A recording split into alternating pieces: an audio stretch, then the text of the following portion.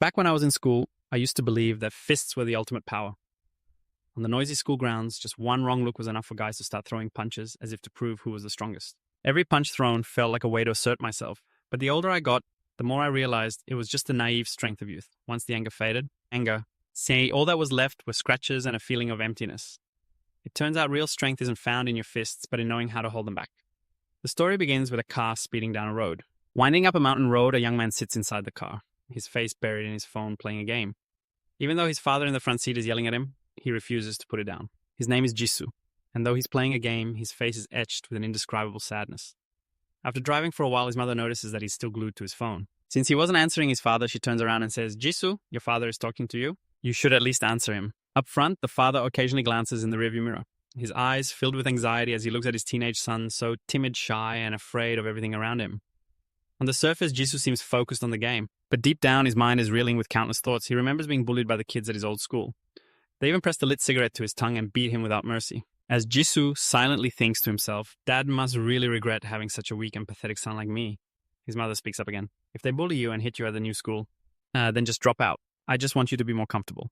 Jisoo glances at his mother, a sense of blame welling up inside him. It's all a lie. She's the one who forced the whole family to move. Forced him to transfer schools, forced him to continue studying even when he wanted to quit.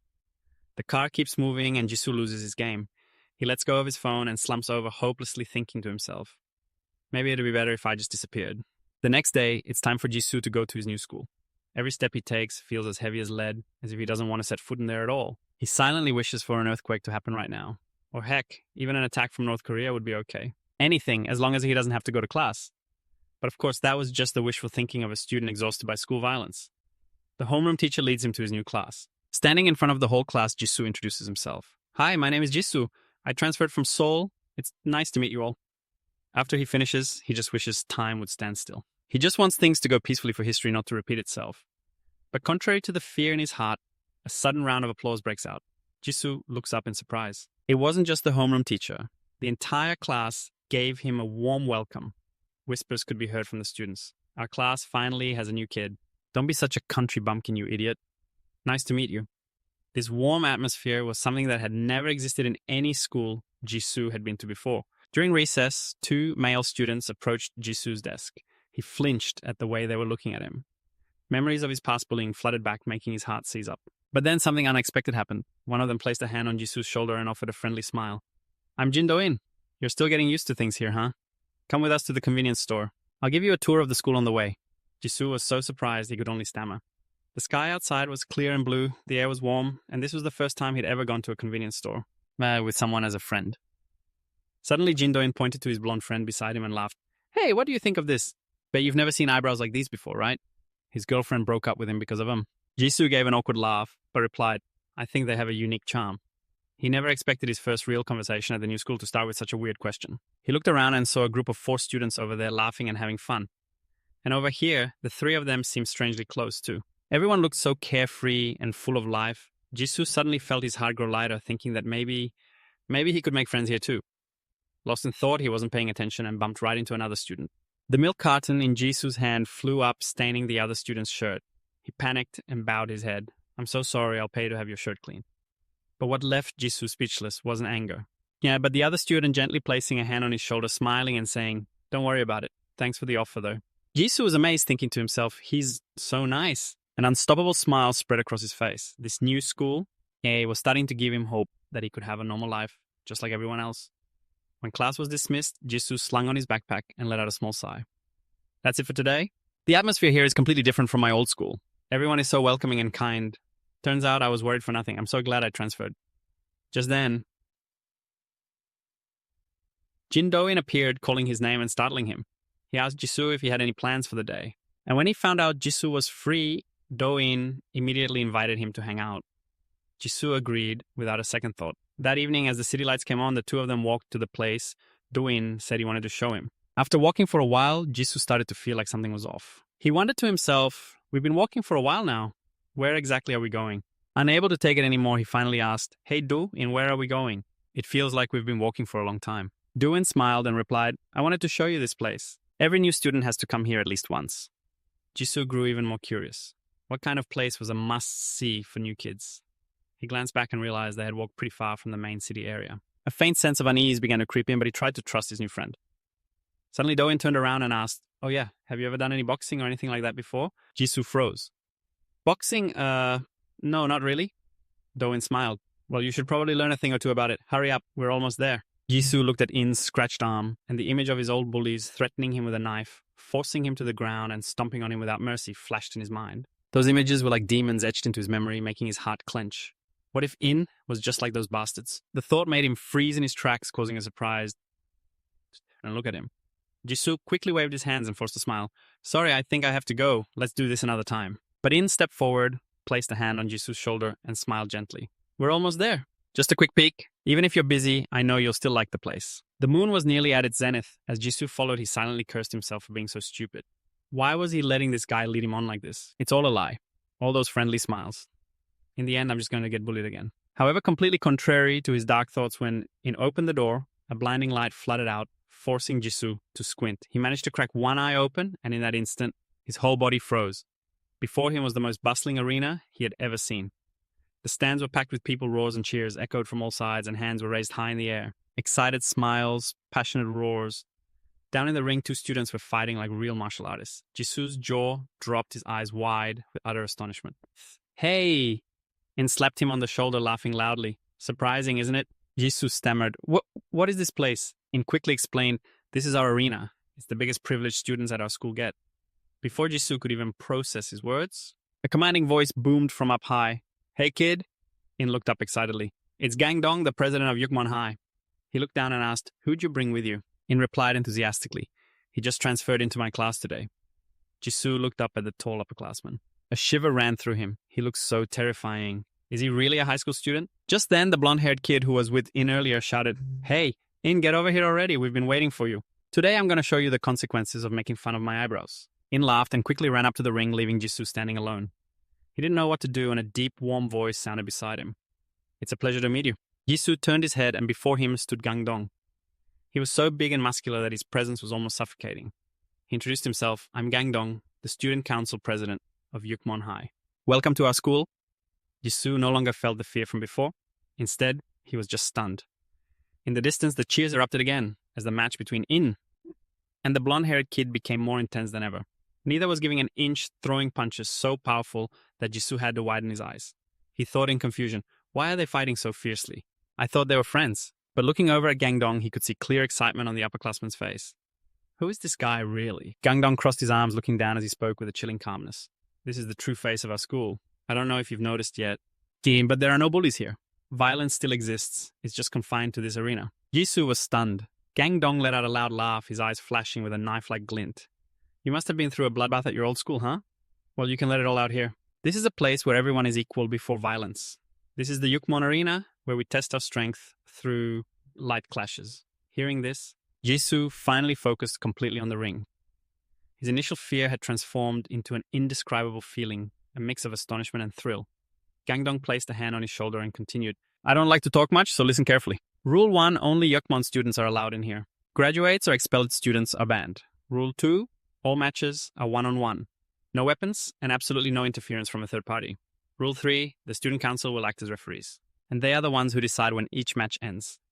At that moment, a male student walked up and said, "There you are." The voice made Gangdong and Jisoo turn in surprise. "Where have you been?" New student Jisoo remembered him.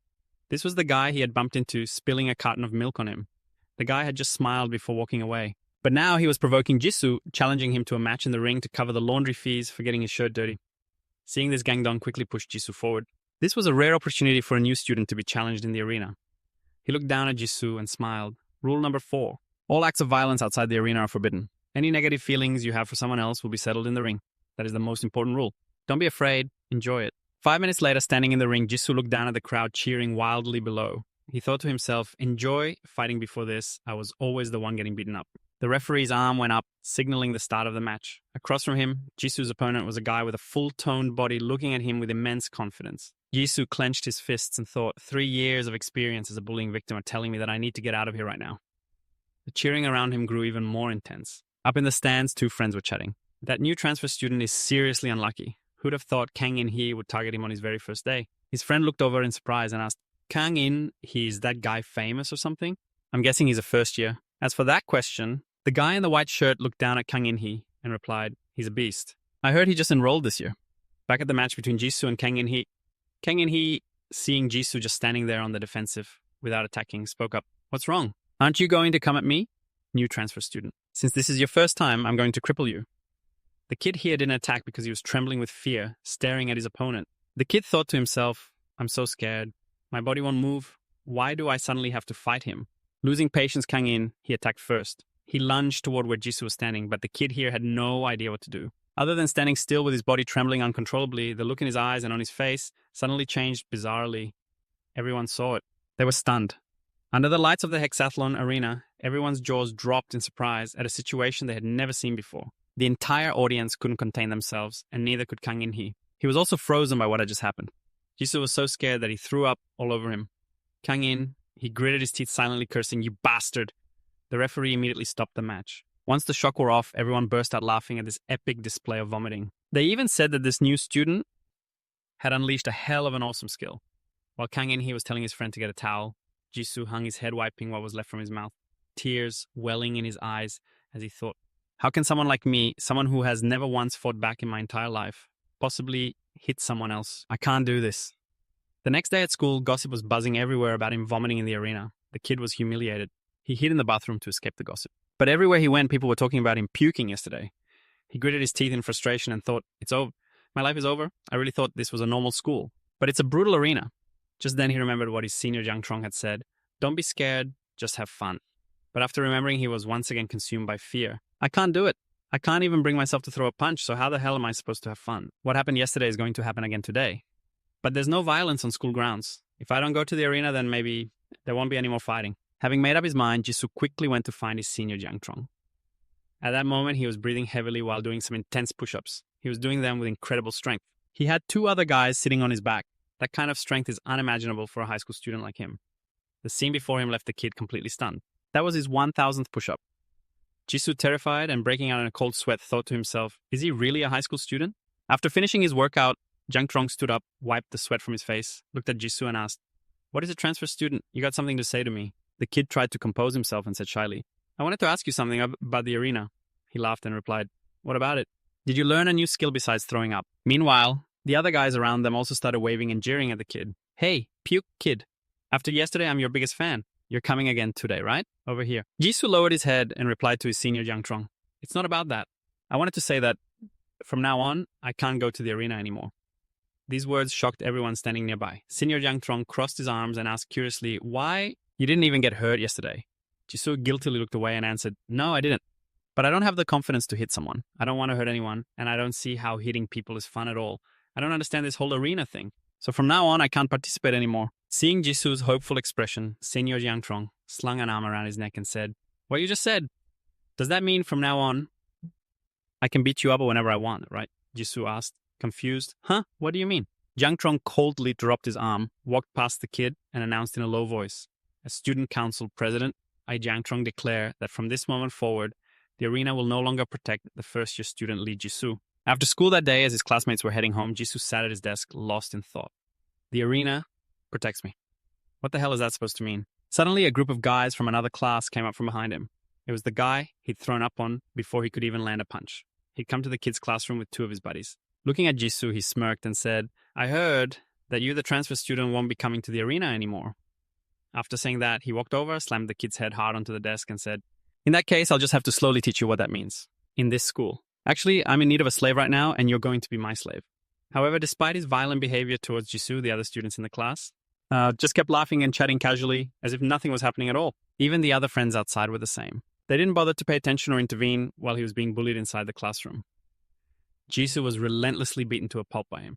Knees to the face caused him immense pain. Seeing Jisoo get beaten only made these 3 students more excited. They had also heard about him before. At his old school, he had been beaten black and blue by other students, and it was for that very reason that it made them even more thrilled to beat up Jisoo. At that moment, he walked up to Jisoo, smiled, and said, hey, from now on, come to my classroom every break time, got it? From that moment on, Jisoo suddenly realized what the arena was for. Not participating meant becoming the one student that all the others had the right to bully. His hell began once more. After all the breaks and the brutal beatings, Jisoo decided to ask for a leave of absence from school, using the excuse that he was preparing for exams. He said he needed to focus on his studies. He didn't dare tell anyone he was being bullied by the other kids. He was sad and dejected, thinking to himself, I've done everything I could. I'm sorry, Mom. I'm sorry, Dad, for being such a useless son. That day after school, Jisoo quietly headed home. On the way, he lamented, this school life is truly horrible, but now it's finally over. Starting tomorrow, I'm going to live a normal life. As he walked out of the school gate, Jisoo was met by his senior gang-in who was already waiting outside. He crossed his arms and asked Jisoo in a low voice, why didn't you fight? Tell me, what the hell is wrong with you? He turned and saw it was the student council president gang-in. He lowered his head and stammered, I'm sorry. A fighting fanatic like you probably can't understand how I feel. The truth is, I'm traumatized from the bullying at my previous school. They bullied me so badly, and I just can't take it anymore. I just want to give up. I've done what I could. Before he could finish, gang-in walked up, put a hand on his shoulder, glared down at him and said, you're even more pathetic than I thought. Jisoo looked up at him in shock as a powerful voice boomed, who told you that you have to fight like a pro? Skills, you don't need that crap. If you don't have teeth, use your gums. If you don't have strength, use your guts. That's what fighting is. Jisoo startled, stammered, student council president? What are you suddenly talking about? He furiously grabbed him by the collar, gritted his teeth and shot back. But right now, you don't even want to protect yourself. Terrified, Jisoo clenched his jaw, tears welling up in his eyes as he thought, why is he doing this to me? Did I do something wrong? Gang, intense with anger, said, do you think the world out there is going to be all sunshine and rainbows if you drop out? No. You'll still just be a loser for the rest of your life. That afternoon, Senior Gang-in's words were etched deep into Jisoo's mind. As he walked, he grumbled, what does he know anyway? He's never been weak a day in his life. I don't know anymore. I'm just done. For now, I just have to go home. However, his terrible day wasn't over yet. The group that bullied him during every break was waiting up ahead. They blocked his path and said, hey, Lee Jisoo, I heard you're not coming to school starting tomorrow. Jisoo was surprised to see it was Kang In-hee's crew. He gave Jisoo a blank look and said, how could you drop out without saying a word to us, huh? I'm so sad, you know. If you leave, who's going to be my punching bag, huh? Ever since that bastard gang-in created the arena, I haven't had a single slave. Did you really think everything would just stop if you dropped out? Follow me, you son of a bitch. And just like that, they dragged him to a dead-end alley. They started beating him again just to satisfy their sick hobby. He didn't know what to do except use his hands to block whatever he could, trying to lessen the blows. He thought to himself, I'm going to die. Please stop. From behind Kang In, he suddenly spoke up, you should be glad, Jisoo. If my big brother was the boss of this school right now, you'd really be dead. After saying that, he took out his phone and said to his friends, that's it. Is the address you sent me before the right one? Nam, who was in the group, immediately replied, of course it's right. You know how good our information network is. Kang In, he looked at the phone and gave a sinister smile, saying, well, our Jisoo lives in a pretty nice place, doesn't he? Apartment 1105, building 604, Yua Apartment Complex, Mangu City. Hearing his exact address read out loud, the boy flinched. Kang In-hee laughed and continued, we'll drop by for a visit next time. Since you're not joining the arena, we should see each other more often, okay? Jisoo struggled furiously, yelling, what do you think you're doing? What are you going to do with my address, huh? Kang In, he watched with amusement as the new student resisted his words. He took out his phone to record it. As Jisoo was being bullied by him, he even said he would send these pictures. Yeah, it's into everyone. Jisoo thought in despair, why are they doing this to me? What did I do wrong? I thought everything was almost over. This painful hell. I thought I had finally escaped. But what the hell happened? What can I do to escape this hell? These were the questions that were constantly asked as Jisoo was bullied time and time again. The boy didn't understand why. He was always the one being bullied by his classmates, no matter which school he went to, or anywhere else. At that moment, he remembered the words of his senior Yang Chong, who said you have to fight like a pro. You don't need useless things like skills. If you don't have teeth, use your gums. If you don't have strength, use your guts. That's what fighting is. But now, he didn't even want to protect himself. Those words, however, ignited the demon inside Jisoo. The boy gritted his teeth, struggling against the hold of his classmates. The boy screamed wildly. However, the more Jisoo struggled, the more excited Kang In-hee became. He laughed with amusement and said, this loser's screams are pretty fun to listen to, aren't they? Hold him tighter. This is fucking hilarious. The tighter they squeezed, the more the demon inside the boy erupted. A moment of carelessness from the group was all it took for Jisoo's strength to send Kang's phone flying. He spun around in alarm to see his phone shatter as it hit the ground. While they were focused on the phone, Jisoo thought of his senior's words again. Jang Chong, if you don't have teeth, then use your gums. Thinking of this, the boy immediately bit down hard on Kang In-hee's hand that was clamping his mouth shut. In pain, Kang In-hee howled loudly, you son of a bitch! Let go? The more he yelled, the harder Jisoo had to bite. Because if you don't have strength, then you have to use your guts. However, Kang In, he wasn't going to let Jisoo bite him that easily. He used his other arm to slap Jisoo hard across the face, sending the boy tumbling to the ground. The boy shakily got to his feet, while on the other side, Kang In, he was checking his throbbing bitten hand. Jisoo gently wiped the blood from his mouth and said, What's wrong? Hurts a lot, doesn't it? Kang In, he looked down at Jisoo in astonishment. It was the first time he had ever heard Jisoo say such things. Jisoo slowly stood up and said, "If I die after this, I'm taking you down with me, you bastard." Kang In he scowled, then smirked condescendingly at Jisoo and said, "Look at this. Even a cornered rat will bite back, huh? You're ready now, aren't you?" As soon as Kang In he finished speaking, his two friends rushed toward Jisoo. The moment the two of them got close to the boy's position, he threw a handful of sand that he had prepared in his hand into their faces. He was applying what his senior Yang Chong had told him: "I don't need to look cool when I fight. I just need to do whatever I can." Over here, Kang In, he was shocked to discover that Jisoo had used sand to defend himself. He immediately pointed at Jisoo and ordered his three friends to chase after him. Jisoo took off running instead of staying to fight them. As he ran, he muttered to himself, "Am I crazy or something? Why would I fight you guys right here, right now?" At the hexagonal arena, which was bustling with the cheers of the audience and the clash of two opponents on the stage, the arena door suddenly burst open. The student council president Jang Chong looked towards the door in surprise. Jisoo had run all the way here and declared to his senior Yang Chong, "I want to join the arena." The entire hall stared in astonishment at this new transfer student. Jisoo gritted his teeth and emphasized once more to his senior Yang Chong, "I will join the arena." Just then, Kang In Hee's group also rushed in. Jang Chong smirked when he saw the scene. He looked at Jisoo and said, "You're more interesting than I thought." Now in the ring, it's the match between Jisoo and Kang In Hee. Once again, the two are fighting each other. I wonder if the kid will throw up like he did last time. Down below, a guy with a dragon tattoo on his arm crossed his arms and sneered, saying, "That weakling. I should have been the one to fight that bookworm, not In Hee. All because of this damn arena." He's the number 2 in Kang In Hee's gang, Park Yong-ho. His friend next to him put an arm around Park Yong-ho's shoulder and warned, "Hey, watch your mouth. We're not the only ones here." After saying that, he and Park Yong-ho looked over at their senior Jang Chong, who was standing below with his arms crossed. Annoyed, Park Yong-ho lifted his chin and said, "I know. We always have to be careful." Back in the ring, Jisoo was getting hit by Kang In Hee with an incredibly powerful punch to the face. Next, he was kneed in the stomach by In Hee. After that, he followed up with a second punch to the face. Jisoo spat blood from his mouth. Kang In, he raised his fist, glaring at Jisoo and said, "Did you really think you could do anything fighting against me?" After speaking, he threw another, even more powerful punch. This very punch sent the weak Jisoo flying toward the wall of the ring. Jisoo struggled to sit up. But Kang In, he rushed in as fast as lightning, giving the kid no time to react. Another uppercut kick straight to the face made the kid spit blood for a second time. Right after that, Kang In, he walked over, grabbed Jisoo by the collar, and taunted, "Well, do you regret it yet? Look here. If you just keep quietly taking hits like this, you'll be dead before you even know it." However, despite Kang In Hee's threats, Jisoo just calmly stared right back at him. This, of course, made Kang In Hee furious. He slapped the kid hard across the face again and exclaimed, "You idiot! If you want to climb the ladder, you have to know your place. If you're a weakling, then just live like one. What did you think you were, some kind of main character from a story?" After a few more slaps, Kang In, he threw another kick. This time, it was exactly like before. Jisoo was kicked and sent flying again. Everyone watching Kang In, he beat up Jisoo, began to whisper in horror, "Wow, Kang In, he really is as scary as they say. Is that guy dead?" That sounded like a bone breaking. Kang In, he stretched, cracking his knuckles, and thought, "Am I getting too worked up? He's not dead yet, is he?" But just then, Jisoo was still trying to push himself up, which astonished Kang In Hee.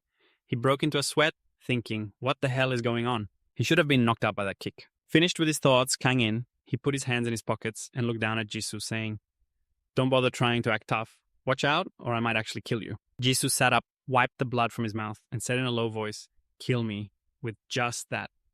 At that moment, his eyes lit up with killing intent as he looked at Kang In Hee. He immediately lunged forward. He tackled Kang In Hee, pushing him forward with all his might. Inside his head, the kid thought, "This is nothing compared to the pain I've had to endure up until now." He succeeded in pushing Kang In Hee down, making him stumble and fall to the floor. The people below saw this and got even more excited.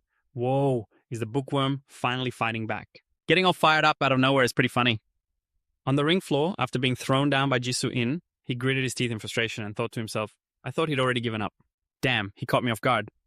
Just as Jisoo was about to throw a counterpunch at Kang In, the outcome was completely different from what one might expect.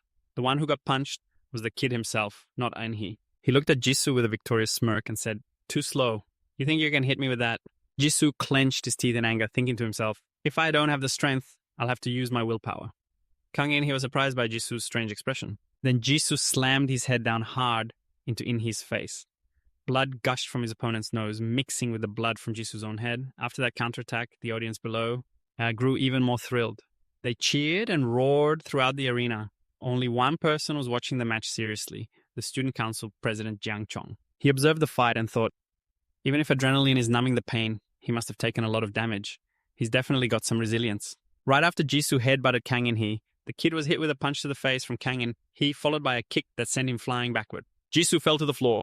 Kang In, he stood up, wiped the blood from his face, gritted his teeth, and cursed, "You bastard. You really want to die, don't you?" Jisoo pushed himself up with his hands, his eyes blazing like an awakening demon. He looked at Kang In-hee and said to himself, "What is this, all they have? These gangs that I used to be terrified of? Is this all they can show in the ring around the kid at that moment?" And everyone was cheering and chanting the name Lee Jisoo. It served as encouragement, making the kid's fighting spirit burn even brighter. He clenched his teeth, thinking. Then he decided to charge straight at Kang In-hee. No matter what happens, no matter what, I have to beat him. Why all this time? Oh, was I afraid of these bastards? Just as Jisoo leaped forward and threw a punch with all of his current strength, an uppercut to the chest from Kang In, he landed. Jisoo was knocked out, falling and rolling onto the floor. Kang In, he said coldly, "Sorry about that, but I won't let my guard down again." The result, the winner, is Kang In-hee. Jisoo collapsed and passed out right there on the ring floor. Kang In, he put both hands in his pockets and coldly walked off the stage. Everything was over. That evening at the hexathlon arena, Jisoo groggily opened his eyes, wondering, where am I? Did I pass out? Even so, I still managed to do it. From the very beginning, I thought I'd never be able to win. All I did was rush forward and hope to land a hit on that guy. I did everything I could, but at that moment, if I had been calmer back then, it wouldn't have ended so quickly. Or maybe I should have aimed for his lower body like I did at the start. No, he definitely wouldn't fall unless he let his guard down. If only I were just a little bit stronger, he thought, clenching his fist in frustration as he remembered the scene where he lost to Kang. In high on the arena floor, suddenly Senior Gang Jung appeared. Jisoo shot up in alarm, looking at him. Jisoo looked around and asked Gang Jung, "Senior, are you still here because of me?" He looked down at the new student and said, "Are you feeling more clear-headed now? As the student council president, it's my responsibility to watch over an unconscious student. The arena isn't a place to beat someone to death. It's a place to protect students from being bullied. And you know this is just for today, right? Starting tomorrow, you are not allowed to enter because you are not a student of the 6 disciplines. Take care of yourself." Hearing him say that, Jisoo hung his head in sadness. He cried out in desperation, "What am I supposed to do now?" Gang Jung looked back in surprise. Jisoo stammered, "I won't give up. Please, just tell me what I have to do. I want to become stronger." Seeing the passion in the weak student Gang, Jung grinned with interest. He replied irritably to Jisoo's words, "Training a weakling is also part of the student council president's duties. Are you ready?" Jisoo looked at him in surprise. Immediately, he threw a devastating punch into the boy's stomach. The boy gasped in pain, letting out a loud cry. Gang Jung looked down at the new student clutching his stomach. Then he said, "How does that feel? Painful enough to feel like you're dying, right? But this is just the beginning. The grueling training ahead is long. By the time we're done, you'll be able to take punches like this with ease." Jisoo panted, clutching his stomach as he looked up at him. The next day at school, Jisoo walked along, still holding the spot where Senior Gang Jung had punched him yesterday. The pain was excruciating. It felt like a bone was broken there. He recalled Senior Gang Jung's parting words, "Come find me during the break. If you keep this up, you'll get stronger." The boy thought to himself, dejected and gloomy, "Just that will that really make me stronger?" Suddenly his friend Jin Do-in called his name. He turned his head to look back. His friend looked at Jisoo blankly and said, "I thought you would have given up by now." At that moment, the boy confidently told his friend Do-in that he had changed his mind. Do-in laughed with delight and said, "Really? Seems like you really like the arena, huh?" After saying that, Do-in ran over and threw his arm around Jisoo's shoulder, and the two of them laughed and chatted happily. Suddenly, Kang In-hee appeared in front of them. Their cheerful smiles vanished. They stared in surprise, shocked to see Jisoo still at school. Kang In-hee looked at Jisoo and said flatly, "Oh, the punching bag is back." In Jisoo's eyes, this bastard was just too strong, so there was nothing he could say in response. Taking advantage of the situation, Kang In-hee provoked Jisoo again. He stepped closer to Jisoo and said, Well, I didn't expect you to come back. You want revenge, but you should know your place. Next time I might actually kill you." After saying that, the group left coldly. Jinwoo looked over at Jisoo in surprise because he was now gritting his teeth in anger. He could do nothing against Kang In-hee but accept his ridicule. Again and again. He promised himself that he would get stronger so he would never lose to scumbags like him again. That afternoon at school, today was the first day of Jisoo's training with Senior Gang Jung. Jisoo was getting beaten black and blue by his punches. He was thrilled to be training a student as weak as Jisoo, because his role was to see timid, weak students become stronger and stronger. He grabbed Jisoo by the collar and said, "Open your eyes. Don't be afraid, look straight at my fist. You are not allowed to fight until our training is over." Faced with the powerful fist right in front of him, fear began to grow in Jisoo's heart. He wondered to himself, what kind of training is this? Why do I have to get punched like this every day? This continued for several days. Whenever school ended, he and Senior Gang Jung would meet on the school rooftop. Every day, Jisoo was beaten senseless by him. The punches were so painful that his tolerance for pain grew higher and higher day by day.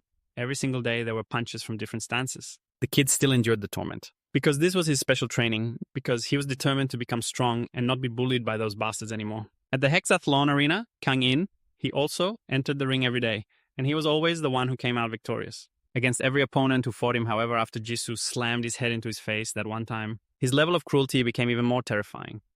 Down in the stands, while his two friends were gossiping and bad-mouthing Kang In, he had already come down from above without them noticing. Deep in their gossip, Kang In, he walked up and suddenly said, "Hey." It startled them both as they looked at him. Kang In, he glared at them and said, "If you're so confident, Obatul CT, yeah. Then why don't you get up there and fight me?" Seeing Kang In his terrifying expression, the two of them immediately scrambled to apologize. Kang In, he walked away furious. He gritted his teeth and cursed under his breath. Damn it, what a bunch of idiots. After that, Kang In, he went over to his gang and asked them if they had seen Lee Jisoo. They looked surprised and said, "Lee Jisoo? I haven't seen him lurking around here lately. I haven't seen him during break time either. He's probably not even coming here." Well, damn it, doesn't that mean he's quitting the arena? Hearing his friend's words, Kang In, he was a bit stunned. His eyes widened in surprise and he remembered what Jang Chong had said from today onwards. Number 1, Lee Jisoo will no longer be protected by the arena. Kang In, he flashed a wicked smile and said to his friends, "I've got a great idea. A way to beat the crap out of those pathetic losers." That evening at the park, Jisoo was jogging to build up his stamina. He ran huffing and puffing from exhaustion. However, the kid remembered the times he was beaten by Jang Chong beatings so painful, he couldn't even eat. All that pain. If he could endure that, then putting in the effort to train was nothing. Jisoo asked himself, "Can I really get stronger by training like this? This isn't enough. I will become stronger, faster." That very goal made Jisoo run without feeling any fatigue. Suddenly, a motorcycle sped towards him. The kid and the biker came face to face. The kid managed to dodge to the side, but the biker still hit him. The guy turned his bike around, looked at Jisoo and said, "What the hell?" Then he blamed Jisoo for scratching his precious bike. He parked his bike and walked toward Jisoo, scowling, "Sorry. But I think we need to have a little discussion. You wrecked my precious bike. It's probably going to cost 5 million won to fix it. You're going to pay me." Jisoo replied in a panic. "Where am I supposed to get that much money?"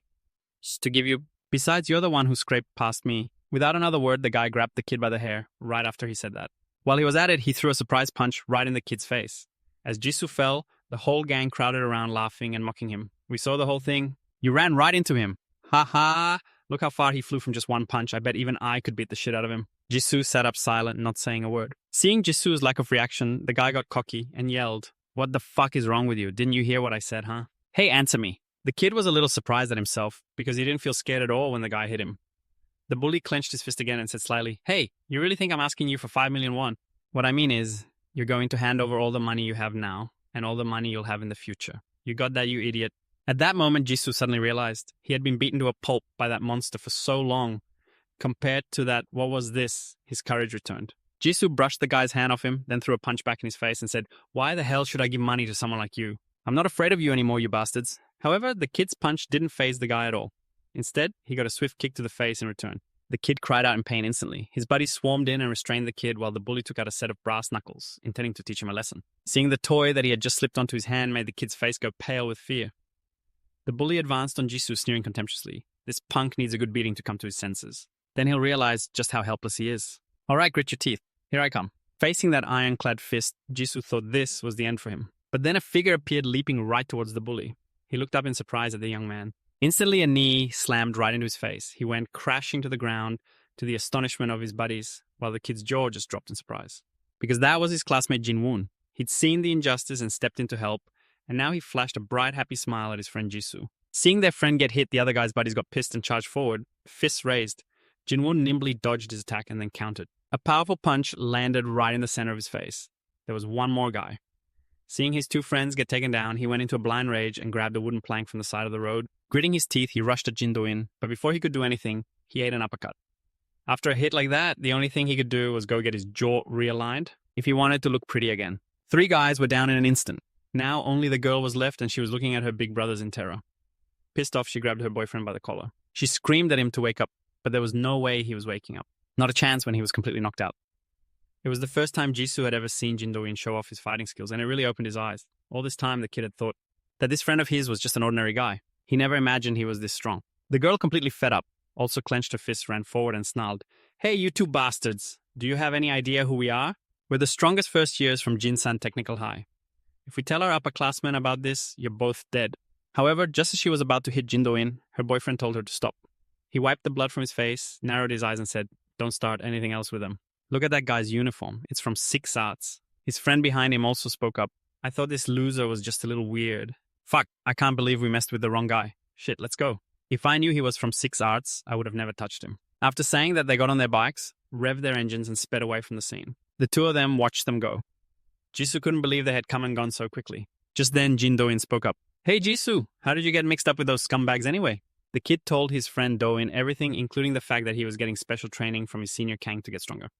Jin Do-in was extremely interested to hear that Jisoo was lucky enough to be personally trained by his senior Kang.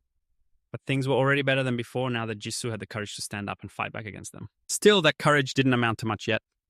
Afterwards, Jin Do-in stood up and demonstrated a few moves for Jisoo, saying, if it were me, I wouldn't have bothered dodging. I would have punched them right in their faces the moment I saw them.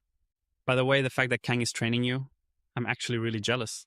The important thing for you, someone who has refused the arena, is to adapt to 6 Arts High. That school is pretty special. The kid remembered the words of the guy on the motorcycle. The moment he saw the 6 Arts school symbol, he got scared and immediately told his friends to leave. Realizing this, the kid asked his friend Jin Do-in in surprise, it seems like they ran away as soon as they knew you were a 6 Arts student. Jin Do-in wasn't surprised. He flashed a confident smile and said, of course they ran. Our school is pretty famous in this neighborhood. The kid was shocked. The school he attended was famous here. Jin Do-in chuckled and explained, 6 Arts High is where everyone who can fight gathers in the Yongnong area. It's a school gang with a long history. It's like a jungle. A place where normal students become victims of rampant school violence. After hearing that, Jisoo was shocked and yelled, what 6 Arts is like that? But it doesn't seem that way anymore. Jin Do-in immediately explained, that's all thanks to our senior Kang. After he conquered this lawless school, he established the arena and set a few rules. 6 Arts High now has one-on-one fights in the arena, and the fighting rules have gradually become cleaner. That's the result of having another way to resolve meaningless violence. But if the arena, or Kang, were to disappear, and following the rules, he has become meaningless, who knows when this place would return to the hell it once was. There are still some bastards who want the old 6 Arts to come back. Back at the 6 Arts arena, where the students were actively fighting in the ring, one student had been beaten senseless and raised his hand in surrender. Park Young-ho was bored as hell since he'd only thrown a few punches before winning. The next opponent he wanted to target was the 4-eyed kid in the audience below. The kid looked bewildered, pointing at himself when Park Young-ho chose him. Park Young-ho challenged the 4-eyed kid because he didn't like the look in the kid's eyes. From the start, he spoke arrogantly to the 4-eyed kid who was planning not to enter the ring. Are you really going to refuse my challenge in this arena? Up above, the members of his group looked down at the scene, watching their friend Park Young-ho excitedly challenge every opponent, which got the whole group hyped up as well. Kang In, he looked down, smirked, and thought to himself, you pathetic losers, I wonder if you know your place now. At the same time in the ring, Park Young-ho was furiously unleashing a barrage of lethal punches. A right punch, then a left. The kid throws up his hands to surrender, but Park Young-ho has no intention of stopping. He unleashes another hook kick, knocking the kid out right on the spot. After his victory, he sticks his tongue out, licks his lips, and says, too damn easy. Down below Kang In, he takes off his shirt and yells, now it's my turn. He coldly holds his shirt and walks up to the ring. Down in the stands, a young man with parted hair says to his friend next to him, hey, it's Kang In he. I wonder who he's going to fight. His friend replies, beats me. It's probably not some first years like us. However, up in the ring, Kang In, he speaks up. What the hell do you think you're doing? This surprises the kid with the parted hair. Kang In, he pointed right at the kid with the parted hair, and the opponent he had chosen was him. Get your ass up here, you son of a bitch. The terrified kid with the parted hair points to himself. What, me? But we don't even know each other. Kang In, he steps down, walks over to him and says, why the hell would I need a reason? Just looking at you pisses me off. Isn't that what this arena is for? After saying that Kang In, he grabs him by the collar and threatens, or do you want to refuse like that loser Lee Ji-soo did? Just then the student council president appears walking through the door with a grim expression. He strides forward powerfully and says, what do you all think you're doing? His grim cold face and his blatant stare were fixed on Kang In-hee. What's all this commotion? Kang In, he loosens his grip and says to Jang Trong with a smirk, I was just requesting a match, that's all. But it looks like there's been a little misunderstanding here. After saying that Kang In, he tilts his head to look at his senior Jang Trong and says, you got a problem. I haven't broken any rules, have I? This was all part of a plan Kang In-hee's crew had come up with earlier. One day their group got together, and they discussed how to deal with that kid Jisoo. Park Young-ho asked Kang In-hee, so you found a way to interfere with the arena or something?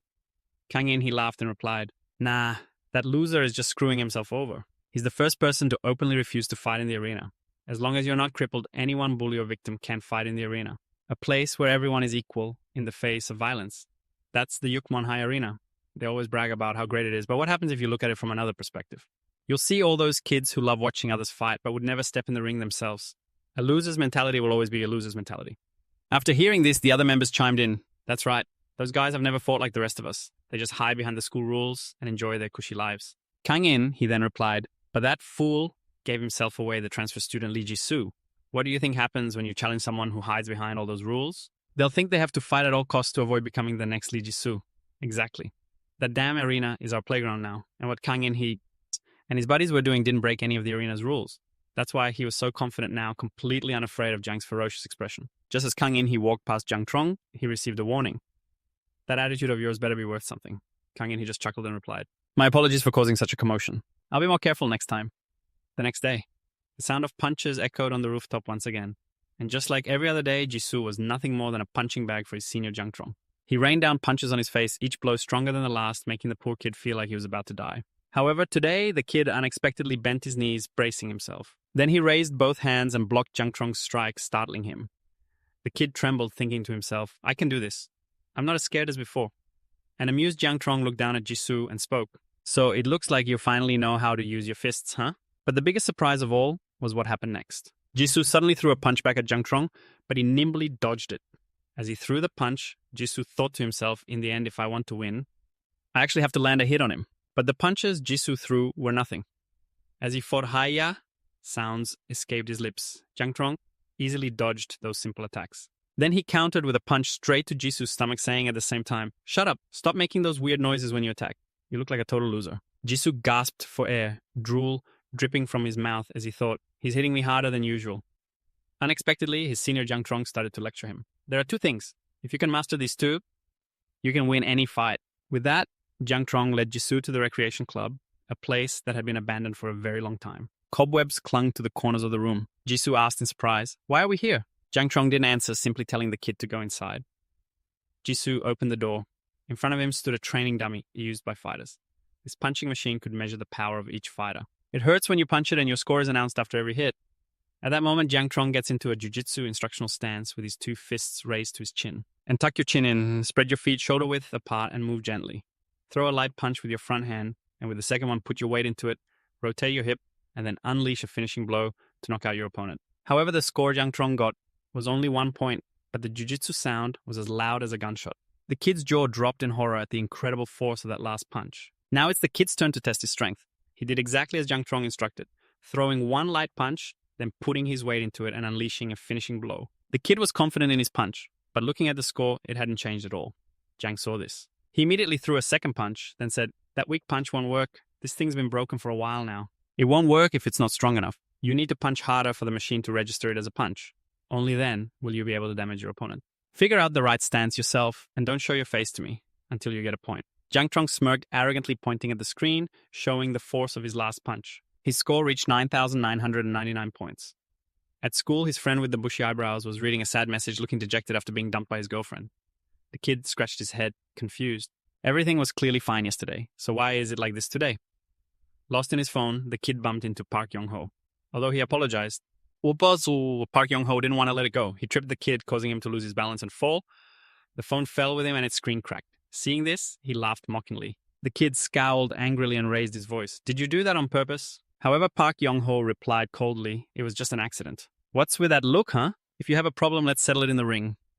The kid fell silent in fear, not daring to utter another word. Because if he went into the ring, he'd just get beaten to a pulp anyway. The kid shook his head, said no, and took all the blame himself.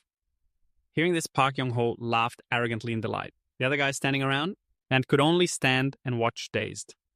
Park Yong-ho turned back with a sly smile and said, just in case there's any misunderstanding, this isn't school violence. I just accidentally bumped into you. Be more careful next time, okay? Jin Do-in also saw Park Yong-ho bullying the kid with the bushy eyebrows. He ran over to help his friend up and said with a frown, hey, what's wrong with that bastard? He did it on purpose, didn't he? We should report this to the student council. However, the bushy-eyebrowed kid said, just let it go.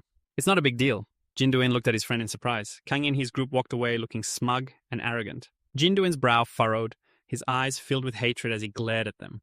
He would definitely get revenge for his friend. During lunch in the canteen, Jisoo was thinking as he shoveled rice into his mouth. I've been punching that machine all through the break. No matter how much I eat, I'm still hungry. I must have punched it 100 times, but the score is still the same.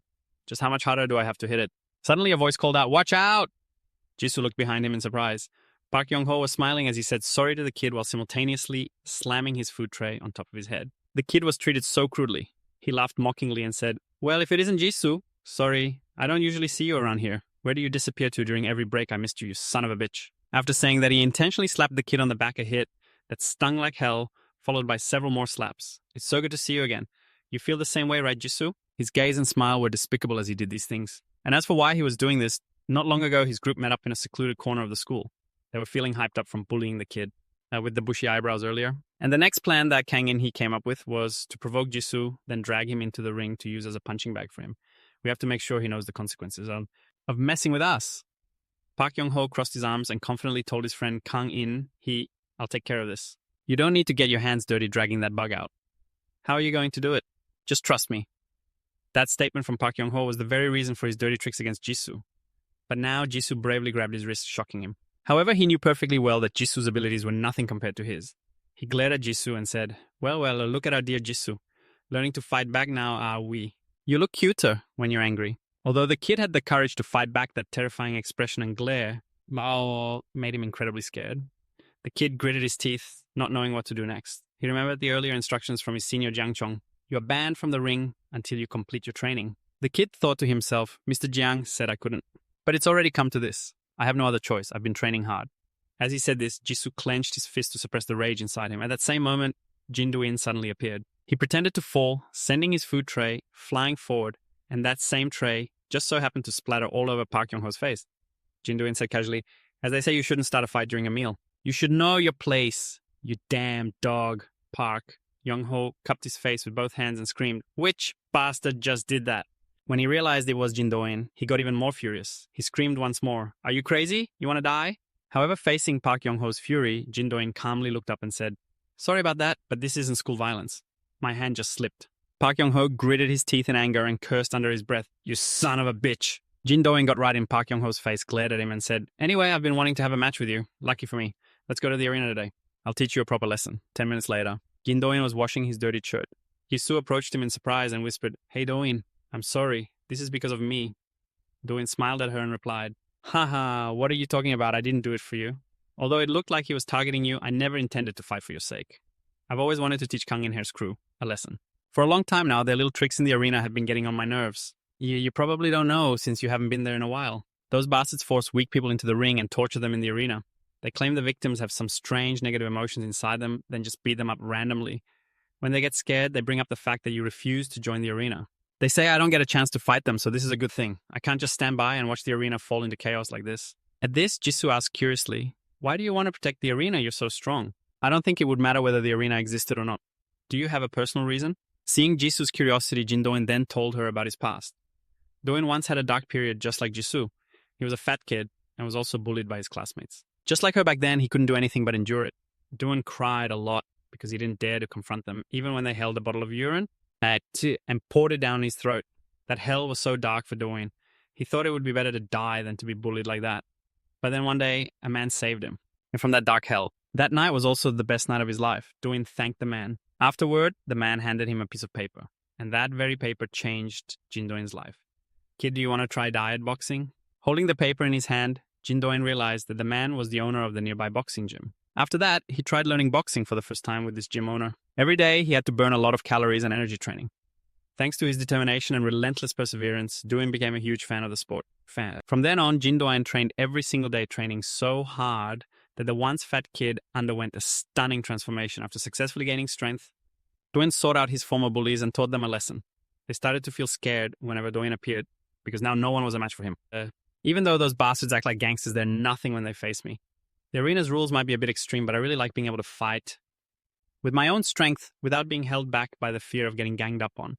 That's why I want to protect it. Just you wait and see how I'm going to smash that bastard Park Young-ho. At the arena now, the sound of roaring cheers was electric because today was the incredibly tense match between Park Young-ho and Jin Do-in. The two faced off, staring intently at each other. Park Young-ho smirked confidently and spoke. I don't know where you got the nerve to declare war on me, but I'll show you what a stupid decision that was. However, Do-in wasn't scared at all. He gave a sly grin and replied, you plan on fighting with your mouth. Stop talking nonsense and let's fight. Park Young-ho said sarcastically. Aren't you impatient? Below, Jisoo focused on the match, silently wishing Do-in luck in defeating Park Young-ho. Just then, the referee gave the signal. The match officially began. Both fighters got into their stances, ready to attack their opponent. Park Young-ho took the initiative, building momentum. He swiftly threw the first punch, but Do-in ducked and dodged his attack. Park Young-ho was surprised to see Do-in dodge his first attack. But his next punches were still easily dodged by Do-in. He even countered with a punch straight to Park Yong-ho's face. The audience below looked on in astonishment. It was the first time they had seen Jin's reaction speed. Do-in was unbelievably fast. Park Yong-ho was also startled by his opponent's agility. Seeing Jin Do-in's defensive stance, he immediately recognized it as boxing. Suddenly, Jin Do-in took the offensive. He stomped his foot and rushed at Park Yong-ho with a flurry of quick punches. But Park Yong-ho was no weak opponent. He also leaned back, dodging Do-in's attacks. After those punches, Park Yong-ho suddenly realized that while Do-in's attacks were fast, his punches were incredibly weak. He countered Do-in with a punch and declared, "I'm stronger than you." Just as he ducked to dodge Jin Do-in's punch, he realized Do-in's last punch was a feint. Park Yong-ho was stunned to see a fist now right in front of it, right in his face. He couldn't react in time because he had underestimated his opponent, so he took a punch right to the face. At that moment, Jin Do-in smiled, having successfully tricked Park Yong-ho. Meanwhile, Park Yong-ho was furious that he'd been baited so easily. Down in the stands, Jisoo's jaw dropped in surprise at her friend Do-in's spectacular move. The audience got even more excited seeing Park Yong-ho get hit. Jisoo beamed with delight, thinking to herself, "He's so strong. This is so intense, Park Yong-ho can't even land a single hit on him." Behind Jisoo, two commentators are talking to each other. "Hey, has Jin-do always been this strong?" At this rate, Park Yong-ho's winning streak is about to be broken. This is going to be interesting. Back in the ring after taking a punch to the face from Jin-do, in a furious Park Yong-ho unleashes a barrage of punches in retaliation. However, Jin-do swiftly dodges every single one. He grits his teeth in frustration, muttering, "Damn it, why can't I land a single hit?" Meanwhile, Jin-do dodges Park Yong-ho's attack and immediately counters. For every blow he evades from Park Yong-ho, he lands one of his own. The final punch is incredibly powerful, sending Park Yong-ho stumbling backward. As Yong-ho shakily gets up, Jin-do cracks his knuckles confidently and says, "All that talk, and this is all you've got. You're this weak and you still go around picking fights with people. Stop messing up this arena and get lost." Park Yong-ho pants heavily after taking several of Jin-do attacks. Suddenly his eyes glance up at the stands, where Kang In-hee is standing, looking down. Kang In-hee has been glaring, watching Park Yong-ho's fight from the very beginning. It's that very gaze that forces Yong-ho to unleash. And his ultimate move. He smirks and says to himself, "Don't worry, I'm not going to lose." He pulls himself up and says in a low voice, "All right, I admit you're better at boxing than me. From now on, I'll fight properly." Park Yong-ho pulls back his leg, preparing to unleash a new martial art. Jin-do looks on stunned because right now, Park Yong-ho has brought out his secret art of Muay Thai to fight him. "Come here, you bastard. I'll show you what it means to be serious." Jin-do sees the stance Park Yong-ho is taking. He immediately figures he's going to use his legs to kick. However, with a bold thought of his own, Jin-do also rushes forward saying, "I've got a sweep kick too." But Do-in's attack has no effect on Park Yong-ho. Do-in is shocked to find Yong-ho's leg is harder than he thought, as if he had just kicked a solid stone pillar. Seizing the upper hand, Park Yong-ho relentlessly attacks Do-in. While Do-in leaps backward, Park Yong-ho confidently gets a running start and lunges toward him. Then he unleashes his signature Muay Thai kick. Jin-do realizes what Park Yong-ho is about to do, but the kick is too powerful, he can't possibly block it. Jin-do falls backward. He props himself up, his whole body trembling as he curses under his breath. "Damn it, what the hell? How is it this strong? I blocked that kick and it still hurts this much." Without waiting for Do-in to get up and defend, Park Yong-ho frantically rushes in, kicking him repeatedly. This kick makes the bones in Do-in's arm feel like they're about to shatter. Jisoo gasps in horror and shouts Do-in's name. In the ring, Jin-do has taken Park Yong-ho's hit and is flying backward, as if he'd just been hit by a truck. Park Yong-ho laughs triumphantly. "What are you doing? Come at me like you did before.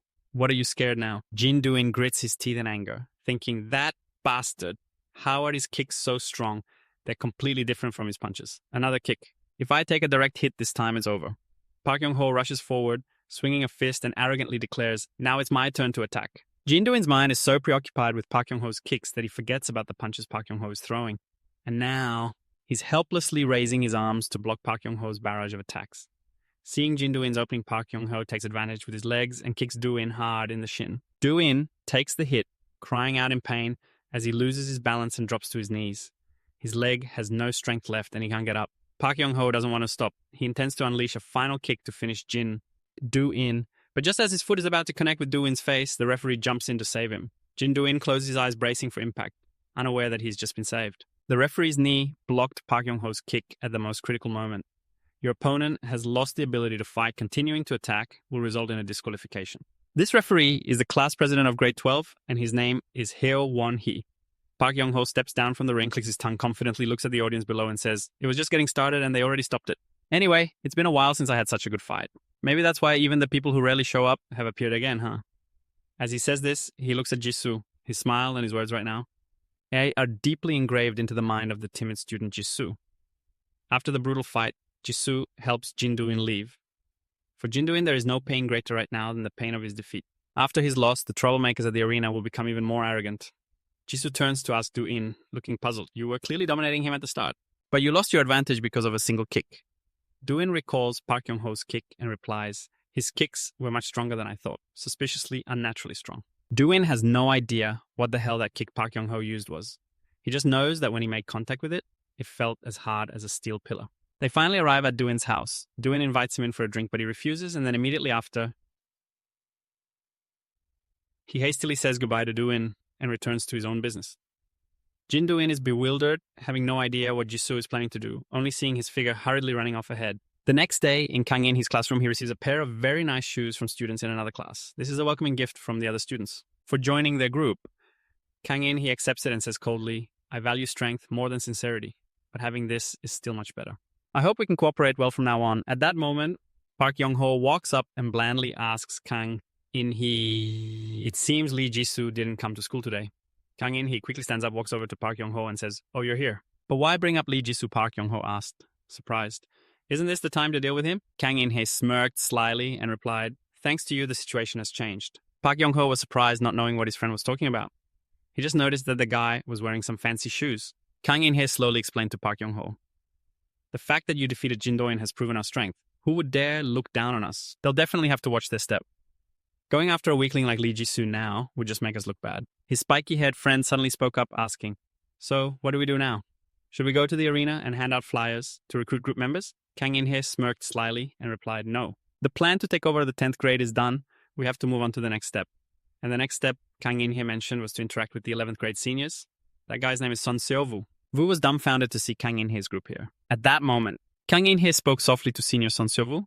Seniors, we wanted to meet you, so we came looking for you. He gave a cold smile and replied, I don't have time to talk to a bunch of 10th graders. You little brats are still wet behind the ears.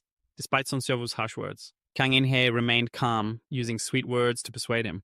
In your eyes, we're just small fry because you seniors are the legendary members of my older brother's generation. Son Seo-woo was a little surprised to hear about Kang In-hee's older brother, but over here, Kang In-hee, without any manners, spoke bluntly and arrogantly.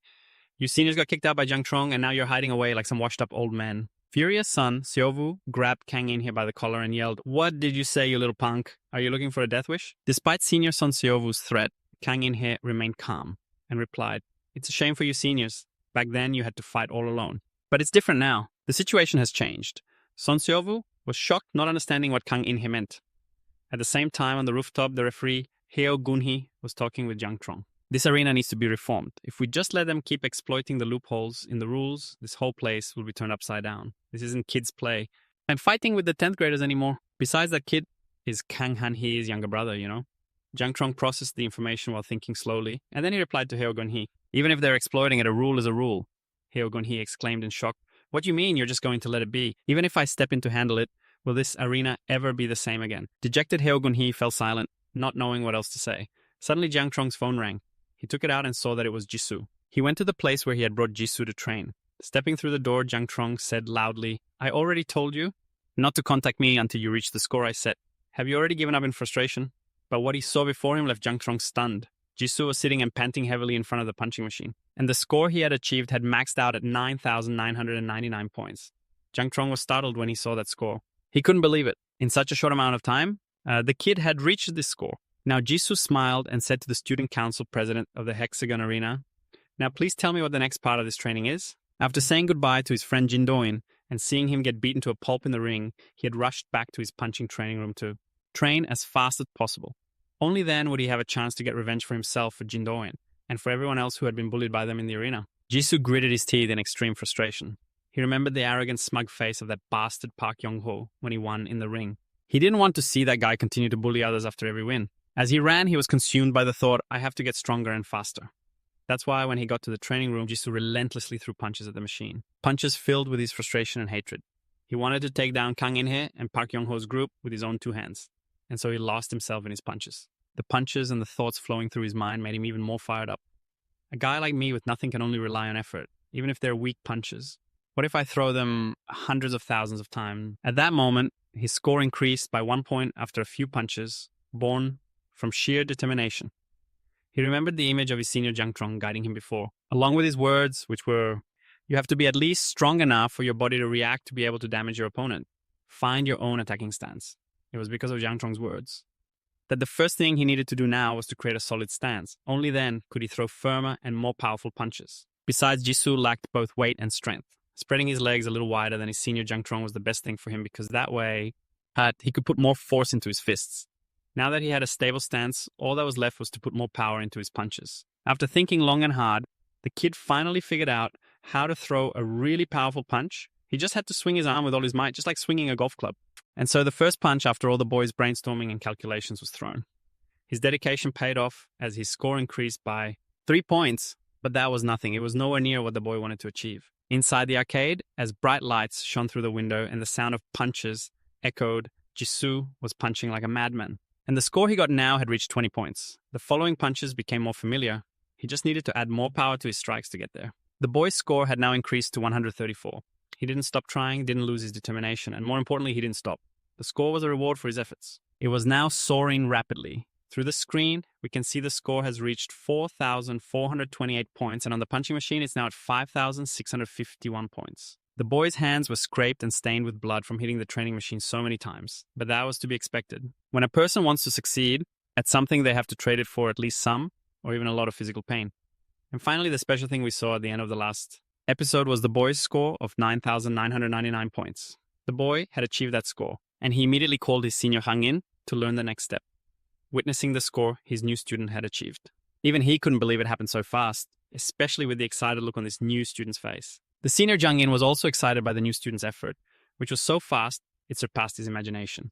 At that moment, Jisoo stood up and said in a low voice to the student council president that, "I need to get faster. I don't have time to waste in a place like this." Seeing Jisoo's spirit and enthusiasm, the senior Jang In enthusiastically replied, "Good, we'll move on to the next exercise, but you need to brace yourself. This one will be much tougher than the previous exercises." After he finished speaking, what startled him was that Jisoo was completely exhausted.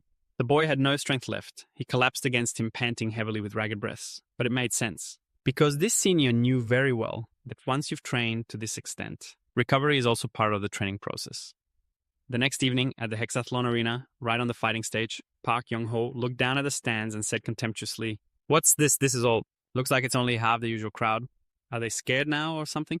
Suddenly from behind Park Young-ho, a powerful voice shouted, "Scared? Who's scared? Looks like it's time to teach those insolent 10th graders a lesson." This was a second-year student from the disciplinary team. His name was Choi Xuan. Park Young-ho turned his head to look back at him and thinking in shock, "What, the disciplinary team?" Choi Xuan stepped onto the stage, clenched his fist, and said arrogantly, "From the first time I saw you, that dragon head on your arm has been pissing me off. So is that reason enough for us to fight? You've always started trouble for stupid reasons like that anyway." Terrified Park Young-ho stammered, "That's..." Behind him was Heo Han-hee, the arena's referee, who was in the spotlight. Heo Han-hee watched the two on stage and thought to himself, "I can't just turn a blind eye anymore. An eye for an eye, huh?" Suddenly the door from outside burst open. Another force began to enter. The hexathlon arena. Another student who had just walked through the door radiated aggression and said, "Why is the atmosphere so tense? I heard the ring has been pretty lively lately, so I came for a little entertainment. But an 11th grader fighting a 10th grader. What kind of joke is this? How about I do a little dance to liven things up, huh?" It was Son Se-woo and his lackeys. After being instigated by Kang In-hee, he was now here. Seeing this, Heo Han-hee quickly stepped forward with a challenging look and said, "Hey, Son Se-woo, what are you doing here?" Son Se-woo gave a nasty smirk and replied to Heo Han-hee, "I came to the arena to fight. What else? I'm a student at Yukman High too." Heo Han-hee grimaced, gritted his teeth, and shot back at him, "Don't play dumb. After what happened, you still dare to show your face at the arena." Son Se-woo bared his teeth in a grin, looked down and said, "Come on, let bygones be bygones. Let's just have some fun, class rep Heo." Just then, from behind Kang In, he revealed himself and spoke up. "That's right, senior. Why are you being so harsh?" Heo Han-hee was a little surprised that Kang In-hee was with this group. Kang In-hee continued addressing Heo Han-hee. "The number of people coming to the arena is dropping. Having new people makes it more fun, right?" The senior Heo Han-hee glared furiously at Kang In-hee. But now Kang In-hee had powerful backing, so he wasn't afraid at all. This senior Heo Han-hee? He even retorted without the slightest hesitation, "What's wrong, scared?" While the head of the Hexathlon Club was in utter chaos, senior Kang Lim led Jisoo to a place to complete his next mission on the path to becoming stronger. As they walked, he wondered to himself what kind of training would require choosing such a gloomy place like this. It's as creepy as a graveyard. A ghost is definitely going to pop out. Suddenly, from behind his senior, Kang Lim exclaimed, "Found it," startling the ghost-fearing kid. He turned around and asked him blankly, "What's the training for this event?" Kang Lim crossed his arms and asked Jisoo in a low voice, "Have you ever heard about the history of Yokmun High?" Jisoo replied, "What?" His senior continued. In the past, the high schools in the Yeongnam region fought to claim the title of the strongest school, and Yukmun High was the absolute victor in that war. After Yukmun dominated the region, the remaining schools were forced to retreat to their own territories. Jisoo was surprised. What does this story have to do with the training? But with today's training, the place you're standing right now is the territory of those Jinsang bastards. The schools don't fight anymore, but trespassing on another school's territory is still considered an act, form of blatant provocation. Hearing this, the kid exclaimed in alarm, "What?" Just as his senior Kang Lim finished speaking, he slammed the door shut. Then he locked it and said, "The back gate over there is still open. Try to escape using your own strength. There's no better lesson than a real fight, kid." Hearing that was like a bolt from the blue for the kid who had only just managed to get a maximum score on the punching machine, and now he had to fight a real face-to-face battle like this. He was terrified and he yelled, "Senior, what the hell are you doing?" Frightened and resentful, he grit his teeth and looked behind him. Suddenly the group he'd had the motorcycle run in with before appeared and spoke up. "Who dares to make a racket in our territory?" At that moment, the kids suddenly realized they were old acquaintances. They got off their bikes and, feigning surprise, said, "Whoa, who do we have here? A bookworm from Yukmun High, huh?" Just then, Jisoo recalled the last scene where the girl furiously sped off while shouting, "We're 10th graders from Jinsang High." "You bastards," Jisoo thought, "I'm screwed. This is it for me." The four of them surrounded the kid and jeered, "You know things are different now, don't you? It's so great to see you here again. Ha ha ha. You dare come here all by yourself. You're dead meat today, you son of a bitch." At that moment, he walked over to Jisoo and grabbed his head, saying, "What's wrong? Scared you, idiot. Why are you standing there frozen like a statue, huh?" However, what made the guy pause in surprise was that the kid was muttering something. "Hey, what are you mumbling about? If you've got something to say it loud before I smash your face in." Jisoo was recalling the lessons from his training sessions. He was muttering, 2 fists raised to chin level, chin tucked in feet, shoulder width apart light footwork is fine. Throw a straight punch with the lead hand and put your body weight into the hook. After reciting the lesson, he immediately threw a punch at the guy's face. However, it was just a test jab, because this next punch was the critical blow he had perfected after a week of diligent practice. It was so fast that the guy had no time to react. All you could see was the look of surprise in his eyes right after. The punch, backed by all his strength, landed squarely on the guy's face. His buddy's jaws dropped in astonishment at the sight. They probably never expected the punch to be so powerful. It was only their second meeting, yet the change in this little punk was so drastic. Jisoo had successfully recreated his punch. From practicing on a punching machine, he had now easily taken down a real opponent. Excited and confident, he exclaimed, "Yes! So you finally get it, huh?" At the same time, at the hexathlon arena, Choi Se-kwan was also in a miserable state, being choked by Son Se-woo. Before that, he had been beaten black and blue.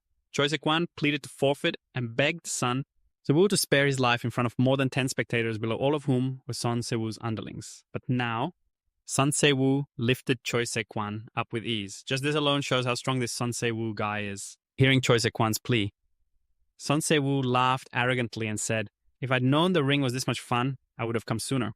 Calling yourselves the disciplined team, yet you're weak as snails." Before he could finish his sentence, the person who seemed to be the referee, Heo Han-hui, stepped onto the stage and told Son Se-woo to stop.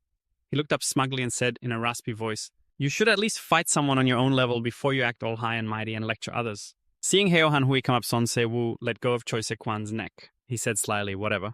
We have other things to do, don't we? But now, it's just the two of us left." Hearing this, Heo Han-hui, he glanced down at the ring and looked around, thinking to himself that even the students who had remained had all left because of the chaotic fights in the arena. And with Son Se-woo's appearance, they were probably afraid of getting caught in the crossfire.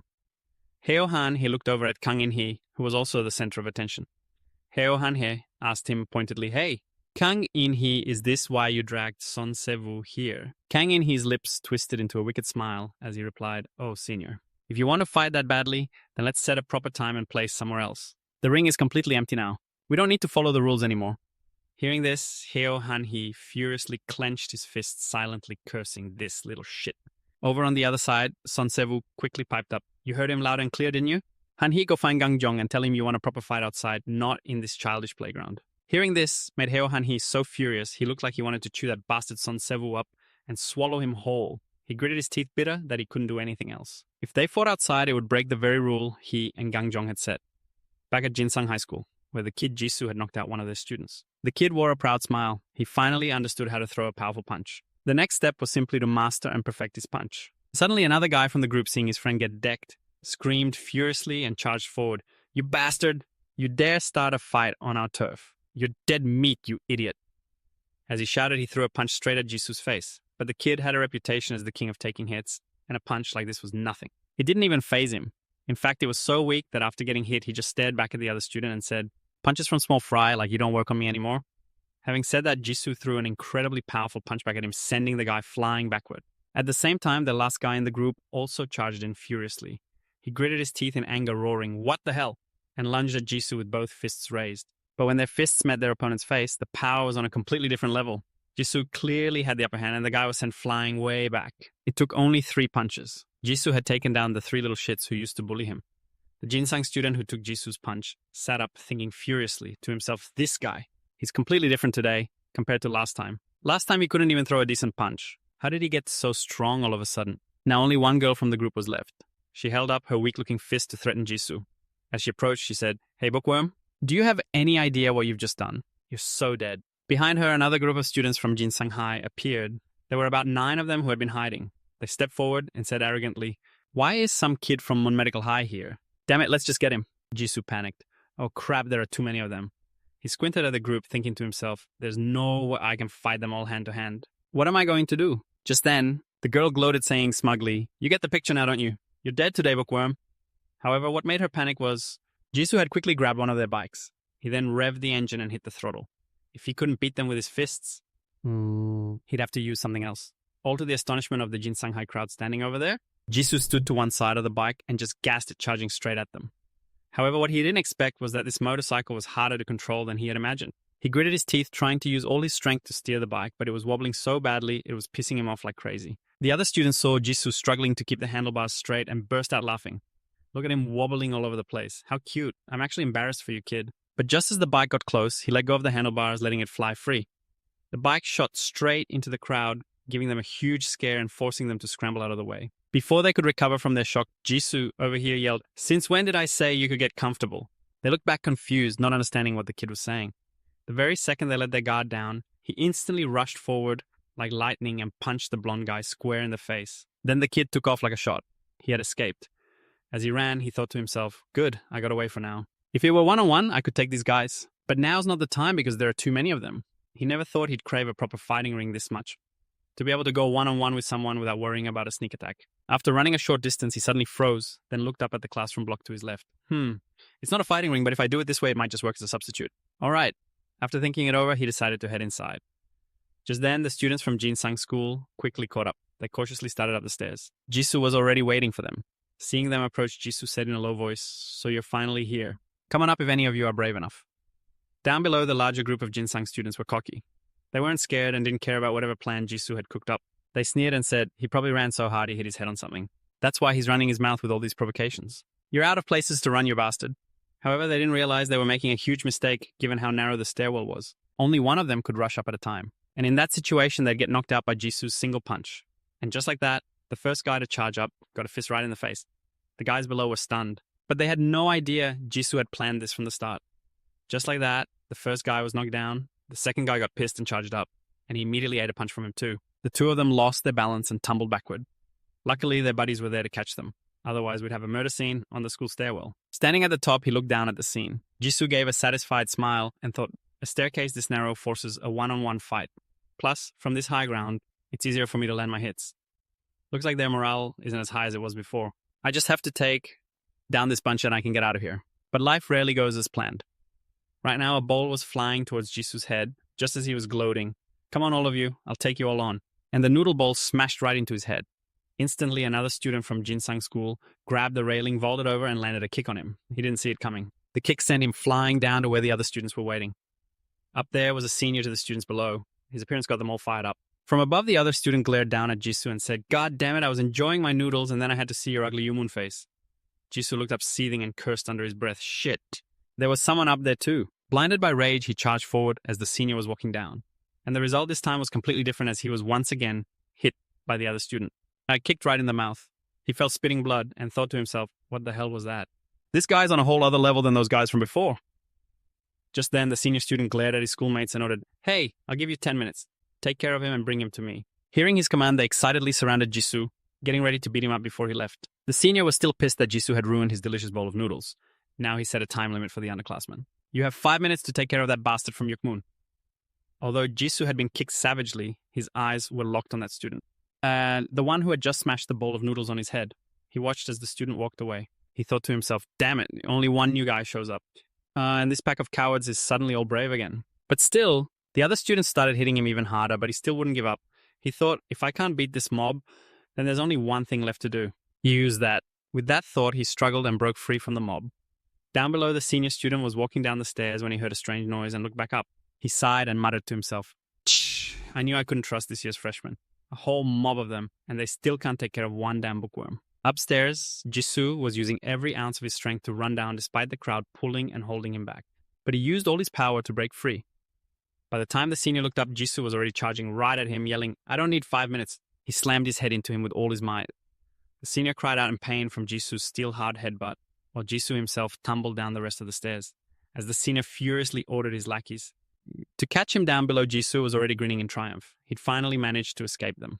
Taking advantage of their confusion, he ran as fast as he could outside and headed for the back gate. The gate was now right in front of him, only about 100 meters away. Now all I have to do is run through it and I'll be free from this school. But then another surprise. As he was sprinting for his life, a motorcycle came speeding up from behind him, heading straight for him. The rider sped past him, then skidded to a stop right in front of the back gate. Now he was blocked by a new obstacle. Jisoo stared in disbelief at the student on the bike, because pinned underneath his bike was one of the students from the group of 4 he'd knocked out earlier. He flashed a smug grin and said, well, look who it is. So this is the damn guy who beat up my underlings. Seeing you in person is even more infuriating. How could you guys let someone like this beat you to a pulp? But you're not bad to look at. I like the cute ones. He stuck out his tongue, licked his lips, and glared at Jisoo. And this person was no stranger. He was Hwang Hyunjin, the top dog of Jin Shanghai. Facing him, Jisoo gritted his teeth in silent rage, thinking, who the hell is this guy? And why was he dragging someone else along on his motorcycle? Before he could get over his anger at the person blocking his way, the group of students from behind had caught up.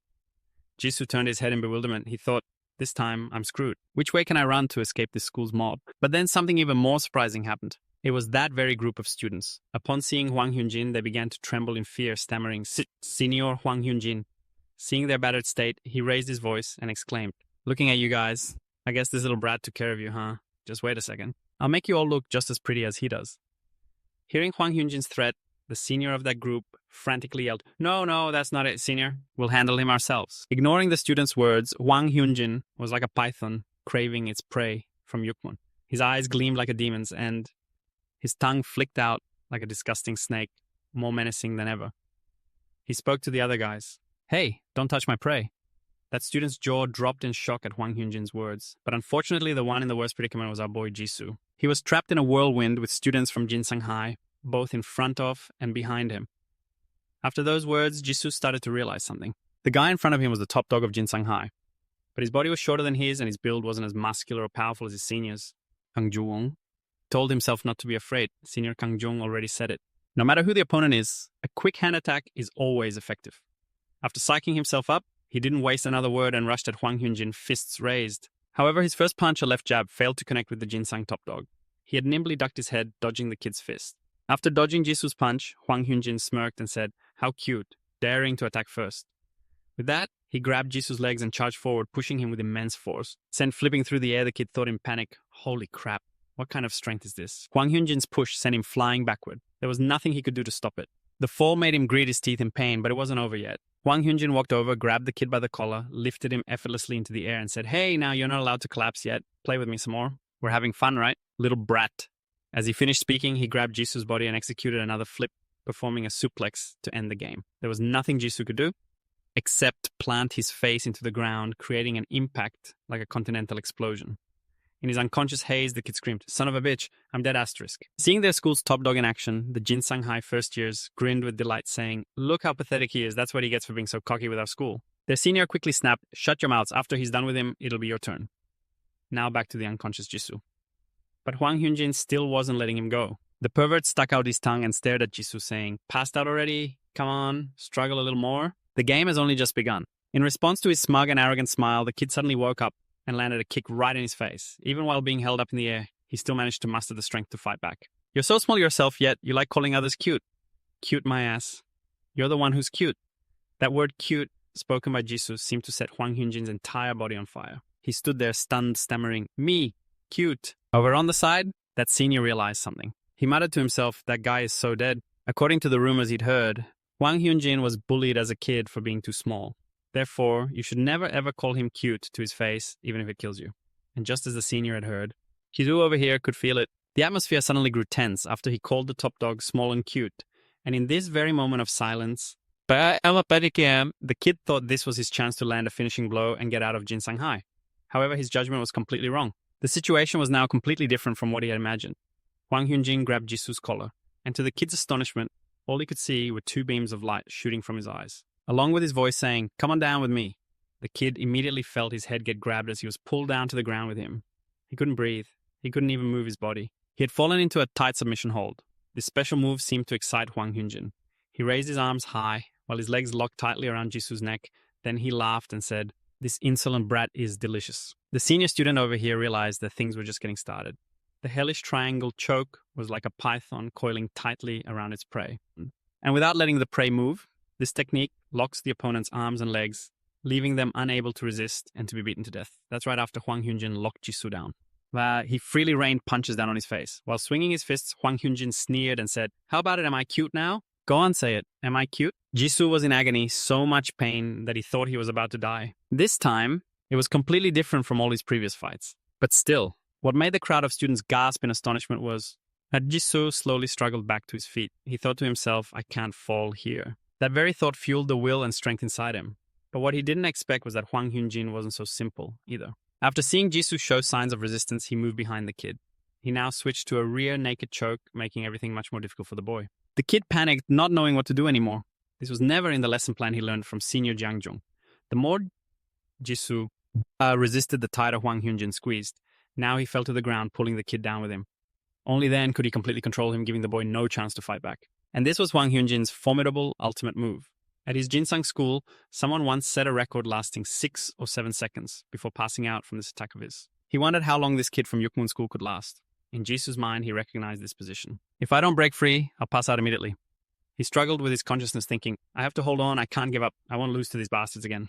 But all his efforts were for nothing. As the boy fell unconscious, Hwang Hyunjin laughed with glee, seeing that Jisoo was no longer moving at all. After that, he grabbed Jisoo by the collar and started dragging him away. The students on the other side were secretly relieved that the school's top dog wasn't paying attention to them anymore. The senior laughed and said, "Let's get out of here quick. If we wait any longer, we won't be able to escape." As Hwang Hyunjin was dragging Jisoo not even 5 steps away, the boy woke up, opening one eye slightly. He silently recalled his time at his previous school, the so-called fainting game. It was a game the bullies used to play with him before he transferred to this new school. He had been brutally oppressed and beaten by them. They took pleasure in bullying him, choking him, just like that guy Hwang Hyunjin had just done. Back then, when he had no strength at all, and had no idea that physical training could make him stronger. At that time, he cried a lot and could do nothing but endure it. And precisely because he had been bullied so many times, he had learned a survival skill to escape their chokeholds. And now, he was able to move and was picking up a nearby rock. When Hwang Hyunjin looked back, his face filled with surprise, Jisoo had already struggled up, gritting his teeth. In his hand was a piece of rock, and it would be the thing to end today's fight. This punch was the culmination of all the pain he had endured in the past. Hwang Hyunjin's eyes widened in shock when he saw not one wasted movement from the kid. Right after that, Jisoo smashed the rock hard into his face. The rock shattered into pieces. The mouth of Jinsang's top fighter spewed blood as he fell backwards. Jisoo looked back delighted and took off running. "All right, I took him down. Now I just need to get to the back gate and it's game over." He was now only about 10 meters from the gate. Just a few more steps and he would complete his mission. But his whole world suddenly went dark when he sensed it. Behind him, a python was rushing forward. That's right. Hwang Hyunjin was sticking his tongue out, charging crazily like a hunting leopard, determined no matter what. He had to catch his prey and play with it. Jisoo looked back and saw Hwang Hyunjin charging at him, thinking, "What the hell? I hit him with a rock and he can still move. Damn it. I'm so close." Right at that moment, the Lord of the Jungle appeared just in time to rescue the kid from the giant python. Senior Jang Jong had arrived. He stood majestically like a savior. Jang Jong stared down at Hwang Hyunjin and said, "Stop." Both Jisoo and Hwang Hyunjin looked towards Jang Jong in shock. "Hwang Hyunjin of Jinsang schools. And if you make another move, I will consider it a challenge to the entire Yukmun school." After those words, the kid finally snapped out of it, looked down and thought, "I just noticed. I'm out of Jinsang's territory." Ignoring Jang Jong's words, Hwang Hyunjin wasn't scared at all. He hunched over and spoke up. "Jang Jong, so I was suspicious for a while now. So you were the one pulling the strings. That's fine. I've been wanting to fight you for a long time too. The era of Yukmun is over." After saying that, he moved like a python. Lusting for its prey, he lunged forward wildly, only to be met instantly by Jang Chuang's fist. Hwang Hee-jin took a punch straight to the face before he could even react. Jisoo's jaw dropped in utter shock at the incredible punch from his senior Jang Chuang. He stood sternly and said that the Jinsang kids these days really don't know their place. They need to be taught a lesson they'll never forget. Huang He-jin lay motionless with a few broken teeth. Jiang Chuang smiled proudly and told Jisoo that he had passed his test. There's just one final test left. Meet me on the rooftop tomorrow. After those words, and a confidence Jisoo had never felt before lit up his face. But the final test from his senior Jiang Chuang never happened. Because the next morning at Yukmun High, as the students walked through the school gates to class in a frighteningly silent atmosphere, only Jisoo was energetically throwing punches from the school gate all the way to his classroom. Even Kang In-hee was stunned when Jisoo proactively approached him and said, "After class, come to the ring. I'll take all of you down." Jisoo was confident now after defeating Huang He-jin, the boss of Jin Sang High. He had declared a challenge against Kang In-hee's crew to settle his score. Upon hearing Jisoo's challenge, Park Yong-ho was utterly surprised. But a moment later, he broke into a gleeful smile, because the one challenging him was none other than the puke boy, who had been miserably defeated by Kang In-hee. He grabbed Jisoo's wrist, tilted his head back arrogantly, and said, "What's with the hand injure yourself training alone, kid? You should learn how to block before you start practicing." However, what Park Yong-ho never expected was what happened next. Jisoo forcefully shook his hand off. Once again, he was stunned by what was happening right before his eyes. Jisoo gritted his teeth, glared at Park Yong-ho, and shouted, "Answer me. Are we fighting at the ring this afternoon or not?" Jisoo's words and actions struck Park Yong-ho as funnier than ever. He said to him, "I don't know where you got all this confidence from all of a sudden, but hey, this is interesting. You must have a death wish wanting to get beaten to a pulp at the ring. Is that it?" After saying that, he shoved his hands in his pockets and walked away. Before leaving, he didn't forget to agree to the deal Jisoo had challenged him with. "I'm actually looking forward to this. See you this afternoon, kid. I'll show you what the ring is like now." "Just you wait, Lee Jisoo." Jisoo glared at Park Yong-ho's retreating figure and his words, thinking to himself that this time he absolutely had to defeat him. At the same time, on the school rooftop, Jiang Chuang was waiting for Jisoo, lost in thought as he gazed at the world outside. He seemed to be getting impatient that Jisoo hadn't arrived yet. Suddenly the door burst open violently.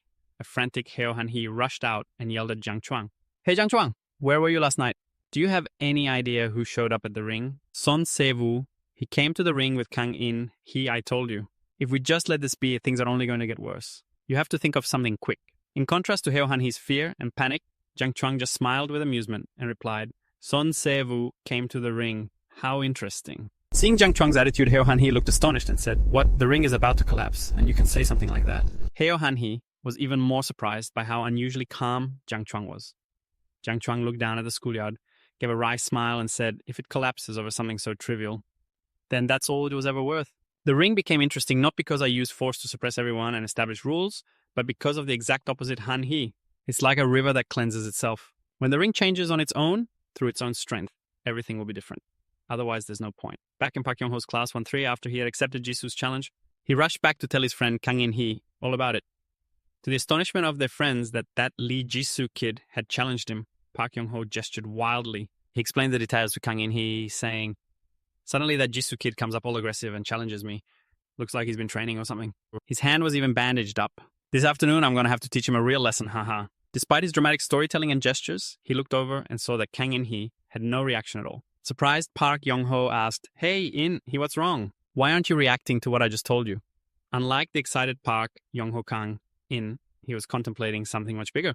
He wanted to take over the entire school. Along with that, the goal is to take down Jang Jung, not some puny Lee Jisoo. When Park Yong-ho asked Kang In, he replied that now is not the time to get tangled up with someone like Lee Jisoo. The important thing now is to deal with Jang Jung. Park Yong-ho eagerly replied to Kang In-hee, "Don't you worry. This time I'm going to cripple that puking brat so he'll never dare to challenge anyone in our group again. A win is a win, for sure. But if we just let a guy like him provoke us, what will others think of us and our efforts to take over the arena? You have to win convincingly. Don't get careless." After speaking Kang In, he remembered the image of a brat called the Stubborn King. His eyes filled with a crazed desire for revenge and reminded his friend, "Anyway, he's one persistent bastard. So you know what you have to do, and don't you dare underestimate him." Back at the school park, as sunlight flooded the area, the blonde-haired friend frantically shouted, "Jisoo, why did you challenge him? You've seen how he fights. Even Doin couldn't win against him. How are you supposed to beat him?" Jisoo paid no attention to what his blonde friend was saying because he was thinking to himself, "I lost my temper back then and challenged him rashly. I wonder if I'm even allowed to step into the ring when I haven't even finished the final test with Senior Yang Jung." The image of Senior Yang Jung and his words appeared in his mind. "There's only the final test left. Meet me on the rooftop tomorrow." As he was lost in thought, Jin Do-in spoke up in front of him, startling Jisoo, who looked up. "Hey, call off the fight. Even if you were trained by Senior Yang Jung, this fight is still too dangerous. You're a new student, so you don't know, but Park Yong-ho is a real piece of trash. He's in league with a bunch of street thugs who go around causing trouble. The outcome is already obvious. Stay out of it. Wait for me to recover and I'll deal with those bastards. Ignoring Jin Do-in's advice, Jisoo firmly said no. You only got hurt because you were trying to protect me. Getting bullied in the hallway this morning, that's just a normal day for me. Being looked down upon, becoming a laughingstock for everyone, like some clown in a circus. I don't want to become like them. And my first opponent has to be Park Young-ho. If he wants to fight in the cafeteria, then bring it on. No matter how dangerous he is, I'm not afraid. With that, he stood up resolutely and walked past Jin Do-in, his heart filled with the will to settle this grudge. His eyes burned with passion for the fight tonight, at the hexathlon arena that evening. When the moon was a third of the way up the sky, a crowd of excited students made their way to the hexathlon arena. There were rumors that Jisoo had received special training. However, no matter what, there was no way he could fight against Park Young-ho. A lively atmosphere filled the path, leading into the arena.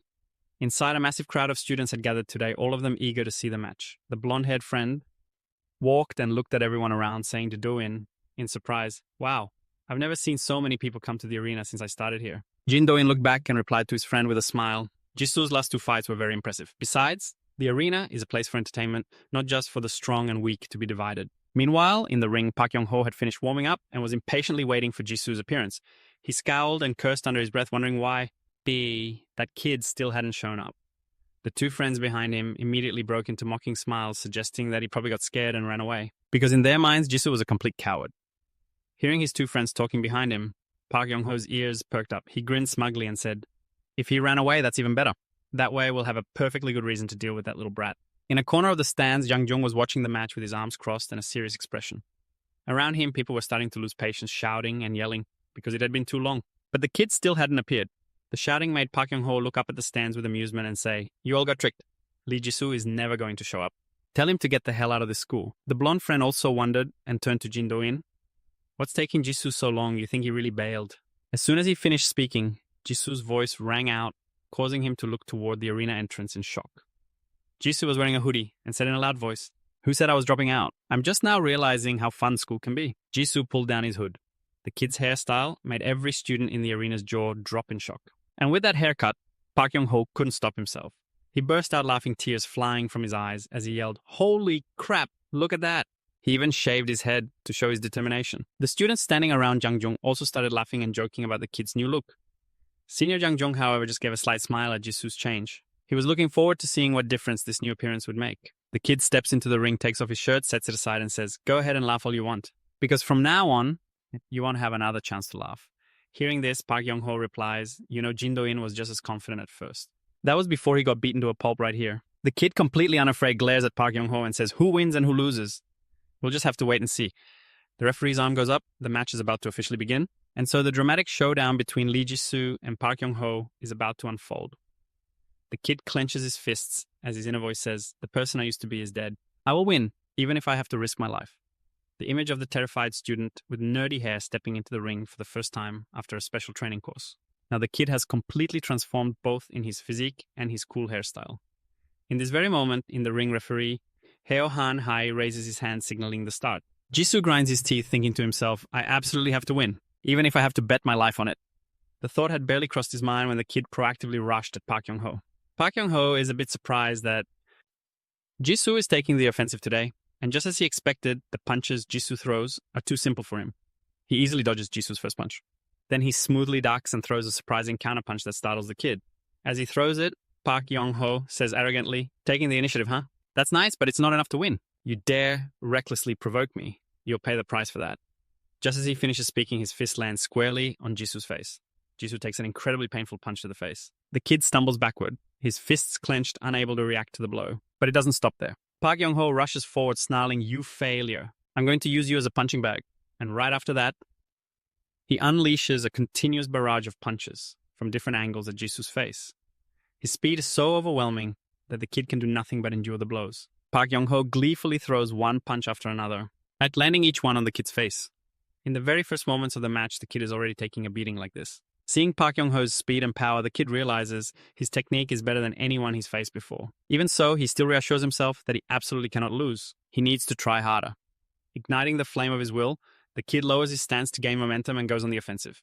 However, the punches he throws can't seem to land on Park Young-ho. He's too quick weaving and dodging every single one of the kid's punches.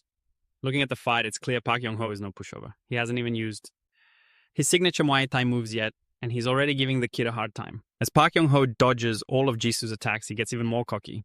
He flashes a mocking smile and says to Jisoo, "What do you think you're doing, huh? Hit me, come on, use those fists of yours." The result is the same as before. Jisoo takes another punch from Park Young-ho. This time, the force is much stronger, sending him flying backward. The audience around the ring shouts in frustration. "Fight back. Don't just let him hit you like that, Lee Jisoo. What the hell are you doing? Where's all that fierce momentum from before?" Amidst the deafening roars, Jin Do-in, standing with Senior Jang Trong, is also watching the match. With a sad, worried expression, Jin Do-in says, "This is exactly how we predicted the match would go. If he wins, they'll just become even more rampant." In contrast to Jin Do-in's gloomy mood, Senior Jang Trong cracks a wry smile and says, "You're only seeing what's on the surface. Look closely at the fight. You'll see Jisoo's determination." And just as Senior Jang Trong said in the ring, though Jisoo is beaten black and blue, his will and fighting spirit haven't diminished one bit. Seeing the kid he's beaten to a pulp throwing up, Park Young-ho laughs smugly and says, "Hey, you're pretty good at taking a punch. A really good punching bag for others to use." However, the look on Park Young-ho's face suddenly shifts from excitement to surprise, as the kid has now dropped his defensive stance and is standing firm, staring straight at him. At this moment, Jisoo is panting, taking short, exhausted breaths. Deep down, the kid knows that his fight has only just begun. He remembers the last time he met Senior Jang Trong on the rooftop. The kid had said fearfully, "I'm sorry, sir. I think this final training lesson, I won't be able to participate. Like you said, I shouldn't get back in the ring to fight before this combat training is over. But I have to go against your word. Because I couldn't control myself. I accepted Park Young-ho's challenge. Because I just couldn't stand the things he was doing anymore." The boy spoke shyly, his mind filled with rage, as he pictured that bastard Park Young-ho constantly bullying his friends. And then he heard Senior Jang Chong's words. This made the boy look at him blankly, and he realized the training plan would have to change a bit. With that said, Senior Jang Chong lunged like a fierce tiger, pouncing on its prey, before Jisoo could even process what was happening. His senior was already standing in front of him in a flash. His eyes flashed aggressively as he told the boy, "This will be a crash course for you to graduate. You have to fight me, the student council president." So that's what was happening back then. Senior Jang Chung was giving the boy a rushed, intense training session for his fight against that bastard Park Kyung-ho. However, he couldn't react in time to his senior's swift attack. The boy was hit while in his defensive stance and sent flying backward. Pained and frustrated, he gritted his teeth, thinking, why did he suddenly go nuts like that? Has he lost his mind? How am I supposed to react in time when he attacks like this? Ignoring whatever Jisoo was thinking or what he might do next, Jang Chung reminded the boy that he had to focus, or he would just keep getting hit like this. You need to fight seriously. After calming down and hearing what his senior Jang Chung said, Jisoo also fought back, throwing punches. And although the punches the boy threw were fast, he still couldn't land a single hit on him. The boy charged forward, frantically cornering his senior Jang Chung and throwing punch after punch. But even though his punches were quick and agile against the powerhouse opponent, like him, they were just too slow. And if he was this slow, there was no way he could fight back. Watching Jisoo's moves, Jang Chung grumbled a warning, "You're too slow, with punches this slow and weak. Who do you possibly think you can fight?" Hearing his senior's lecture, the boy thought to himself, I know that, but I've only had a few basic training sessions. How am I supposed to get stronger and faster so quickly? Still, I am definitely going to win this fight. His fighting spirit flaring, the boy yelled, I will absolutely win. The boy's punch landed on Jang Chung's face, but he just stared back in utter shock, completely bewildered as his senior bluntly said, "You want to beat me? Fine. Then just charge straight at me." Back at the hexathlon arena, Jin Do-in and his blonde friend couldn't understand what was happening with Jisoo, who was up there throwing punches like a madman. Watching from below the stage, an annoyed Jin Do-in commented, "He's really been cornered and he's just getting reckless. If he keeps charging forward with no defense like that, he's just going to get pummeled." So his previous training, it was completely useless. Back on the stage, Park Young-ho watched Jisoo frantically throwing punches that posed absolutely no threat. He became amused and said, "What's this getting reckless, are you? All right, keep coming. But if you think a suicidal charge like this is going to get you the win, you're dead wrong." With that, he landed a critical punch on the frantic boy's face. But the boy was known for being able to take a beating, so no matter how strong Park Young-ho's punch was, the boy still struggled to his feet, refusing to give up. And at this moment, he managed to grab hold of Park Young-ho to his astonishment. Panicked, he tried to push the boy's body off of him, but the boy used all his strength to cling on. Around the ring, the audience watched Park Young-ho dominate and began to murmur, "This is such a one-sided fight. There's nothing interesting about it at all. Fighting recklessly like that just makes him a punching bag. He won't last much longer." After temporarily restraining Jisoo, Park Young-ho grabbed the boy by the neck and excitedly kneed him in the face. That's right. If you're going to lose, at least try to lose with some dignity, right? No matter how hard you try, it's useless. Just die. On the other hand, despite the intense pain from taking Park Young-ho's hits, but the kid was still trying to endure it because he knew this was how it had to be. This was the only way to carry out his plan, following the exact crash course training that Jang Trong had taught him. The kid recalled the image and words of Jang. While grabbing his head, he had said that whether he grabbed the body or the neck after getting close, the first thing to do was lock the opponent's movement. That way he would have the advantage. When an opponent is moving, it's hard to land a hit, but once their movement is locked, it becomes much simpler. At that time, the kid had also tried to use all his strength to break his grip, but all his efforts were for nothing. Jiang Chong's strength was absolutely overwhelming. After taking so many of his punches, the kid never stopped trying, and at that very moment, the kid's fist managed to land on Jiang Chong's face. He was a little surprised that the kid was able to do that. He excitedly told the kid that when you get close to an opponent, you're going to take more hits. At that point, you just have to endure it. All my previous training will pay off then. Just keep waiting for an opportunity, alright? Jisoo was so focused on Jiang Chong's words that he let his guard down. Not paying attention, his fist struck again. The kid didn't notice and took the punch to the stomach. The force sent him staggering back, clutching his abdomen in pain. The kid thought to himself, damn it, I didn't have time to defend. However, before he could think any further, Jiang Chong rushed in again. His fist was right in front of the kid's face. The kid couldn't imagine what would happen. Next, because this was by far the most grueling training he had ever experienced. The kid's eyes widened in horror at the punch that was just a few centimeters from his face. But at that moment, Jiang Chong didn't throw the punch at him. Instead, he spoke, teaching him, first, just make the opponent panic. Don't focus all your strength into the punch. When the opponent panics, you'll get your chance. And just like he had learned, he was now putting it into practice. There was a reason he was grappling Park Yong-ho. The man panicked and pushed the kid away without any guard at all. Now the kid could throw a fast and accurate punch at his opening. He paid Park Yong-ho back with a punch to his ribs, and he understood what Jiang Chong had meant. He was going to make it impossible for him to predict his next move. After taking Jisoo's punch, Park Yong-ho also went into a frenzy fighting back. However, since they were both in close quarters, if Park Yong-ho could hit the kid could also hit him back. Now the state of the match would just come down to who could take more punishment. After trading punches for a while, Park Yong-ho grit his teeth bitterly, thinking he's really becoming a pain in the ass. While Park Yong-ho was lost in thought, Jisoo spotted his opening. The kid threw another punch many times more powerful than the previous ones. The audience below was thrilled with what was happening in the ring. Even Jin Do-in couldn't believe it was real. His jaw dropped in amazement as he thought. So he got close to the opponent so he could land his attacks more accurately. In the ring after taking Jisoo's punch, Park Yong-ho also staggered back in pain. He cursed, "You bastard." Not bad.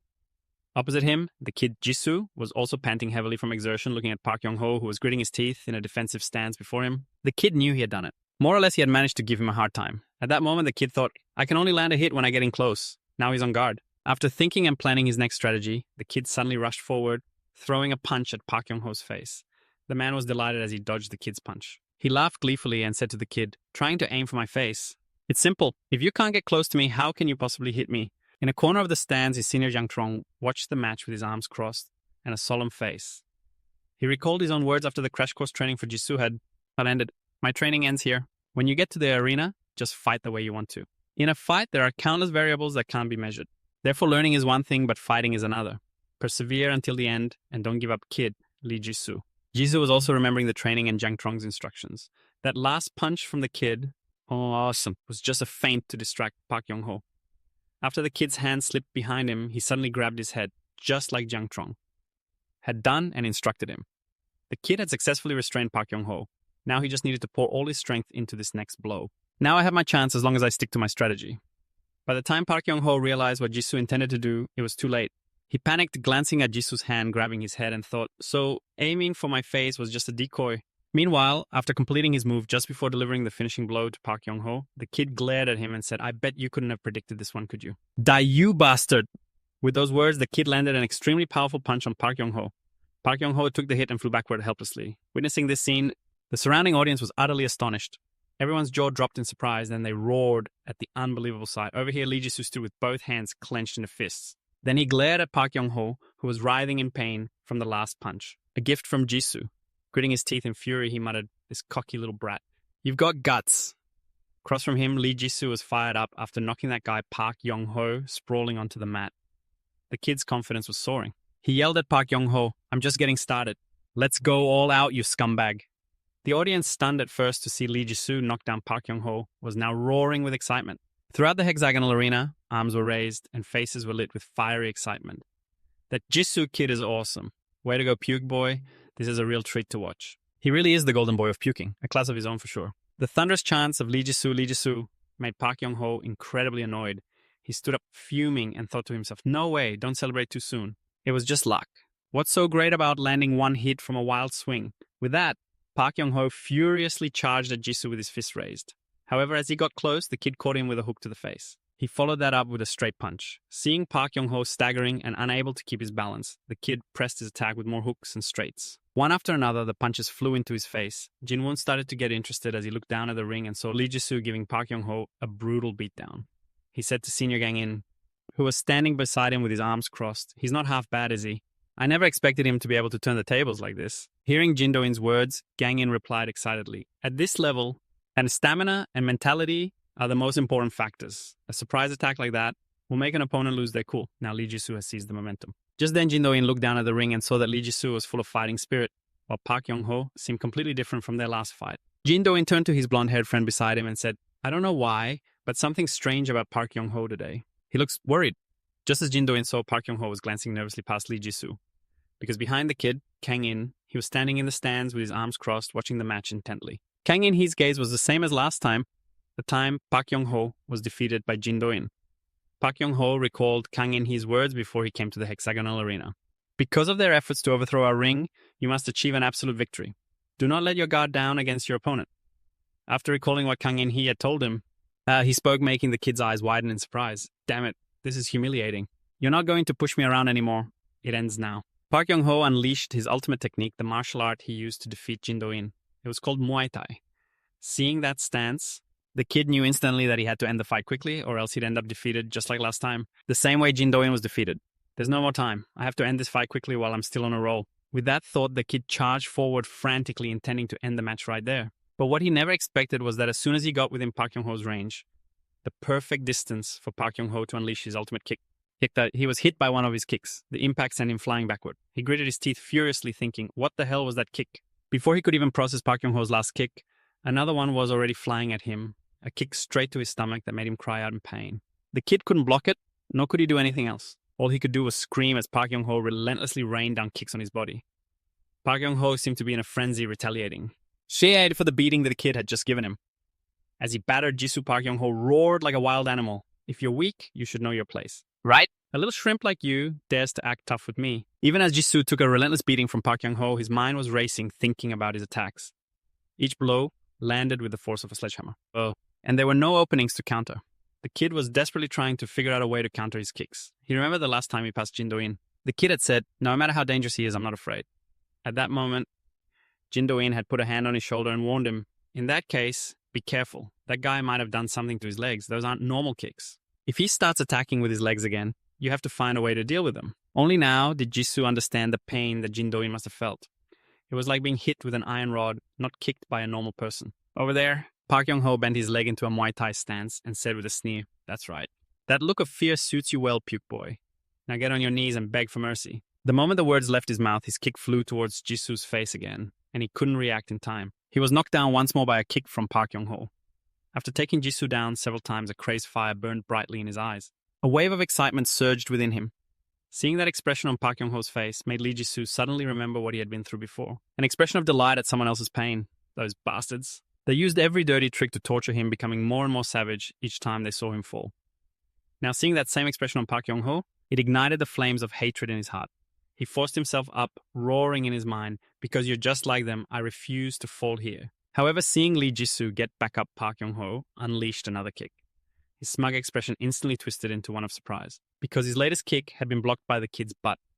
Jin Do-in and his blonde-haired friend's jaws dropped in amazement at Jisoo's bizarre special move. He must be the only one who could think of using his own butt to block an attack. Jisoo gritted his teeth, enduring Park Young-ho's kicks and thinking, "Go on, keep attacking. I've already figured out all the spots on the body that hurt the least." Since he had been bullied and beaten so many times before, and after all those times, he learned which spots would cause him the least amount of pain. So he applied that knowledge. In difficult moments like this, seeing Jisoo use his butt to block the attack made Park Young-ho laugh smugly and say, "Haha, are you kidding me? This is hilarious. You really think you can block my kicks like that?" After saying that, he lunged forward to kick Jisoo, but Jisoo blocked it with his butt again. Furious Park Young-ho frantically threw out more kicks. And the result was still the same. He couldn't land a hit. The kid dodged and weaved, using his own butt to parry the blows in this farce of a fight. The audience was roaring with laughter. Everyone was laughing and shouting, "Holy shit, he's blocking with his ass. Ha ha ha, I can't believe my eyes. The new kid's always got some fresh tricks. Lee Jisoo, what kind of move is that? I want to learn it too." Jin Do-in was also quite amused and said, well, looks like Jisoo is using his brain. It might look ridiculous, but the butt has a lot of fat. It might just be the best defense Jisoo has right now." After kicking until he was exhausted but still unable to take down Jisoo, Park Young-ho was panting heavily from the exertion. He realized his low kicks weren't working. He decided he had to use a high kick to his face. No sooner said than done. Park Yong-ho launched a high kick at Jisoo's face and said arrogantly, "Damn it, let's see you block this." However, with that kick, all he had to do was duck to easily dodge the attack. As he dodged Park Yong-ho's high kick, Jisoo thought to himself, "I saw that kick clearly. Enough to dodge it." At the same time from the stands, Jin Do-in also shouted, "He's slowing down." Having observed the fight below, Jin Do-in recalled the time he fought Park Yong-ho and thought, when he fought me, he was strange too, to have such a powerful kick, but he rarely used it. Could it be that the greater the power, the greater the risk? Back in the fight, Park Yong-ho was struggling to land his kicks that couldn't take down Lee Jisoo. That's because his kicks were getting slower and slower, making it easy for the kid to dodge them. After dodging for a while, Park Yong-ho's leg was now right in front of Jisoo's face. He was mesmerized by something unusual about his leg. He spotted something strange coming from inside that leg, because he was so focused on it and let his guard down. Park Yong-ho's fist slammed into his face and he took a punch from him. He fell to the ground, clutching his face. Park Yong-ho laughed gleefully and said, "Lee Jisoo, you stubborn bastard. But it's over for you now." After saying that, Park Yong-ho swung his leg for a finishing kick. He said, confidently raising his voice, "No matter how tough you are, you can't block this kick. Now you know how strong I am, don't you? Messing with me never ends well." However, facing his smug confidence, Jisoo calmly said, "Hey, Yong-ho." Hearing his voice, Park Yong-ho jumped in shock. "Your kicks have gotten slower." It turned out he had caught Park Yong-ho's leg. Now the tables had completely turned. Park Yong-ho was completely panicked as the kid grabbed his leg. Immediately, he threw Park Yong-ho to the ground. He gritted his teeth, cursing under his breath. "Damn it, what the hell is this?" In that moment, he looked at Park Yong-ho's foot, thinking suspiciously, "There's definitely something fishy." It felt like being hit with an iron rod. The speed of his kicks decreased with every blow, and something shiny was peeking out between his legs. His suspicions confirmed. Jisoo grabbed Park Yong-ho's pants. To his horror, Jisoo ripped them open and revealed the iron brace wrapped tightly around his leg. The entire arena erupted in shock. No one could believe that Park Yong-ho would fight so dirty. Turns out he used the same dirty trick to win his previous match against Jin Do-in. At this very moment, everything was laid bare for all to see. Park Yong-ho had nothing left to hide. Jisoo gritted his teeth, seething with rage, and said, "No wonder you got tired so fast. So you got anything left to say?" The moment Jisoo finished speaking, the arena erupted. Wild screams and roars echoed everywhere as the students expressed their outrage over Park Yong-ho's actions. Fighting dirty just to get a win. From a corner of the stands, Heo Han-hee looked down at the ring with a smug, contemptuous expression and said to Jang Trong, "No wonder his kick was so strange. What should I do? Should I stop the fight?" Hearing Heo Han-hee, Jang Trong replied with an excited look on his face, "Hold on, just wait and see. It looks like it's about to end." He glanced down at the scene below where young Jisoo was wildly pouring all his strength into his fists. By this point, Park Yong-ho had no energy left to fight back. He was being relentlessly pummeled in the face by the kid. Jisoo kept punching, but seeing that Park Yong-ho wasn't giving up, he thought to himself, "This maniac. How does he still have so much strength?" Looking at the expression on his face, the kid recalled a memory from his past. A memory of when he himself was bullied.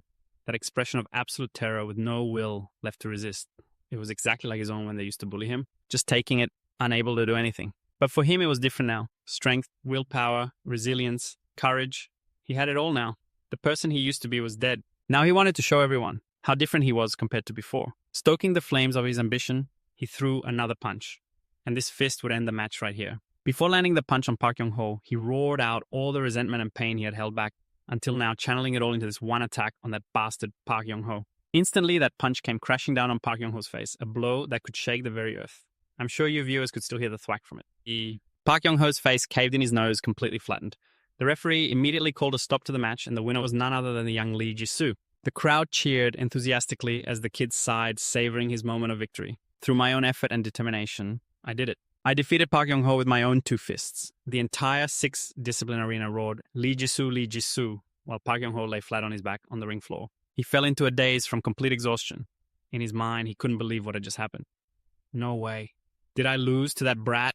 He looked towards Kang In-hee, who was about to leave, and mumbled, "Hey, wait. It's not over yet. Don't abandon me." Hearing Park Yong-ho's voice Kang In, he glanced back and spat useless trash. After that response, he walked away, leaving Park Yong-ho lying in the ring subject to the annoyed and irritated glares of the audience. Resounding curses filled the air. They even threw whatever they had on them down at Park Yong-ho. Cans and rocks were continuously hurled down as Park Yong-ho lay there helplessly enduring the humiliation. Speechless, he suddenly glanced forward to see Jisoo slowly approaching him. To his utter surprise, the kid extended a hand. The kid spoke gently to him. "Snap out of it. You fought dirty and still lost. I wanted to give you a real beating, but rules are rules. Next time, let's settle this fair and square." Park Yong-ho was astonished.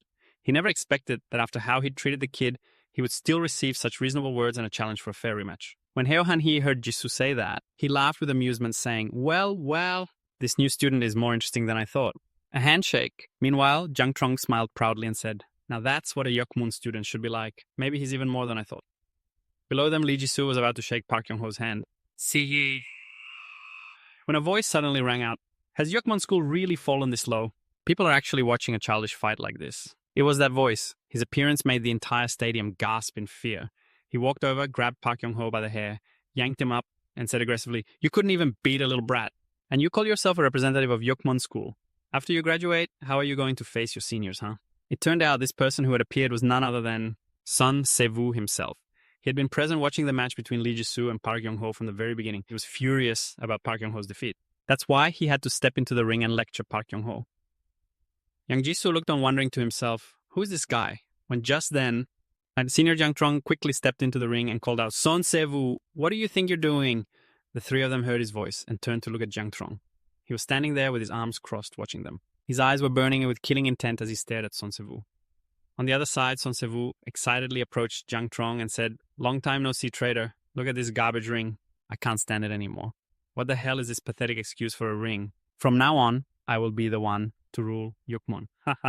Jang Gang wasn't the least bit intimidated by Son Se-woo's threats. He gave a cunning smile and replied, I was wondering what corner you were hiding in. So this is where you've been. How interesting. All right then. Let me show you what a real arena is. As he spoke, Jang Gang raised his hands, taking a stance and provoking Son Se-woo to fight and settle the score right here and now. It was the moment everyone had been waiting for, the return of the student council president to the arena against Son Se-woo. They both took off their shirts and stood opposite each other, their eyes filled with killing intent. Down in the stands behind the kid Lee Jisoo, everyone was buzzing with excitement. Wow, I can't believe we get to see this. Seeing the warrior members of the hexathlon arena like this before graduation is truly epic. Hearing everyone's excitement, the kid had no idea who the other person was. He looked over at Jin Do-in, pointed towards the arena and asked, Hey, Do-in Son Se-woo, who is he the one fighting Senior Jang Gang? Jin Do-in turned and answered Jisoo nonchalantly. You probably wouldn't know. It was before you transferred to this school. And before the arena was established, he was the one who competed with Senior Han Gang for the title of the strongest in Yukmon. The kid turned back in shock, his innocent face muttering, He competed with Senior Jang Gang. In the arena, Son Se-woo had started to warm up his legs. He stretched and cracked his shoulders like a sumo wrestler. Across from him, Jang Gang was cracking his knuckles. After a few words reminiscing about old times, Son Se-woo suddenly charged forward like a ravenous bear. As he charged, he roared, You went through all that trouble to climb up into that position just to create this piece of trash. Right after he said that, and a massive sound echoed throughout the hexathlon arena. Spectators standing near the ring scattered in fear. They screamed, What is this monstrous power? The arena's about to shatter. At that moment, Jang Gang, still on his feet, nimbly dodged Son Se-woo's attack, which hit like a nuclear explosion. Their eyes met immediately after. Son Se-woo flashed a cunning, sinister smile. He then unleashed a continuous barrage of punches and kicks at Jang Gang. But Jang Gang was as skilled as ever. He moved gracefully, nimbly dodging all of Son Se-woo's attacks, even though Son Se-woo's speed was nothing to scoff at, as he unleashed a torrent of powerful critical punches and kicks. Watching the scene in the arena from below, Lee Jisoo muttered in shock like a commentator, Son Se-woo, with a body that big. Now, how can he move with such agility? Beside him, Jin Do-in joined the discussion, saying, Our senior Jang Gang is also incredible for being able to dodge him, you know? But what if senior Jang Gang loses? What would happen then? Jisoo asked with concern. Jin Do-in looked up at the arena, was silent for a moment, then replied, The arena will disappear and Yukmon will go back to the way it was. Son Se-woo is the second coming of Kang Han-hee. The kid who was wondering who this Kang Han-hee was that Jin Do-in mentioned now just looked completely bewildered. Their expressions turning to bewilderment. Back in the ring, Son Se-woo was now manifesting as a ferocious bear. After throwing several consecutive blows without hitting Jang Trong, a destructive glint ignited in his eyes. He roared that the kid was only good at dodging and hiding and told him to forget his past victories. I'm a completely different person now. A flame of madness erupted from him as he charged forward with a roar. He unleashed the peerless shadow kick, aiming straight for Jang Trong's face. Jang Trong quickly leaned back to dodge. But he couldn't dodge in time. Blood splattered. Jang Trong was hit by Son Se-woo's peerless shadow kick. Over here, after landing the hit on Jang Trong, Son Se-woo was overjoyed. He was incredibly proud that he'd finally managed to hit Jang Trong. Now in his state of euphoria, Son Se-woo went into a frenzy. He rained down a barrage of punches on Jang Trong. Jang Trong was struggling desperately to block each punch. He was growing tired and blood was flying from unknown places. After blocking for a while at that very moment, Son Se-woo landed a direct punch to Jang Trong's stomach. He was sent flying back into the ring's ropes. Putting on a big show, but this is all you amount to. If I knew this, I would have dealt with you a long time ago. Below the ring, the two students gasped in alarm. No way. How can senior Jiang Trong be defeated by this monster? Beside them, Jin Do-in also remarked that Son Se-woo was stronger while Jiang Trong had better technique. But right now Son Se-woo was completely overwhelming him. Could it be that he had been training in secret? Just as Jin Do-in said in the ring, Jiang Trong was slumped over in front of the black bear Son Che-woo. Seeing Jiang Trong lying motionless before him, he let out a smug smile and thought, his body is completely different from before.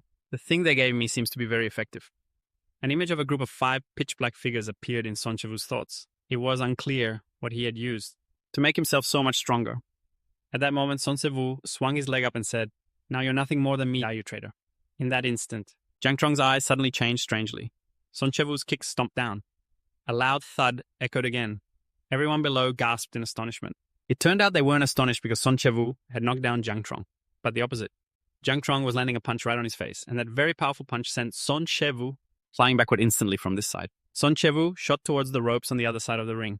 Without waiting for Son Che-woo to get up, Jiang Trong immediately leaped down towards him. He clenched his fist and uttered, "Let's stop wasting time and end this match." With that, Jiang Trong threw several punches at Son Che-woo, showcasing the class of someone who was the top dog of Yug Moon. Even Son Che-woo couldn't have imagined this terrifying power. He had never seen this kind of strength from Jiang Trong before.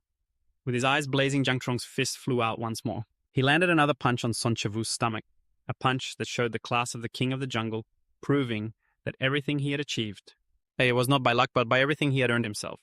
Son Se-woo was in extreme pain after taking that punch. And in this very moment, Jiang Trong threw another punch to end the match.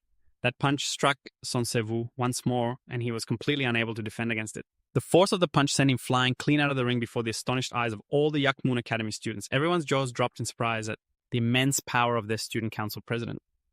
This was also the first time Jisoo had witnessed firsthand the power that he had only ever heard stories about, but had never seen. Now the cheater would be punished by the one who made the rules, the student council president, and the founder of the 6th discipline arena, Senior Jiang Trong. He looked down below and called for Park Yong-ho to step into the ring.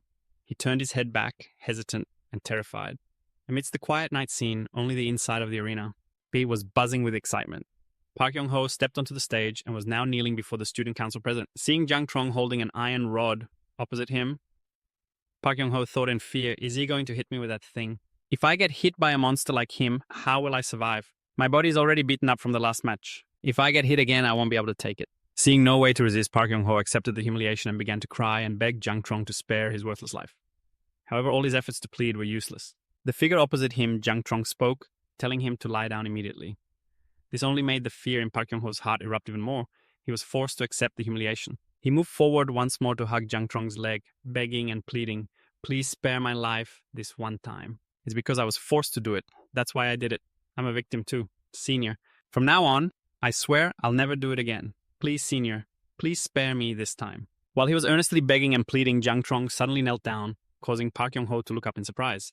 He gritted his teeth, his eyes blazing with killing intent as he spoke. "I said lie down, now. Don't you understand what I'm saying?" His actions were as fierce as his words. This made Park Yong-ho burst into tears once again. He thought to himself, I'm so screwed this time. My life is over. How am I supposed to survive this? Crying, Park Yong-ho lay face down as Jiang Trong had demanded. Above him, Jiang Trong bluntly swung the club back to deliver the punishment. For Park Yong-ho, as he swung, he warned, "If you don't want to get hit, then don't do things like this." At the same time, Park Yong-ho bit his lip and squeezed his eyes shut, bracing for his punishment, seeing the immense power in Jiang Trong's swing. But it was just a threat and a warning for him. The club stopped the instant it touched Park Yong-ho's butt, but this was still enough to make Park Yong-ho tremble with fear. Tears and snot dripped from his face, and along with that, couldn't control his bladder and a pale yellow puddle formed beneath him. This action once again made everyone in the Hexagon Arena burst out laughing. They gave him the nickname the Legendary Pisser. Meanwhile, Jiang Trong, speaking for everyone from Yuk Man School, shouted, "Hey, you bastard, have you no shame doing that in this arena? I'll let you go this time, but there won't be a second chance." In a corner of the stands, Kang In, he was also watching, with his arms crossed and a scowl on his face as Park Yong-ho was being humiliated on the arena floor. Suddenly, Jiang Trong stomped his foot hard. Then he channeled all of his energy into his voice and shouted, "Everyone listen up. Today you've all seen what kind of place this arena is. Everyone can fight and rely on their own strength to achieve victory. It's a fair fight. There's no such thing as cheating here. But if anyone starts a fight outside the arena or the school, they will be breaking the school's rules. The rules set by Yuk Man. And as long as I'm the one in charge here, that person will not survive. So think before you act. Only true warriors who act according to their own strength and the rules of the arena are worthy of respect from the Hexagon Arena and from everyone at Yuk Man School." This announcement was also a reminder from Student Council President Jiang Trong to all the students. After his announcement ended, Jiang Trong was met with wild cheers from the students in the Hexagon Arena. And the last thing he wanted to emphasize to everyone, and to assert his authority, was I, Jiang Trong, am the president and the operator of this Hexagon Arena. The next day on the rooftop, a punching bag was flying back and forth. The one responsible was none other than Jiang Trong, who was once again training ferociously for the new day. He was throwing incredibly powerful punches into the bag. Jisoo was also on the rooftop. He had come to see him, but when he stepped through the door, he was stunned by the sight. He thought to himself, he's still training, even after yesterday's fight. While he was lost in thought, the sound he made alerted Jiang Trong. He spoke up and asked, "Why are you here?" Jiang Trong's words startled Jisoo. He continued, "I have nothing left to teach you. If you came here asking for training, you can go home." I didn't come here for training. I have something I want to say to you. There's no need to make things so complicated. I just do what needs to be done. Senior Jiang Trong's cold words made him shy, but he finally gathered the courage to ask, "I have a question. Why do you help me so much? I heard I'm the first person you've ever mentored. I've learned so much from you, so..." Before Jisoo could finish, Senior Jiang Trong spoke up. "Of course. Through you, kid, I also wanted to show everyone that to rise up, you have to try your best. You have to train with all your might. You've worked hard too, Lee Jisoo." As he spoke, Jiang Trong walked closer to him. He placed a hand on his shoulder and looked him straight in the eye with a fond expression. Jisoo felt that emotion. The emotion of a student council president, placing all his faith and expectations in him. He immediately bowed his head and offered his most sincere thanks to Senior Jiang Trong and to his very first teacher. Although he didn't fully understand everything Senior Jiang Trong said, being near him and being guided by him, he had learned so much, as well as feeling his sincerity. Back at the Hexagon Arena, deafening cheers filled the air. After yesterday's battles today, the arena was bustling again. Students were on the floor sparring fiercely with each other. The heat was gradually building, becoming more intense and exciting. More than ever before, everyone was enthusiastically fighting and training. The battles in the Hexagon happened daily, creating many extremely compelling fights. After the previous match ended, the referee raised his hand for the next contestant to enter the ring. That person was none other than our boy Lee Jisoo. He was now also joining in on these fierce battles. With determination, passion, and a frenzy in every punch he threw, he put all his strength into the fight to prove himself. Their strength and effort over time meant that whenever an opportunity arose, they always seized it perfectly, avoiding even the slightest mistake. The roar of the crowd erupted once again as young Jisoo claimed victory. Ever since his last match against Park Kyung-ho, the audience's faith in him had grown immensely. So for every match he was in, the audience almost always placed their complete trust in him. This glorious moment also confirmed that Lee Jisoo was now part of the 6th discipline arena. The scene shifts to a prison near the city center. Kang In-hee is here waiting to visit his brother. His eyes are fixed on the other side. When he saw his brother appear, whom he hadn't seen in a long time, the brother stepped out and spoke. Hearing his voice, Kang In-hee immediately stood up and said, "It's been a while, brother. You said you'd bring good news next time. So how is that damn loser?" He and senior son Se-woo were no match for Gang Chong. Before the stammered words were even out, Kang In-hee's brother burst out laughing and exclaimed, "That brat Gang Chong. But it seems things have gone too far this time. The master isn't there. It seems they're getting bold, aren't they?" Seeing his brother's smile and tone, Kang In, he lost his cool and yelled, "Brother, don't you worry about a thing. I'll find a way no matter what. If it can't be done inside the school, then I'll use methods from the outside." At Kang In-hee's frantic tone, his brother said in a low voice, "In-hee, someone who is shackled and bound up will find it hard to escape. So don't you do anything foolish. Just act according to your station. Dad said he's going to step in on this matter. So maybe in just a few more months, your big brother will be able to get out." Hearing these words, Kang In-hee felt a great sense of relief. His brother continued, "Don't do anything reckless that could affect the family. Just quietly observe everything and wait for your chance. When I get out, everything will naturally be taken care of." After listening to Kang In, he said, "I understand." But deep down, he was still very defiant, a fact revealed by his tightly clenched fist. Cutting back to the three friends Lee, Jisoo, Jin, Do-in, and their blonde friend sitting and chatting. The blonde friend is seriously pouring his heart out. It's about his crush asking him to hang out with her group of friends. He's ecstatic and with an extremely serious face tells Jisoo and Jin Do-in, because he needs 2 more friends to go with them, to avoid being the odd one out. Faced with this sincere plea from his blonde friend Jisoo, just looked bewildered. He said that he'd never gone to meet up with girls before. As for Jin Do-in, he raised his hand to declare that he already had plans for that day. The blonde friend showed his phone screen with his crush's message to the other 2, and said clearly, "This is my chance with Ji-hee, got it. She took the initiative to ask me out. That's true, but who knows if you're just getting your hopes up for nothing." "What did you say?" "The fact that she asked me out first must mean something." Seeing the 2 of them bickering, Lee Jisoo gave an awkward laugh and said, "Hey, why don't we just go with him? We can't let him go alone. Who knows, this might be a chance he worked hard to get." But I think he's just being delusional. With Jisoo out of options, the blonde friend had to grit his teeth and offer Jin Do-in an incentive. He would treat the 2 of them to a huge meal. The appointed time arrived at a very fancy cafe. The blonde friend, scowling, slammed his glass on the table and said, "Man, why am I so nervous?" Jindo-in, amused, turned to him with a grin and replied, "You've already chugged several sodas. Calm down." Beside him, Jisoo looked over at his blonde friend's nervousness and thought, "This is the first time I've ever seen him this tense. I wonder who the person is that's making him lose his cool like this." Suddenly, Jisoo looked towards the cafe's entrance. A girl with long, flowing, shiny blonde hair, an incredibly beautiful and cute girl, walked in. The boy's eyes widened as he thought to himself, "Huh? Could it be that girl?" He glanced over and indeed saw his blonde friend raising his hand, signaling for the girl to come over. Oh wait, not that girl, but the tan-skinned girl walking behind her. It wasn't just two girls. In fact, three girls walked in at that moment, and the blonde's crush was the tan-skinned girl in the middle. We're a little late. Sorry about that. It's no problem at all. I'm just happy you guys could make it. Let me introduce you. These are my two friends, Lee Jisoo and Jindo-in. It was only then that he realized the blonde guy's crush was this girl. He cautiously took a sip of his drink, thinking, from what I can tell, her personality is really enthusiastic. I wonder why those two came here today. Is there anything I can do to help him? Just then, the girl that Jisoo first saw walked over and said hello. She introduced herself as Jangmi and said she was very happy to meet him. The moment he saw that smile, he knew that coming here with Kyu-min was absolutely the right decision. His face turned bright red as he came face to face with Jangmi. After everyone met and greeted each other at White Cafe, their conversation became more open.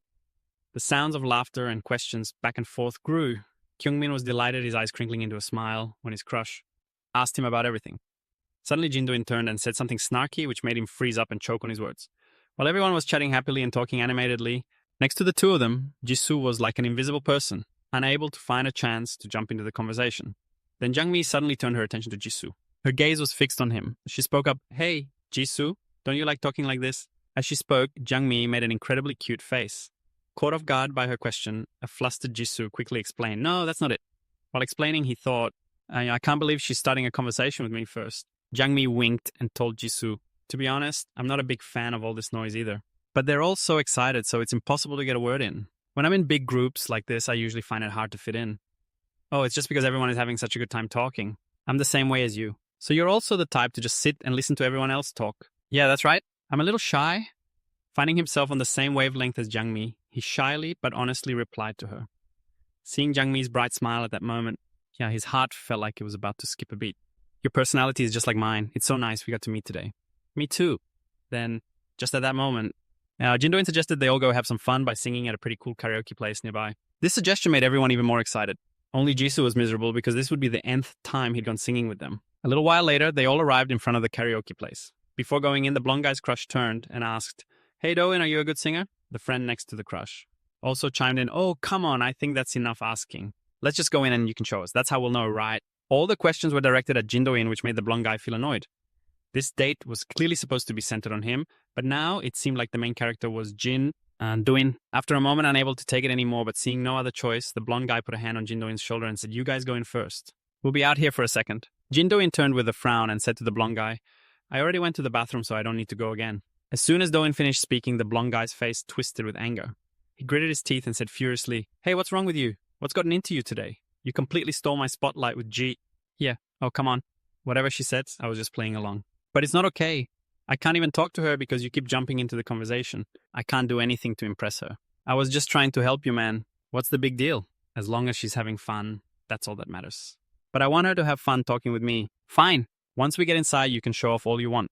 But I'm telling you, I'm really pissed at you right now. At this rate, we're going to have to settle this in the arena." Listening to the two of them argue was giving Jisoo a headache. He yelled to break them up. "Come on. What's the point of you two fighting like this? Let's go inside before the others start waiting." And with that, Jisoo headed inside, leaving Jindo-in and Kyu-min arguing at the door. It was better to stay out of it anyway. Those two are arguing so heatedly. He glanced over at them with a smirk, thinking, "But this is good too. They just say what's on their mind. That way they don't hold anything in. I could never be like them." He then remembered the first time he met Jangmi, the beautiful cute girl, brushing her hair, followed by their first awkward glance at each other. When we first met, and then that radiant smile that completely stole my heart. He told himself he wanted to get closer to Jangmi, but man, it's hopeless. I've thought about it so much. Now even her name sounds beautiful to me. Oh my god, my mind is all over the place. Suddenly a scream from up ahead startled Jisoo. Over there, a tattooed young man was harassing Jangmi, despite her obvious frustration and discomfort. "Hey now, ladies, don't be shy. I saw you don't have anyone with you. Why don't you come hang out with me? I've got two other friends in the room, you know. That makes it a perfect 3 against 3. Just then, Jisoo's voice boomed menacingly. "Hey, what do you think you're doing to my friend?" Jisoo's words made the 3 girls and the young man had jerked their heads toward him in surprise. The guy sneered and blurted out, "Huh? He's your friend." But look at him. He's not handsome or special at all. Why would you be friends with a guy like that? All right, come with me now. All the guys with me are top-notch. His hand gripped Jungmi's wrist tighter and tighter, making her extremely uncomfortable. The more she struggled, the more he pressed on. Jisoo stood on the side, witnessing his crush being treated like this. He also rushed forward in a rage. However, before he could make a move, Jungmi's leg was already in position, getting into a stance before the young man's astonished eyes. Then Jungmi used her strength to flip him in a somersault throw. He was completely shocked that this girl possessed such incredible power. He only had time to look up at a murderous look in Jungmi's eyes as her voice rang out. If words don't work, a punch will have to do. As soon as Jungmi finished speaking, the tattooed man was slammed to the ground, unable to react or defend himself in any way. Over on the side, Jisoo was completely astonished by this scene. His jaw dropped and his eyes widened in horror as he watched. Kyungmin's crush put a hand to her forehead's side and said, "Oh, for crying out loud. He really pissed her off." "What's going on?" Jisoo asked, his face pale. The girl turned back and quickly replied, "Oh, it's you, Jisoo." "Don't be so surprised. Jungmi's just like that, but she's really gentle." "I don't know about gentle, but that over there." And the tattooed man was throwing punches to avenge the humiliation Jungmi had dealt him. But he couldn't land a single hit on her. Because to defend herself, Jungmi has been learning martial arts with her older brother since she was a child. Seeing Jungmi's precise movements with not one wasted motion, you could tell that her skill level was no joke, and it's likely that very few people could be her opponent. The fate of the tattooed man who harassed the girl was to eat one of Jungmi's hook kicks. He went flying backwards. "Jungmi goes to our 6 art school, right?" Jisoo exclaimed in surprise. "Huh, she goes to my school." "That's right. I heard her brother's name is pretty similar." "What was it?" "A pretty unique name." It was at this moment that Jisoo realized the surname Jang that the girl mentioned was very similar to the person he had just started training under. When he said the name Jang Chung, it was confirmed that he was indeed Jungmi's older brother. And so Jungmi's background was revealed. She's a first-year student at Jin Huang High. She's currently in the prime of her youth at 17 and is the younger sister of the student council president, Jang Chung. "I told you to let go. Why didn't you let go?" "You're really making me lose my patience." The two of them were fuming, their aggressive faces threatening the girl. "You're definitely going to die today." Just as the blonde guy was about to throw a punch at Jang, that might teach her a lesson, another fist suddenly flew, or like lightning, straight into his face. The punch was so strong, it twisted his mouth sideways. And then he went flying backwards to the astonishment of the other guy in the group and Jungmi herself. The one who threw that punch was none other than our boy Lee Jisoo. He pulled off a classic impressive hero saves the damsel move. Jungmi also never expected her new friend Jisoo to possess such incredible strength. Meanwhile, the person who was most shocked was the blonde guy's friend's crush. She gasped, covering her mouth with both hands in utter amazement. Over here, Jisoo was furious. He gripped the blonde guy's collar and growled, "You scumbags, you call yourselves men picking on a girl." Behind them, Jihye said to Jungmi, both surprised and impressed, "I didn't think he'd do something like that." As expected of a student from 6 Arts School, he's on a whole other level, isn't he, Jungmi? Just then, after teaching those guys a lesson, Jisoo hurriedly turned back to check on Jang. Only after knowing that Jungmi was okay did Jisoo feel somewhat relieved. Model. Meanwhile, on the other side, those thugs struggled to their feet, panting heavily, and quickly fled. By the time Jin Do-in and Blondie arrived, it was all over. The punks were gone. When Ji-hai saw Blondie arrive, she immediately yelled, "What took you two so long? What were you guys doing out there?" That's when Blondie flustered, asked, "What happened here?" The girl pointed towards the exit over there. Then she tattled, "Some thugs were trying to mess with us." Luckily, Jisoo showed up to help. Otherwise, who knows what would have happened. However, when Ji-hai pointed it out to Blondie, all traces of them were gone. In an alley on the outskirts of the city center. After fleeing the karaoke bar, the 3 thugs were discussing what had just happened. "So those bastards are from the 6 Arts, huh?" "Yeah, I heard them say so." "Damn it. They're too good. He took me down in just a few moves. But the boss is going to love that they're this good. They'll pay for what they did." Back to Jisoo's group. After everything was settled, the group went for a walk around town. It seemed Ji-hyun was talking more affectionately with Jin. Doing that with Blondie. This action clearly annoyed Blondie. Meanwhile, behind them, Jangmi and Jisoo were chatting openly. She enthusiastically praised Jisoo for his powerful and strong punches. Being praised by a girl, especially his love at first sight, made Jisoo absolutely thrilled. For him, this was probably the best moment of the entire day. Seeing Jangmi's smile made his heart beat even faster. He thought to himself, "Today was really fun. I never expected Senior Jangin to have such a cute little sister." Just then, Jangmi spoke up. "You must train really hard, huh? You fight so powerfully." Jisoo replied shyly, "You're no different. My brother just wanted me to learn some martial arts for self-defense. Your senior really thinks ahead. But thanks to him, you were able to handle those thugs. Your brother has taught me a lot too. You're my brother's student too." "That's right. When I first transferred here, I had a lot of trouble. Luckily, your senior was there to guide me." As Jisoo said this, Jiang Mi suddenly gasped, "So you're that 10th grade transfer student? I can't believe I'm actually meeting you." Hearing Jiang Mi say that, he started to get flustered and blurted out, "So, your brother told you about me." Oh my god, he remembered the last words Señora Jiang Yin had said to him. "I want to show her how hard work can lead to success." Jisoo thought to himself. Was Senior talking about showing Jiang Mi back then? Damn it. So that means Senior told Jiang Mi everything. She knows all about my past failures. Oh no, oh no. He felt extremely humiliated by his many miserable failures from before. He was afraid of losing the good impression he'd made on Jiang Mi. Suddenly, Jiang Mi took out her phone and said, "Back when I heard about that person, I never thought it would be you. Since we've met like this, it feels like a miracle. Let's keep in touch from now on, okay?" This suggestion made Jisoo's face flush completely red. He froze solid for 5 seconds, stunned by this amazing moment. Holding Jiang Mi's phone, he couldn't wipe the dazed look off his face. He thought to himself, "This is really my lucky day." Scene change at construction site. The site was still unfinished. A group of young men were surrounding and brutally beating someone. With his face completely covered, the man repeatedly begged for his life. It was making it impossible for him to breathe. A blonde young man, furious and irritable, said, "I already told you. If you want to live, pay me the money now." "I don't have any money, but I swear I'll pay you back." As soon as the man being beaten finished speaking, the blonde guy yanked the bag off his head. "So you think you can do whatever you want, huh? All right then. You better run like you were an athlete before. Let's see what you've got." "An athlete, you say? I'll do it, but please spare me." No matter how much he begged, the blonde guy would not let him go. Because when you owe money, you have to pay it back in full with both principal and interest. At the same time, the 3 young men who were beaten black and blue by Jisoo and Jiang Mi returned. He reported to the blonde guy that a girl and her group at the karaoke bar had messed with them. "There's with us the Baek-san Association. She deserves to be punished." As soon as he finished speaking, the blonde guy pinched his mouth shut with 2 of his fingers. Then the blonde guy slapped him hard across the face and said, "So that means you couldn't even beat one girl." In pain, the young man tried to explain. "No, it's not like that, sir." The more he talked, the more the blonde guy stomped on him like he was nothing. "You damn bastard, you're a disgrace to us. You're doing such pathetic things. How can I possibly put up with that?" Seeing the boss's fury, another member of the group quickly spoke up to clarify the situation. "Boss, that girl isn't simple. She brought a few kids from Yukmun with her." Hearing the words, Yukmun, the blonde boss immediately became annoyed. Beside him, the other 2 guys quickly added, "Yeah, that's right. That's why we lost. If it weren't for those kids, we would have taught them a lesson." The boss suddenly flashed a sinister smile and uttered, "Yakman, you say this is getting interesting." The next day at Yukmun High School, the blonde friend was complaining to Jin Do-in because he hadn't heard from Ji-hyun since they met, and he was furious, blaming Jin Do-in for the whole thing. "This is all your fault." Jin Do-in didn't say much. "Come with me to the Yukmun arena." While the 2 friends were arguing, Jisoo was happily texting his crush nearby. His love-struck eyes were lost in an endless stream of messages. This could be called the best time of Jisoo's life every day. He would receive messages from Jiang Mi. Seeing the sticker she sent him made him happier than ever. He thought to himself, how can anyone be this cute? After walking for a bit, Jisoo passed by Kang In-hee and Park Yong-ho's classroom. Inside, Park Yong-ho was on his knees begging Kang In-hee to spare his life. After his previous failure at the Yokmun Arena Park, Yong-ho no longer had a place in the school.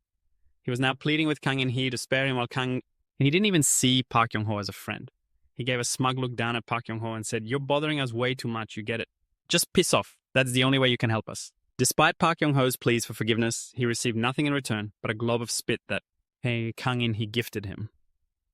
After spitting on Park Yong-ho's head, Kang In-hee sneered, "There's no place here for a coward like you, and you still dare to crawl back to school. If I were you, I'd have just killed myself to get it over with." Outside, Jisoo watched the scene, unable to believe his eyes.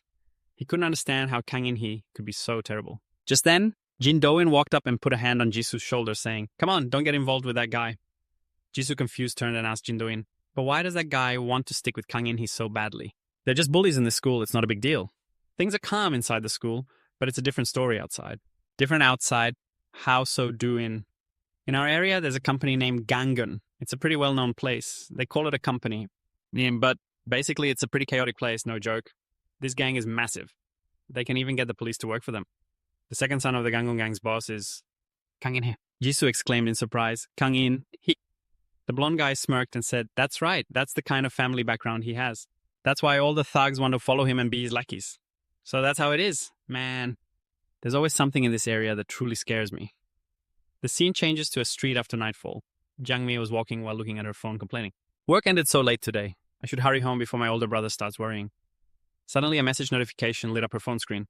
Jiang Mi read it and broke into a smile. It's unclear who texted her, but she looked cheerful and happy. Suddenly, behind Jiang Mi, someone was rushing towards her. Jiang Mi turned her head to look back, when she heard an urgent voice cry out, "Hey, miss, please help me." A terrified girl was running as fast as she could, praying for Jiang Mi's help.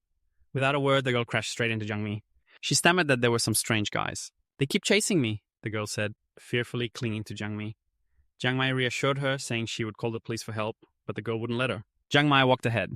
Because they would be spotted by the thugs on the main road, the girl suggested they go down a nearby alley instead. And just then the thugs the girl had mentioned appeared blocking the alley entrance. One of them slicked back his hair with a perverted look and said, "Trying to run and hide in here, are we?" "Well, now what's this? We've got another little lady." Furious Jiang Mai stepped forward and yelled, "Stop right there, you bastards." "I'll call the police." The thug wasn't scared at all. He just sneered and said, "Oh, really? You really want to call the police?" While Jiang Mai was arguing with the thug, the girl behind her pulled out a taser. She immediately zapped Jiang Mai and subdued her, paralyzed and helpless. Jiang Mai collapsed to her knees. What an idiot. That's all it took to fool you. Are all pretty girls this stupid? Hearing those words, Jiang Mi was absolutely furious. Though she tried with all her might, she couldn't break free, her energy completely drained. Jiang Mai clenched her fist tightly and said, "Why did you do that? Are you one of them?" Just then the mastermind behind the group revealed himself. He smirked slyly, hands in his pockets, and said, "So glad to finally meet you here, sweetheart. I hear you're a pretty good fighter, huh? Why don't you come hang out with me?" Jiang Mai tried to get up but couldn't. He had a cunning look and a vile smile on his face. He was the leader of the White Mountain Gang. Seeing Jisoo and Jiang Mai in a fighting stance, he looked amused and said, "I didn't want to make a big scene. But it ended up like this anyway, huh? Do you really think that not having that taser is going to change anything?" The moment he finished his sentence, something flashed and slammed right into his face. It was Jisoo's fist. Without saying a word, he had thrown a punch straight at his face. To prove the power of a student from the Six Arts School, it wasn't just a single punch to the face. He added another powerful blow as a bonus. As he punched, he said aggressively, "Get ready, I'm going to show you what happens when you cross the line." And with that, he furiously rained punches down on the White Mountain Gang leader's face. Meanwhile, the woman in the messy clothes saw Jiang Mi get into a stance. She sneered and said, "Not only do you have good endurance, you're pretty gutsy too. But it would be better for you to just stay on the ground. Nothing good will come from getting up. I'll beat you even with my bare hands." As she spoke, she raised both hands into a fighting stance. Faced with the challenge, Jiang Mai wasn't scared. In fact, she seemed more excited than ever. She cracked her knuckles to warm up, then tilted her chin up and replied, "Lying down is comfortable, sure. But I can't stand injustice. You stay right there, you stinking bitch." The other woman just gave a vile smile, and immediately with both her fists raised,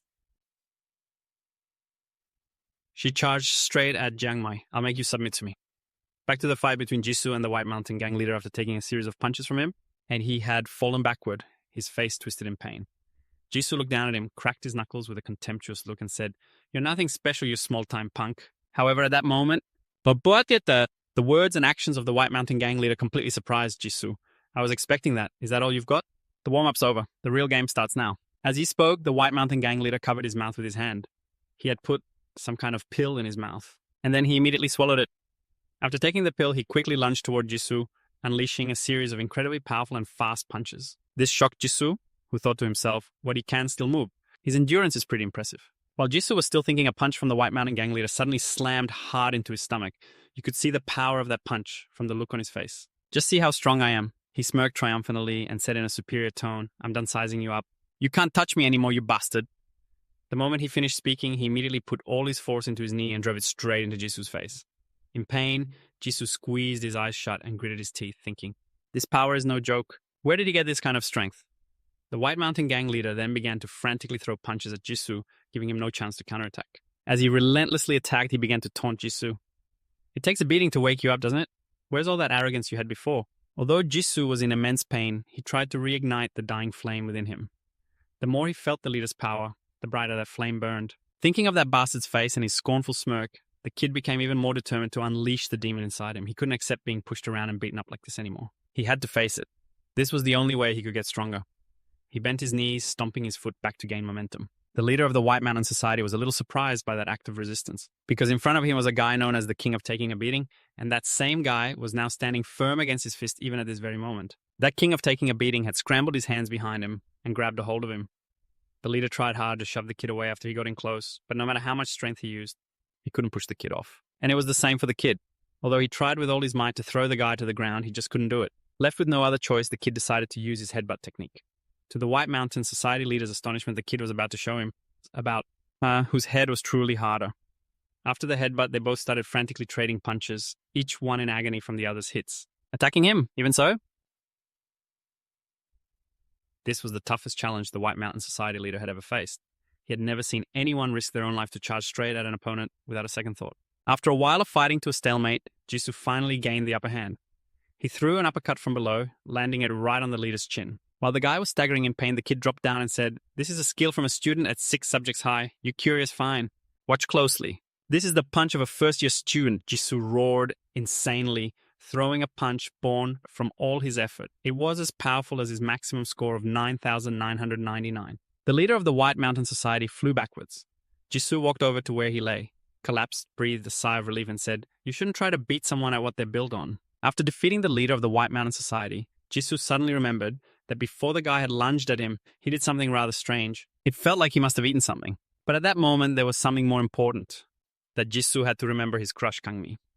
He frantically turned around to check on her. But what Jisoo couldn't have expected was that Kangmi had already defeated that bitch a long time ago. Kangmi was standing triumphantly with one foot on the other girl's face, clapping and laughing. "That was a clean victory. I finished up early. But it looks like you were fine all by yourself." Jisoo scratched his head in embarrassment, thinking to himself, "Looking at her now, she really reminds me of the old senior Kang." Just then, Kangmi's rage erupted. She grabbed the girl by the collar and growled, "By the way, why did you pull a dirty stunt like that, huh?" The terrified girl raised her hands, stammering and pleading, "I don't know. I have nothing to do with the White Mountain Society. I just did it for the money." As she said this, Jisoo thought of the guy who harassed Kangmi at the karaoke bar. He thought to himself, the White Mountain Society. Come to think of it back then. Thinking it over, he raised his voice and asked the girl, "What is the White Mountain Society?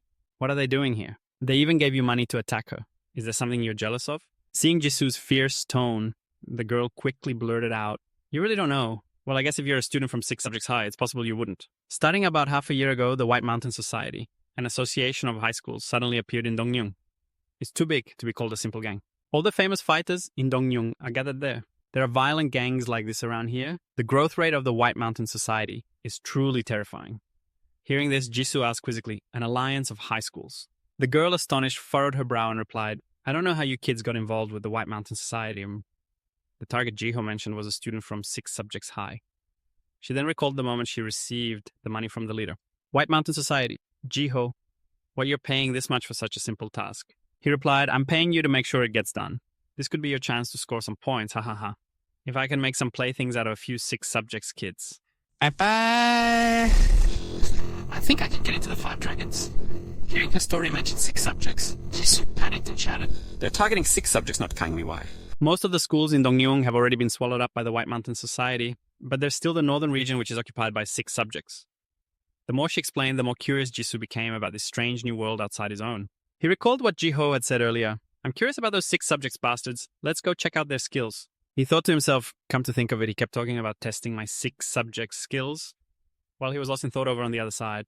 The girl had gotten to her feet and said frantically, "Anyway, I've told you everything I know. I really don't know anything else. I'm leaving." She thought she could escape after telling them everything, but unexpectedly Kangmi grabbed her by the shirt.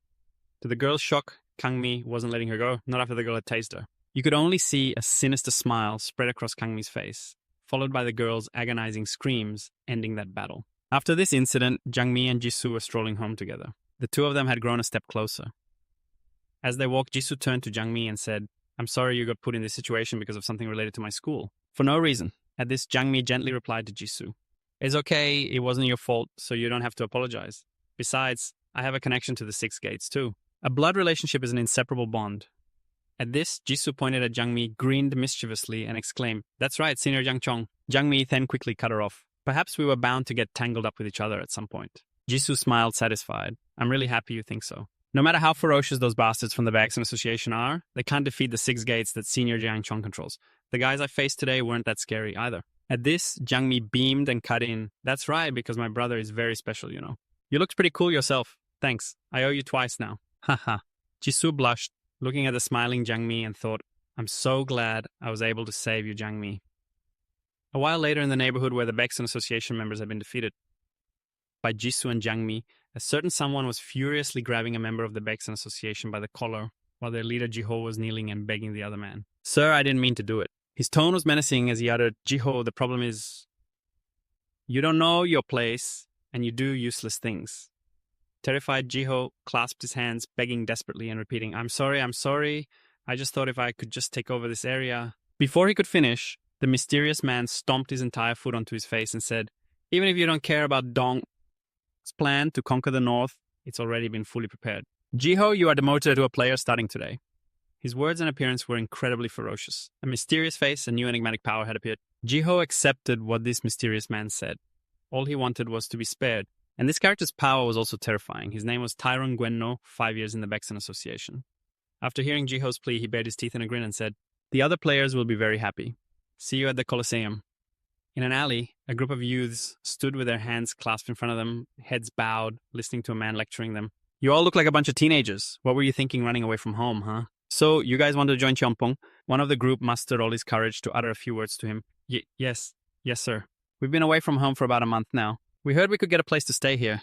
It turned out this was a group of runaways who had heard that if they joined the Cheonpong gang, they would be provided with food and shelter, and without having to pay.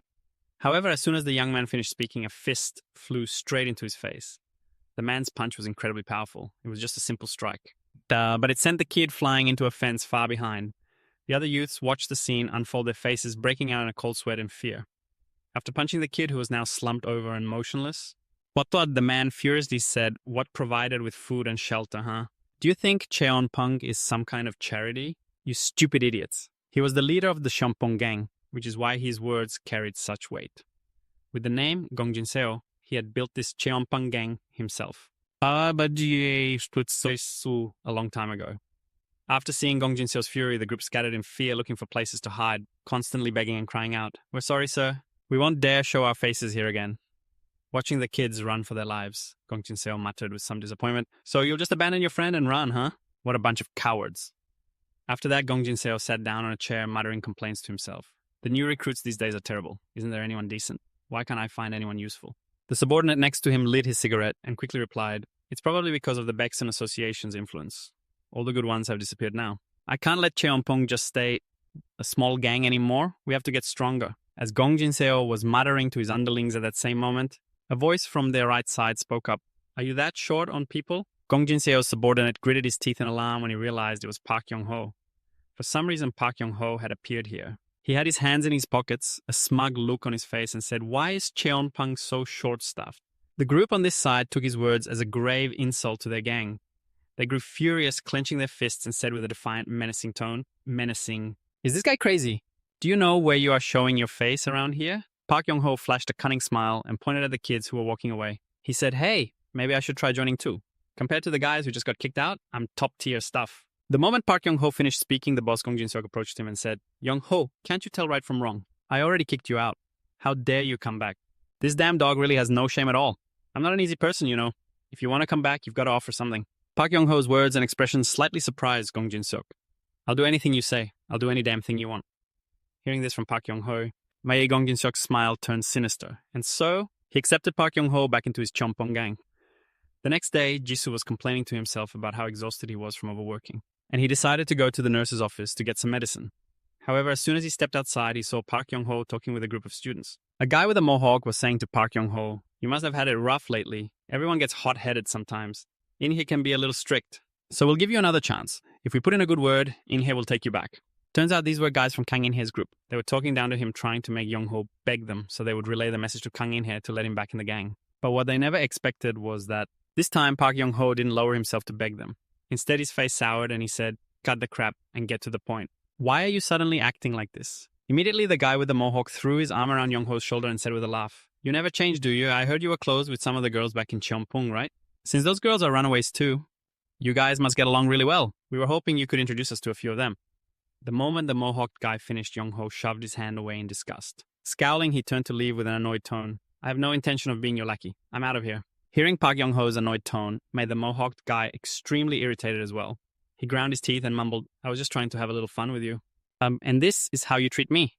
You're looking down on me." As he spoke, he pulled a Coke can from the trash and threw it straight at Park Yong-ho, yelling, "You son of a bitch!" With some kind of superhuman ability, Park Yong-ho turned and threw a hook kick, sending the Coke can flying past the mohawked guy and his friend. "In your dreams. I only ever hung out with you losers because of Kang Oompa.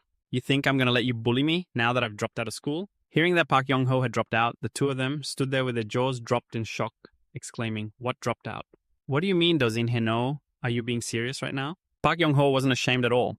On the contrary, he flipped them the bird with a contemptuous scowl and laughed. "Why bother studying at this shitty school? You guys can stay here and kiss Kang In-hye's ass." From behind, Jisoo heard Park Yong-ho say he'd dropped out, and his mind was filled with surprise and wild thoughts. After the afternoon classes that day, Park Yong-ho was carrying a box of his school supplies home. As he walked, he tried to sort out his thoughts about Kang In-hye and Kang Un. He didn't want himself to have to care about those two names anymore. What he wanted now was to start over with the Seonpong gang. Suddenly, a voice called out from behind him, "Hey, Park Yong-ho, I need to talk to you. I heard you're planning to drop out." After hearing that Park Yong-ho was quitting school, Jisoo had secretly followed him to find a chance to ask him about it. About this surprising turn of events. He thought that Park Yong-ho was dropping out because he had lost the match at the 6th discipline arena. He quickly suggested to Park Yong-ho that the two of them should go back there, to get even after their last fight. At that moment, Park Yong-ho's face suddenly twisted with rage. He threw the box of school supplies and documents to the ground, then ran up and grabbed Jisoo by the collar. To Jisoo's utter shock, Yong-ho growled angrily, "You damn mutt, you enjoy this, huh? You think just saying that makes everything okay?" Jisoo was a bit terrified by Park Yong-ho's actions, as if he had just unleashed the wild beast inside of him. "You better watch yourself. You bastard, it's not just about that damn arena anymore. I'll kill you right out here." After venting all his anger, Park Yong-ho turned and walked away. As he left, he turned his head back and cursed under his breath. Damn, so fucking annoying. This strange behavior made Jisoo's mind race, thinking about everything that had happened before. This has nothing to do with me, but I can't stop thinking about it. As Park Yong-ho walked away, a letter accidentally fell from his file box, landing right at Jisoo's feet. She looked down at it surprised. That night at a gas station, a group of men were sitting around a flaming oil drum, talking amongst themselves. "Ha ha, what a pathetic life this is. I heard you lost it all again this week, huh? It's all because of those Tianfeng bastards. They don't respect anyone, and now they're demanding protection money. Those dogs have no morals whatsoever. Don't worry, I'll settle the score with Tianfeng soon enough. They have a lot of guys, but they're all useless trash." Just as they were talking, Park Yong-ho walked in with a bat in his hand, much to the group's surprise. Seeing him, Yong-ho announced to the group, "You guys have two choices. One, join Tianfeng. Two, get the hell out of here." "So, which is it going to be?" Just then, they realized it was Park Yong-ho. They laughed contemptuously and said, "Isn't that Park Yong-ho? I heard he used to follow Kang In. He even joined the reserve organization, and now he's been sent crawling back to Tianfeng. The guy's got no shame. Ha ha." Hearing those words made Park Yong-ho feel uneasy. He remembered meeting Gong Jin-seo earlier. Gong Jin-seo had asked him, "You know Marion Gun, right? That guy's been eyeing our territory. Go take him out. Letting other crews get stronger will only hurt us. Handle this cleanly and I'll consider taking you back into Tianfeng."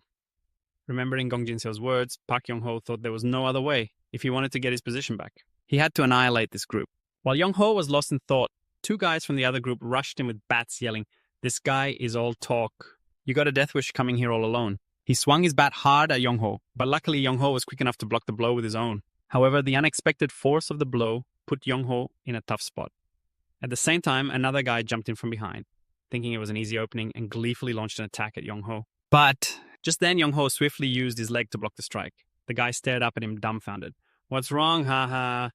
These are bulletproof shins, you dog." With that, Yong-ho unleashed a kick. It sent both of them flying backward. Seeing their buddies get hit, Marion Gun and his underlings became furious. Across from them, Yong-ho wasn't scared at all.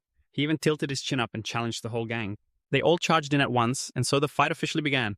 On one side, Park Yong-ho, fighting all alone, rushed forward with the bat in his hand. On the other, 4 or 5 members of Marion Gun's crew were also charging in frantically. In that difficult moment, Park Yong-ho screamed to himself, "I have to win. I must win at all costs."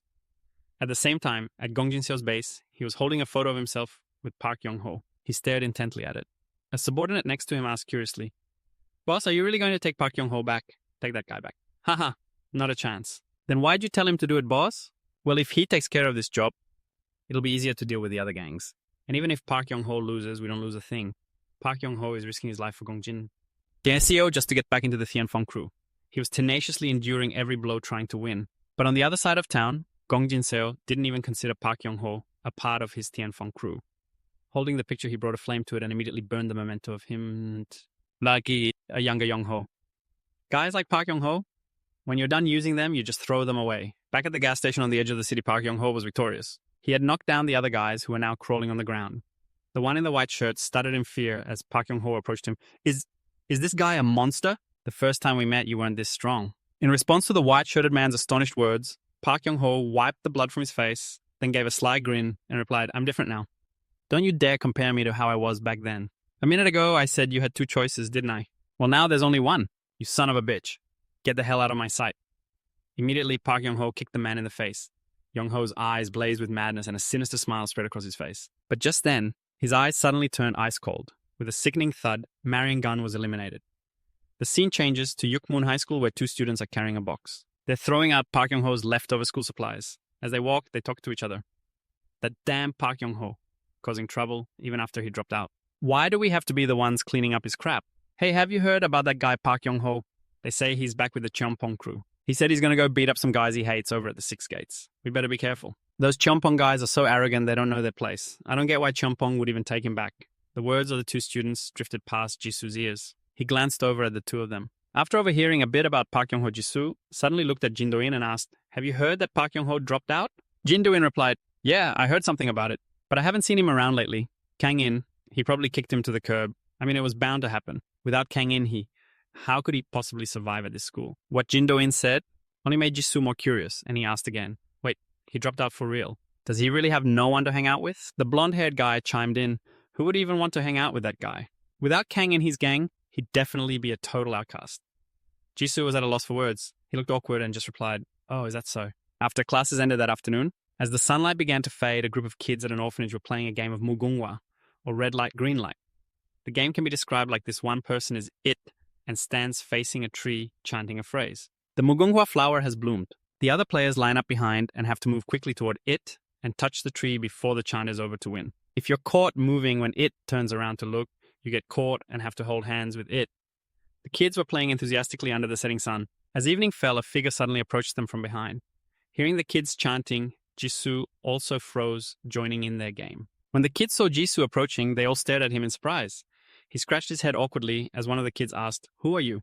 "Hey kids, I'm looking for someone. Is there anyone here named Jung Hee-sun?" Just as Jisoo finished his question, a girl's voice suddenly called out from behind, "You're looking for me. I'm Jung Hee-sun." A cute girl with a perfect figure walked out from the gate. The two of them sat down on a bench to talk. Jisoo handed the girl a letter that he'd found when Park Young-ho dropped it. The return address on the letter was Jung-hee, son of the Jongnium shelter. Holding the letter, Jung Hee-sun was choked with emotion when Jisoo told her that Park Young-ho had dropped out of school. Jisoo explained to her that he had found this letter when Young-ho was cleaning out his stuff from school. He said he didn't know where Young-ho lived, so he followed the address on the letter and came here to return it to Jung Hee-sun. Jisoo recalled finding the letter. He felt he had no other choice but to bring the letter here. Just then, Jung Hee-sun's face fell. Her voice filled with emotion. She said, "But I don't know how to return it to him either." "What do you mean aren't you and Young-ho close?" "After Young-ho left the shelter, I never knew where he lived. I only knew his school's address, so that's where I sent the letter." At that moment, Jisoo cried out in shock. "What? Park Young-ho is from here." Jung Hee-sun's eyes filled with sadness. She said, "Young-ho is an orphan just like the other kids here. We've lived here since we were little." She remembered a time when she was young when a group of bigger kids were bullying her just because she was trying to protect the younger children. They came here arrogantly to shake the little kids down for money. The fatherless, motherless, or as they're called, orphans. As the younger kids cried in fear, a chubby guy with a mohawk swaggered over and said, "You orphans are so damn noisy. Make sure you bring enough money next time. If you don't like it, go cry to your mommy and daddy, haha." The children at the shelter were often discriminated against and bullied by outsiders, and every time it happened, someone would appear just in time. And that person was none other than Park Young-ho. Young-ho bravely protected his younger brothers and sisters at the orphanage. He was like a hero in the eyes of the children here. But this same Park Young-ho was the one who was truly bullied. He was always ganged up on and beaten by other street kids because there were more of them. So Park Young-ho could do nothing but get beaten and brutally tortured. What can a bunch of orphans do anyway? Kids without parents really don't know their own limits. Young-ho, you're an orphan. You should know your place. Why do you have to make such a fuss? Park Young-ho's tragic past repeated itself over and over when he was young, and it seemed no one could help him. When he got to middle school, the bullying became even more horrific. Someone who was once so cheerful and friendly gradually became more and more gloomy. It was during that miserable time, he went to a place called Cheongpong.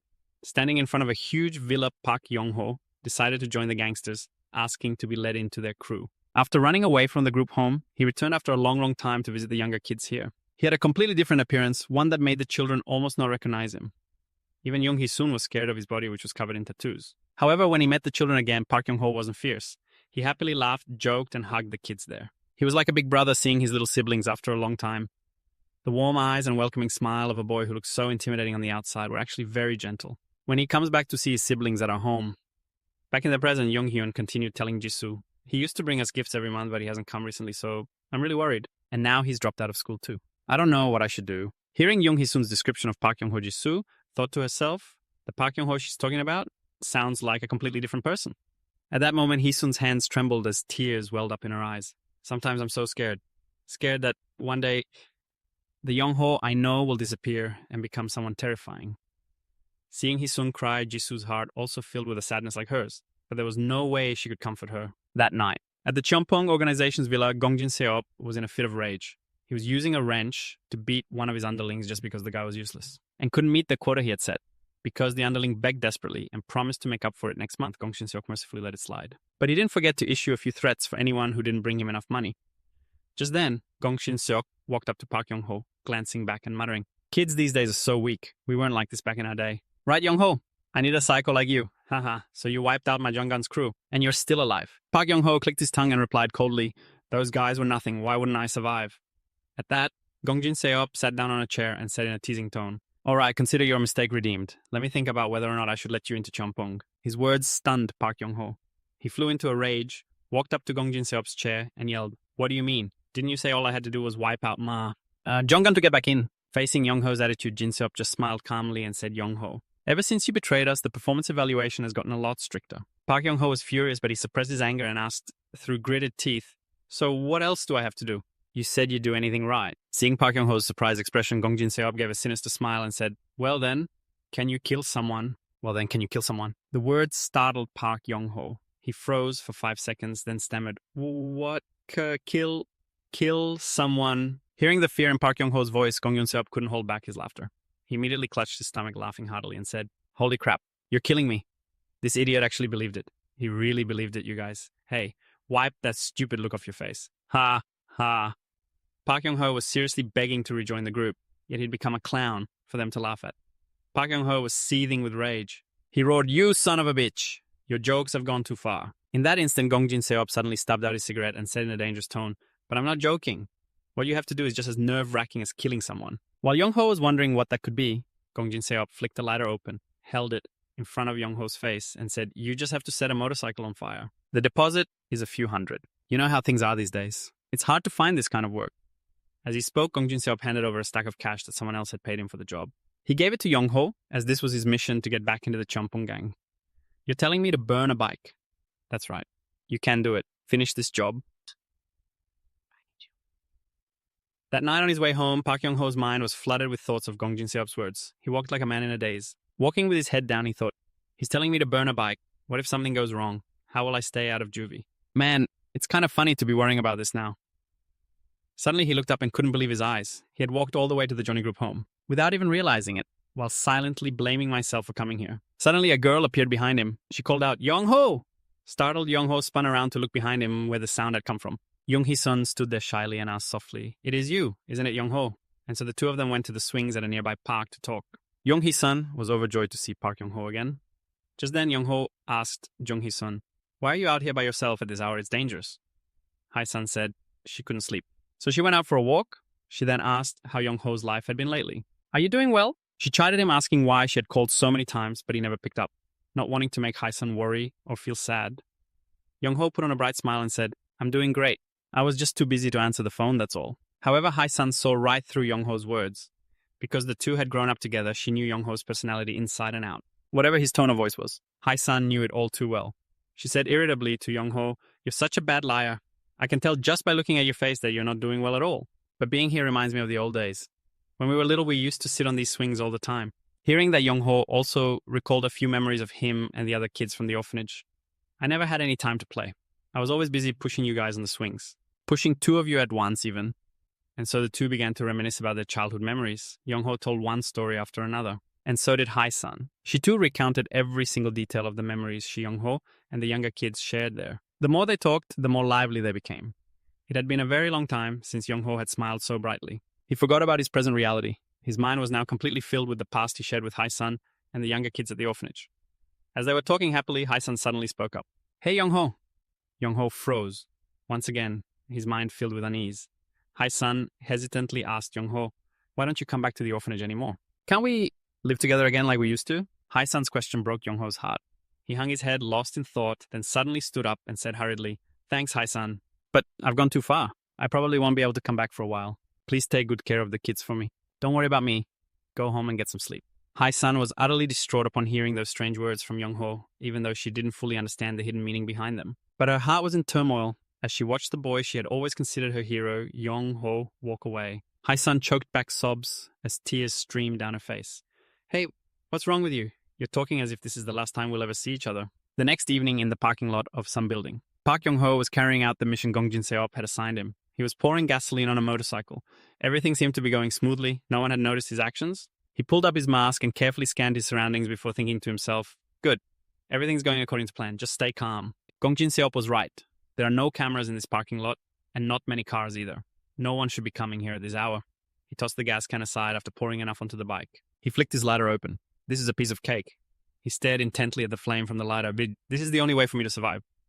Suddenly, a lifetime of memories flooded his mind. As a child, he had to face the world alone, without any parents. The first thing he learned was about all the little things that other people had, the joys that he himself lacked. Simple things, small moments of happiness, the yearning for a warm family like other kids in the world. Those things never came easily for him. He resented the world he was born into, a world where the strong preyed on the weak, and he was one of the weak. But before he could even finish his sentence, the guy in the black vest grabbed his head and slammed it hard onto the ground right then and there. The guy with the slicked back hair finally realized he'd picked a fight with the wrong people, now that he was bruised and battered being questioned by the menacing man in the black vest. Damn, this punk's got a real attitude. Daring to cause a scene in Kang-un's territory, huh? Hearing the name Kang-un, the rest of the slicked back hair guy's crew, who were standing behind him, were scared out of their wits. They were probably about to piss their pants. They couldn't even stand steady anymore. Even Park Young-ho was stunned when he realized this was the Kang-un crew plunging him into endless despair. At last, Young-ho came to a realization, a hard truth about surviving in this society. If he wanted to live, he had to become strong. Watching the man in the black vest make quick work of the guys who had just been bullying him, a new feeling stirred inside him. He also wanted what they had, that kind of status and power. Outside, a boss from the gang stepped out of a car. He asked his underlings what all the noise inside the warehouse was about. One of his men reported that he hadn't managed this area well, and the underlings were just cleaning up some small-time riffraff. Right after that, the boss spoke to his subordinate. Tell the manager of this area to come see me personally. The words seemed simple, but they were enough to make the other underlings bow their heads in fear. And now the boss was walking right past Park Young-ho, seeing that magnificent, imposing presence. Made Young-ho think of a legend, a world-shaking force like a divine dragon. From that day forward, Young-ho made a resolution. He would stand at the top of the food chain so that no one could ever swallow him whole again. He wanted to be just like this boss, a man who could summon storms with a single sneeze. That's why today Park Young-ho has a dragon tattoo on his chest. His body is covered in ink for this very reason. He wanted to become stronger, more badass in the eyes of the scum of society. And now he had no other choice if he wanted to be strong. If he wanted to join the Cheonpong gang and work under Kang-un, he had to burn this motorcycle and fast. After a moment of thought, Young-ho had nothing left to hesitate about. He reached his hand back, planning to finish this mission right here, and complete it perfectly. However, just as he was about to make his move, a shout of "Stop!" suddenly rang out. Park Young-ho flinched and looked behind him. Then out of nowhere, a bucket of water was thrown straight into his face. All his hard work had gone down the freaking drain. Looking at the person holding the bucket who had just drenched him, Park Young-ho couldn't hide his surprise. He stammered, How did you find me here? Don't play with fire, you idiot. Keep it up and I'll soak you from head to toe. The kid, his face scrunched up in a frown, berated Park Young-ho. As for why he was here, at this exact crucial moment, well, let's rewind to 3 hours earlier. While the kid was on his way home from school with Blondie and Jin Do-in, Yoon Hee-sun ran up to him. With tears welling in her eyes, she desperately asked to speak with him for a moment. And so their conversation began as the sun was setting. Lee Jisoo was surprised to hear from Hee-sun that Park Young-ho was planning to do something dangerous. Although Hee-sun didn't know exactly what it was, she saw an expression on her brother's face that she had never seen before. Seeing Hee-sun's state and hearing her story, Lee Jisoo could sense just how dangerous the situation was. It was as if Park Young-ho couldn't turn back to the light. Faced with Hee-sun's pleas for help, Lee Jisoo was lost in thought. He had no idea what the hell that show-off Park Young-ho was up to. But in the end, the kid had no choice but to enter the tiger's den. It was the only way to find out what the cub was doing. That night, while two underlings from the Cheonpong gang were enjoying some delicious grilled meat. Man, this smells amazing. Just needs a little soju, and it'd be absolutely perfect. As they were talking about the finer things in life, saying nothing beats eating and drinking with your buddies, the gate suddenly opened. The two underlings jumped, thinking their boss was back. Their faces went pale. If it was boss Jin Seop, they'd be dead meat. Luckily, it wasn't their boss, but our boy Jisoo. He had tracked them down to ask about Park Young-ho. Seeing Jisoo's frail appearance, the underlings immediately tried to kick him out because Cheonpong doesn't accept weaklings like him. Jisoo ignored their words. He thought, this must be the place I was looking for. He remembered what Jin Do-in had told him, that the abandoned mansion next to the amusement park was the Cheonpong's base. It seemed to match what Jin Do-in had said. The kid awkwardly scratched his head and walked over to ask the two guys grilling meat. I'm not here to join Cheonpong. I'm here looking for someone. Do you guys know a Park Young-ho? The two underlings heard this and exclaimed in surprise, Hey! Park Young-ho? What do you want with him? Do you know him? I just want to know where he is. It's so frustrating when you need to talk to someone and can't get in touch. Ha ha ha, by now he's probably ending his own life. Hearing this, Jisu's whole body went numb. What could they possibly be talking about? The henchman continued speaking while eating.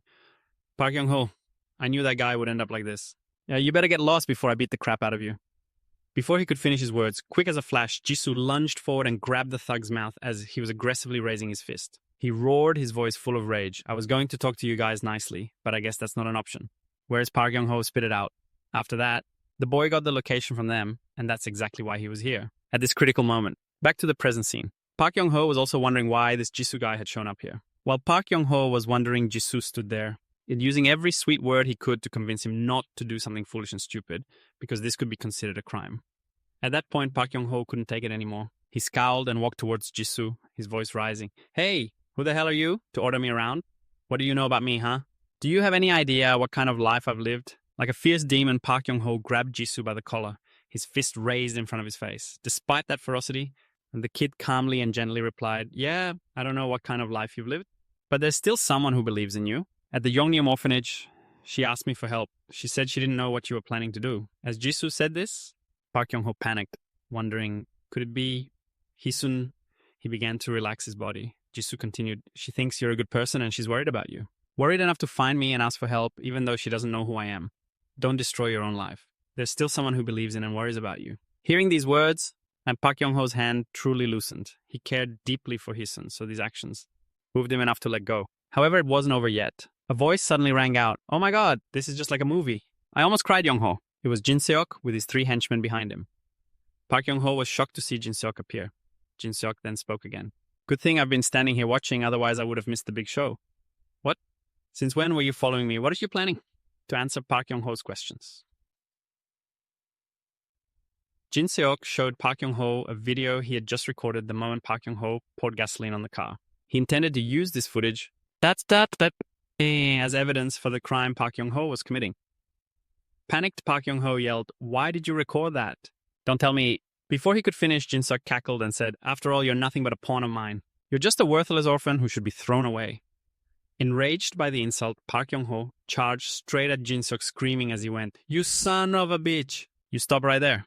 However, Park Young-ho's words were useless. He had already flicked the lighter and tossed it at the car. He grinned, confident that this time Park Young-ho would have no choice but to rot in prison. At the same time, something happened right at that moment. Jin Seok turned his head at a sound of movement. Jin Do-in appeared out of nowhere. He kicked the lighter out of Jin Seok's hand, leaving him utterly stunned. To have friends who show up right in the nick of time like this, what could be better? The blonde-haired guy was also there to support his buddies, though it's unclear if he was there to help or cause more trouble.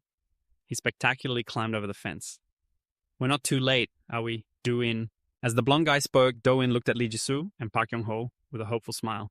Park Young-ho was shocked to see Jin Do-in here to help him. From behind a pleased Lee Jisoo gave his 2 friends a thumbs up and exclaimed with pride, just in time, guys.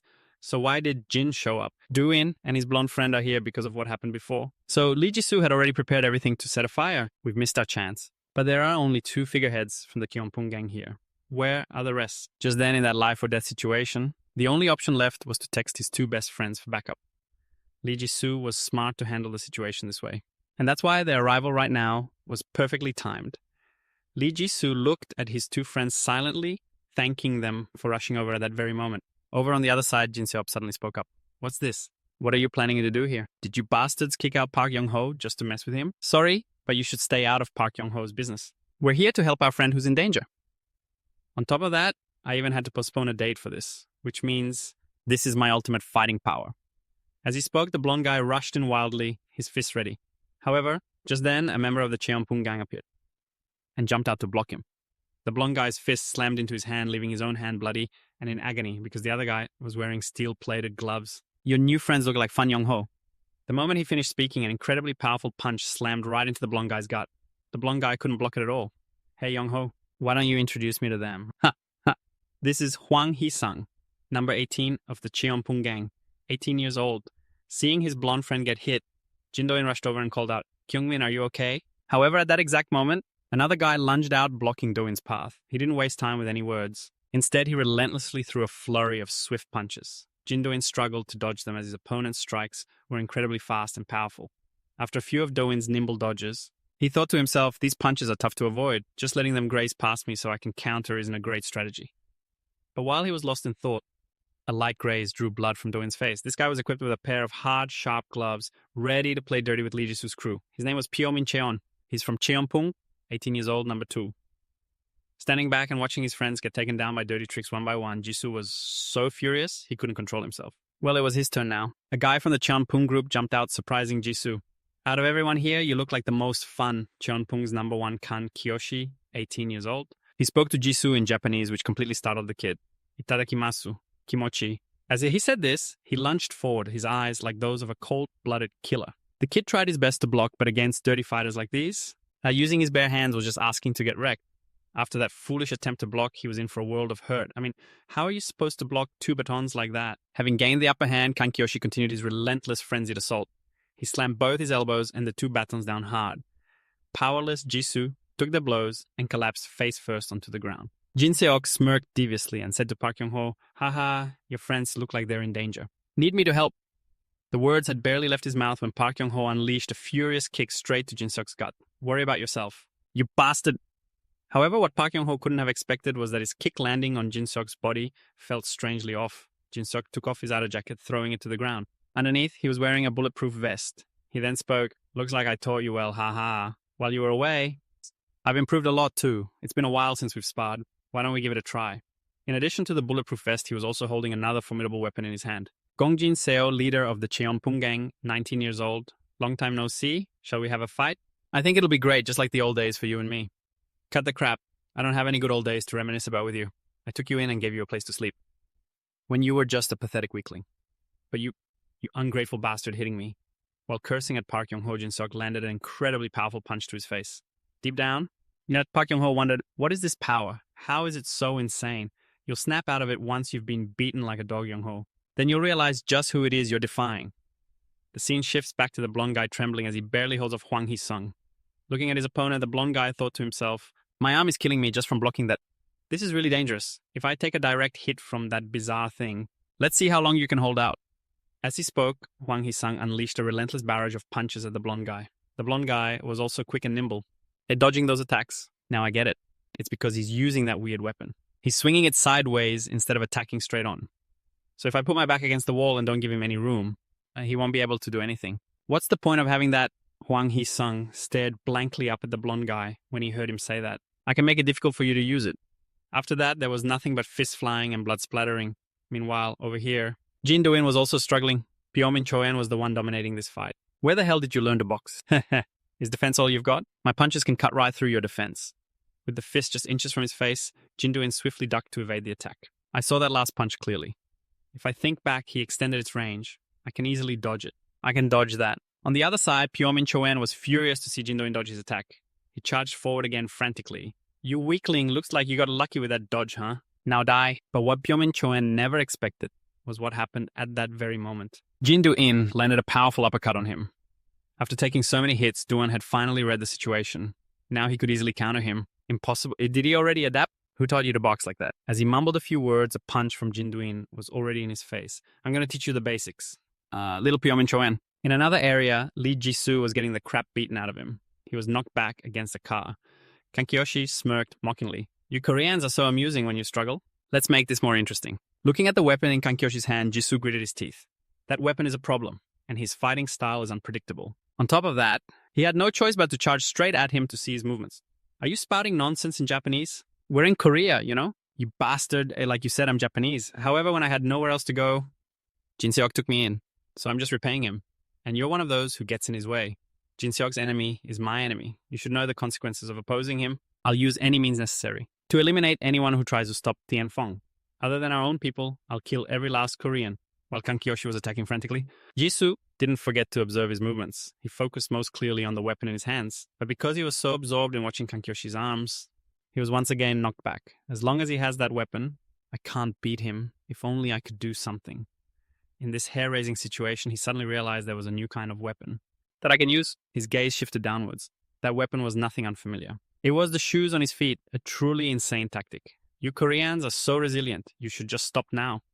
Kankyoshi approached Jisoo. He was utterly astonished because Jisoo was holding his shoes in his hands as a weapon. He burst out laughing and then rushed forward madly, thinking the kid was just being ridiculous. "Using those raggedy shoes to fight. Haha, What's with this guy? I can't believe you're using your shoes to fight me, you little Korean punk. Die. Kankyoshi swung his attack at Jisoo. He looked ahead, completely stunned. His weapon had been easily neutralized by Jisoo with just the shoelaces and the eyelets. He was helpless. Then Jisoo used the laces to tie his hands together tightly. Before his astonished eyes, Jisoo quickly used his fists to end the fight. If you don't have your weapon, then you know what happens next. The scene changes to scattered drops of blood falling. Park Yong-ho was exhausted from fighting Jin Seok.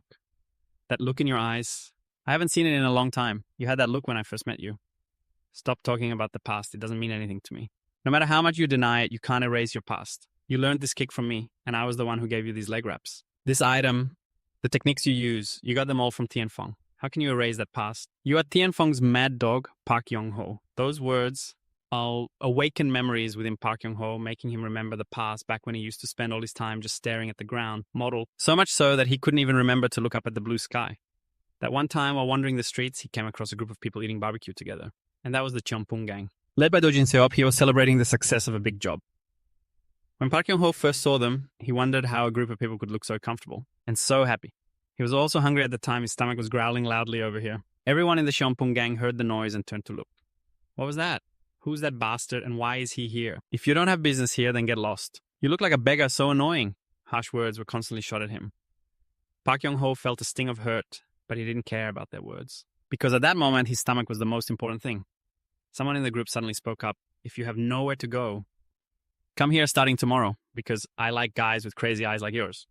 Park Yong-ho was surprised, but he wanted to get close to them just because he wanted to know the reason they were so comfortable and so happy. Following that were the training sessions Jin Seop put Park Yong-ho through. He seriously threw punches and kicks with skillful precision. Finally, he succeeded in doing the job. You dented the guard on Jin Seop's arm. As expected, your kicks are better than your punches. I found an assistant after a long time, so let's keep training like this. Bring that over here. He had his underling bring something over and gave it to Park Yong-ho. To Park Yong-ho's bewilderment, Jin Seop smiled and said, "Hey, listen up. In this world, it's not the strong who win, but the winner who is strong. Don't you ever forget that." Yong-ho took it in complete surprise and he did everything they told him to, without question. However, it didn't take him long to realize that Cheongpung wasn't the rope that would save him, but a rotten rope that would tighten around his neck at any moment. You betrayed me as if you would never come back, but seeing you crawl back here is pathetic.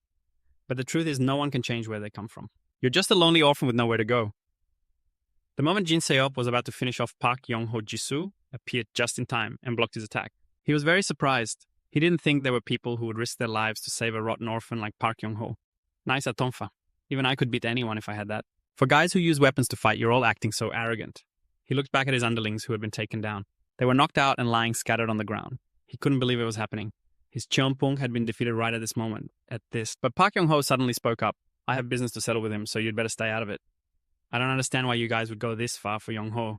But be careful. Doing things like this isn't worth it for that damn traitor. He recalled a brightly lit night when Park Yong-ho brutally beat a group of young men to get back into the Cheongpung gang. Damn it, I'm really pissed off now. You failures dare to interfere with me. Yong-ho, I'm sorry. It's all my fault. Please, spare us. Spare you, heh. That's what I used to say before. But did you guys ever listen to me? What's the use of having ears if you can't hear? Why leave them on to weigh you down? I'll cut them off for you. After saying that, Park Yong-ho coldly held a sharp knife to the man's ear. Then he took that ear. Blood sprayed out. Park Yong-ho walked away, and leaving the victim clutching his ear, screaming in agony.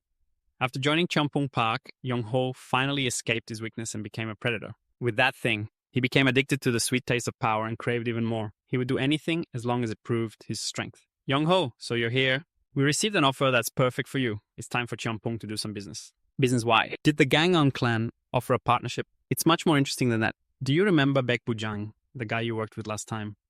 Yong-ho suddenly remembered the phone scammer covered in tattoos. That's right, making money off victims earned us quite a bit. But Min-cheon and Hee-sung almost got caught by the cops at the bus station's luggage storage last time. That was too dangerous. But what if you could get the money without taking any risks? How would they do that? We won't do it ourselves anymore. We just need to provide manpower to Baek Bujang. If it's just manpower, then we're from, do you know the Yungyong orphanage? The director there is addicted to gambling.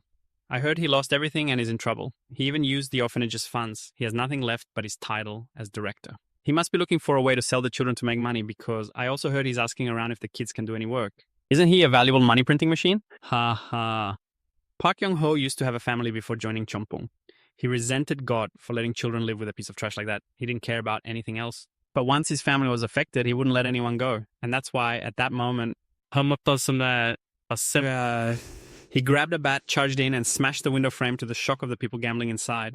And among those gamblers was a familiar face. It was Director Choi and his friends. Young-ho walked forward, crushing the cards under his feet as he approached the director, who was now begging him in terror. Ho looked down at him coldly, his voice a chilling threat. You never once cared about those kids, you just abandoned them, and you're a despicable bastard using children to pay off your gambling debts. You've crossed the line, you piece of trash. I really want to kill you. But there's one way I'll let you live. So listen carefully.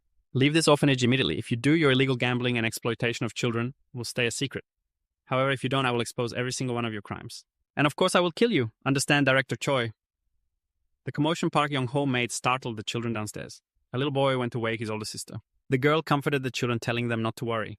She said she would go down to check and deal with whoever was making all that noise. As she walked, she mumbled to herself, seriously, the kids probably just misheard it. It must have been thunder. What else could they have heard at this hour? However, as she reached the last step, she saw shattered glass everywhere. Sun stared ahead in shock. The figure that met her eyes was none other than Park Young-ho. He was walking out of that scumbag director's room. His gaze fell on Sun, ice cold, before he silently turned and left. That night, as thunder crashed, Jin Seop of the Champong organization lit a cigarette and told Park Young-ho, that director from the orphanage cut off contact with us. He's been talking to Baek privately, Bujang, and asking if he could deal with him directly instead of through us. What the hell are you plotting, Baek Young-ho? Ha ha ha. Did you really think I'd stick with that bunch of losers in Cheonpong forever? Isn't it only natural to seize a better opportunity when one comes along? How could I possibly stay with a pack of dogs like them? So you plan to steal our business, you bastard. This is why we shouldn't have trusted an ungrateful beast. This is all your fault, Park Young-ho. And so now, in the present, in this very situation, I have to take responsibility for what I've done. I'm all you need. I have no other choice because they're like family to me. No matter what happens, I will never harm those kids. I already knew that. Why do you think I took you in? You didn't think it was because of our old relationship, did you? Heh heh. Then I found out you came from that orphanage. And I realized you chose those orphans over Cheonpong. I was planning to get my revenge when the chance came, but I'm thrilled you just crawled your way back here on your own. You son of a bitch. That's right, and I should be the one to finish what we started. Didn't you guys hear what I said? Why aren't you listening to me? Just get out of here. Jisoo spoke up. 4 against 1, huh?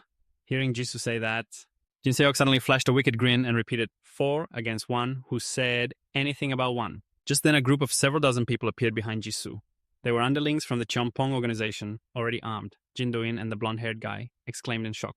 What the hell? They're from Cheonpong. Those bastards. When did they even get here? Their insolent faces, their sneering smiles. Jisoo was horrified. The blonde guy was completely bewildered. Only Jin Seok was ecstatic. He wasn't alone anymore. His men had all arrived. All right, boys, take them all out for me. At their boss's command, the mob of young men charged aggressively towards Jisoo's group. Jisoo couldn't believe when all these bastards had managed to gather. Besides, he and his classmates had just finished a different fight. How much energy could they possibly have left?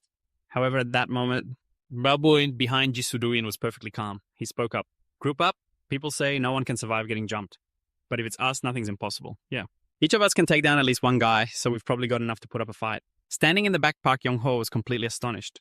This fight had nothing to do with those three, yet here they were helping him so earnestly. Seeing their determination moved Park Young-ho deeply. While he was lost in watching Jisoo's group, Jin Seok sucker punched him right in the head. Young-ho, hey, where do you think you're looking? This business between you and me isn't over yet. Fine by me. Just what I wanted. Let's end this damn feud. And so after that, a fierce battle broke out. The three of them, Jisoo, Jin Do-in, and Kyung-min, were fighting back against a whole mob of Cheonpong's underlings.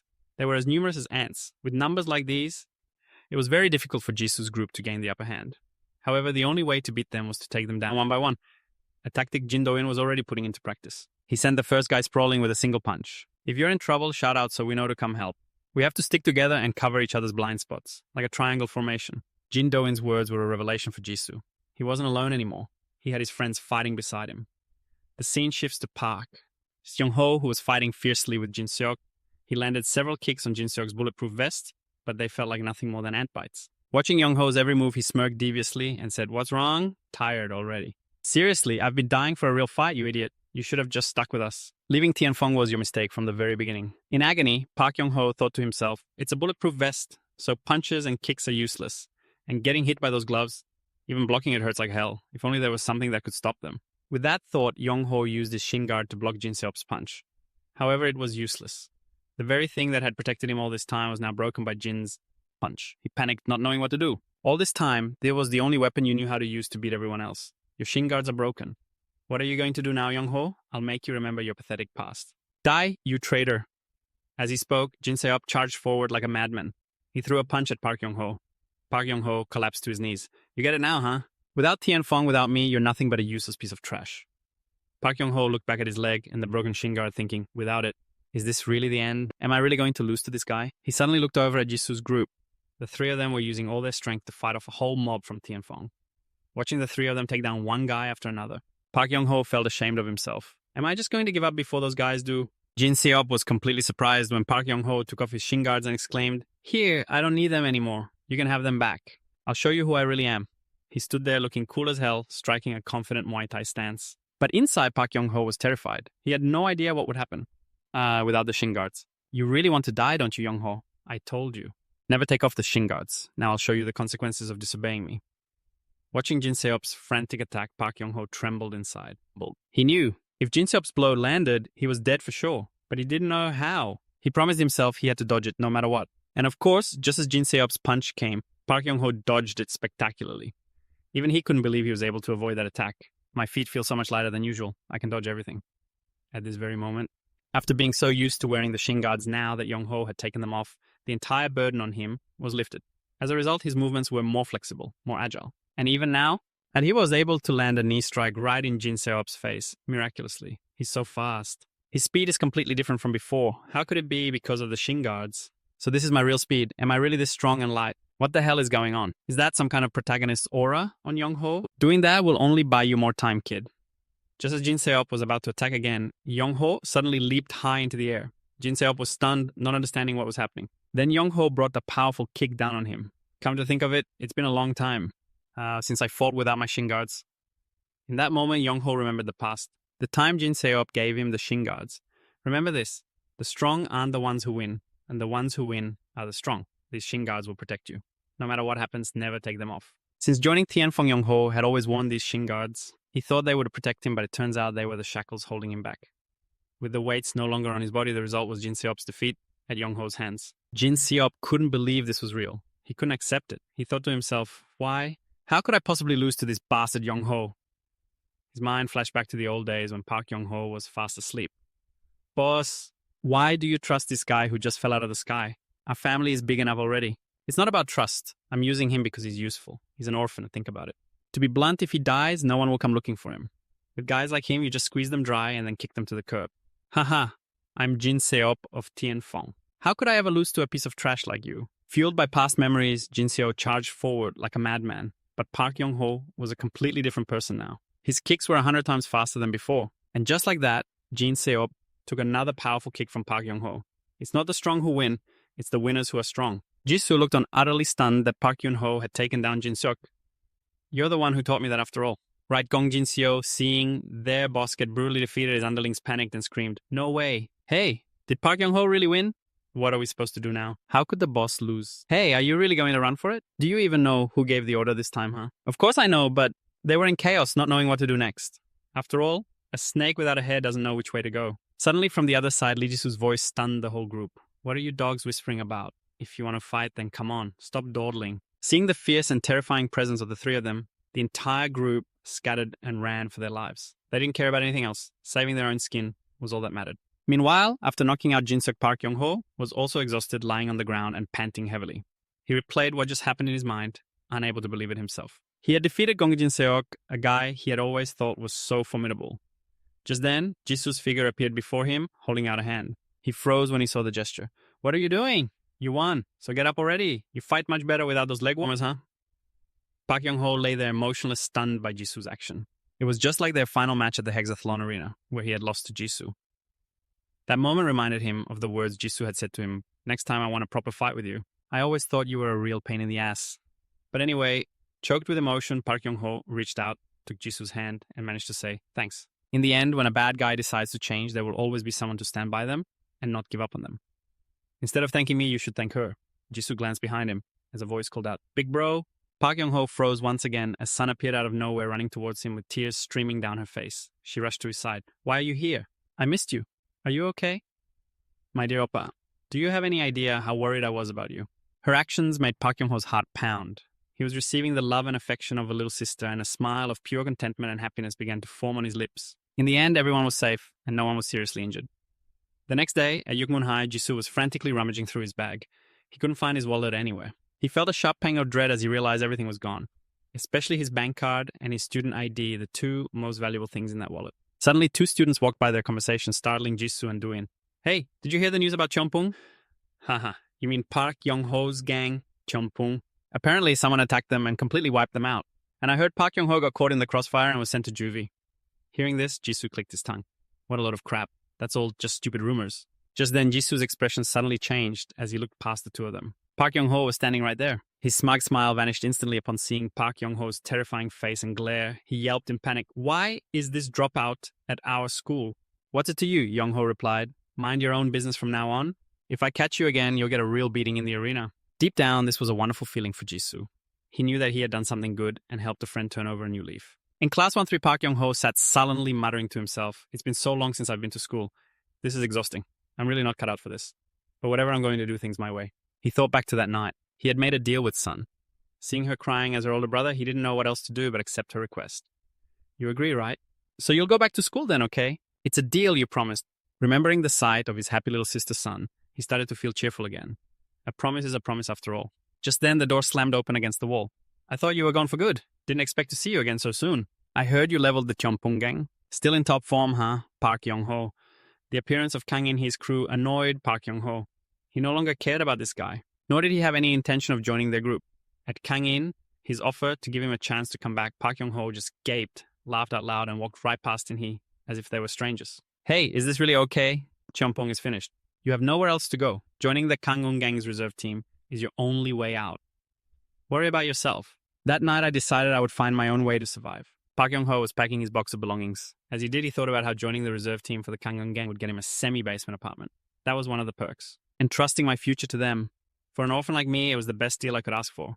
I've always been lonely, so I've always yearned to belong somewhere. To feel the pride of joining a powerful organization, the peace of mind from having a place to fall back on.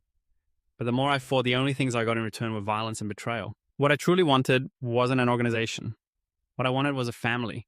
In the end, the best place for Park Young-ho was the Gangdeom orphanage. The place where his son and the innocent, carefree children played. Park Young-ho's return was the very thing that made everyone there incredibly surprised. They weren't shocked out of fear, but because the hero in their eyes had finally come back to them. Joy and happiness once again filled the Gangdeom home for children. Under the dreamy lights, Park Young-ho looked back in surprise to see Jisoo Duin and Kyu-min had shown up as guests. Jisoo's trademark smile said it all. After all, he still wanted to add more friends to his list. Park Young-ho said, "I invited them. They helped me, so of course I have to repay the favor." "So you came back to school too? You and I still have unfinished business. It would have been a waste if you dropped out." "What are you talking about? If we fought again, all I'd need is one punch." "Hey, don't get all cocky and then come asking me for help again, all right? I've never asked you for help." "Oh, that reminds me. Have you sorted out that motorcycle incident yet?" "That thing. Once the owner shows up, I'll just pay for all the damages." "But who's the owner anyway?" "I don't know either. I heard he's a student and that he's pretty well known around here." Back at the parking lot, a group led by the bike's owner had arrived. He picked up a lighter filled with rage. "Which son of a bitch did this? You dare to burn my bike. If I get my hands on you, don't blame me for what happens next." And the owner of that motorcycle was none other than the school's top dog, Hwang Hyuk-jin, a level 8 motorcycle fanatic. One of his lackeys suddenly spotted something and reported it. "Boss, you should take a look at this. There was something here." Hwang Hyuk-jin saw it. And his eyes suddenly filled with sheer panic. Back to the conversation at the children's home, Jisoo asked Park Young-ho, "Is that guy involved with the Cheonpung gang?" "Probably not. I heard the Cheonpung guys just got some payback over this." "Payback?" "Yeah. Sometimes big organizations like Kangwon hire Cheonpung to do their dirty work.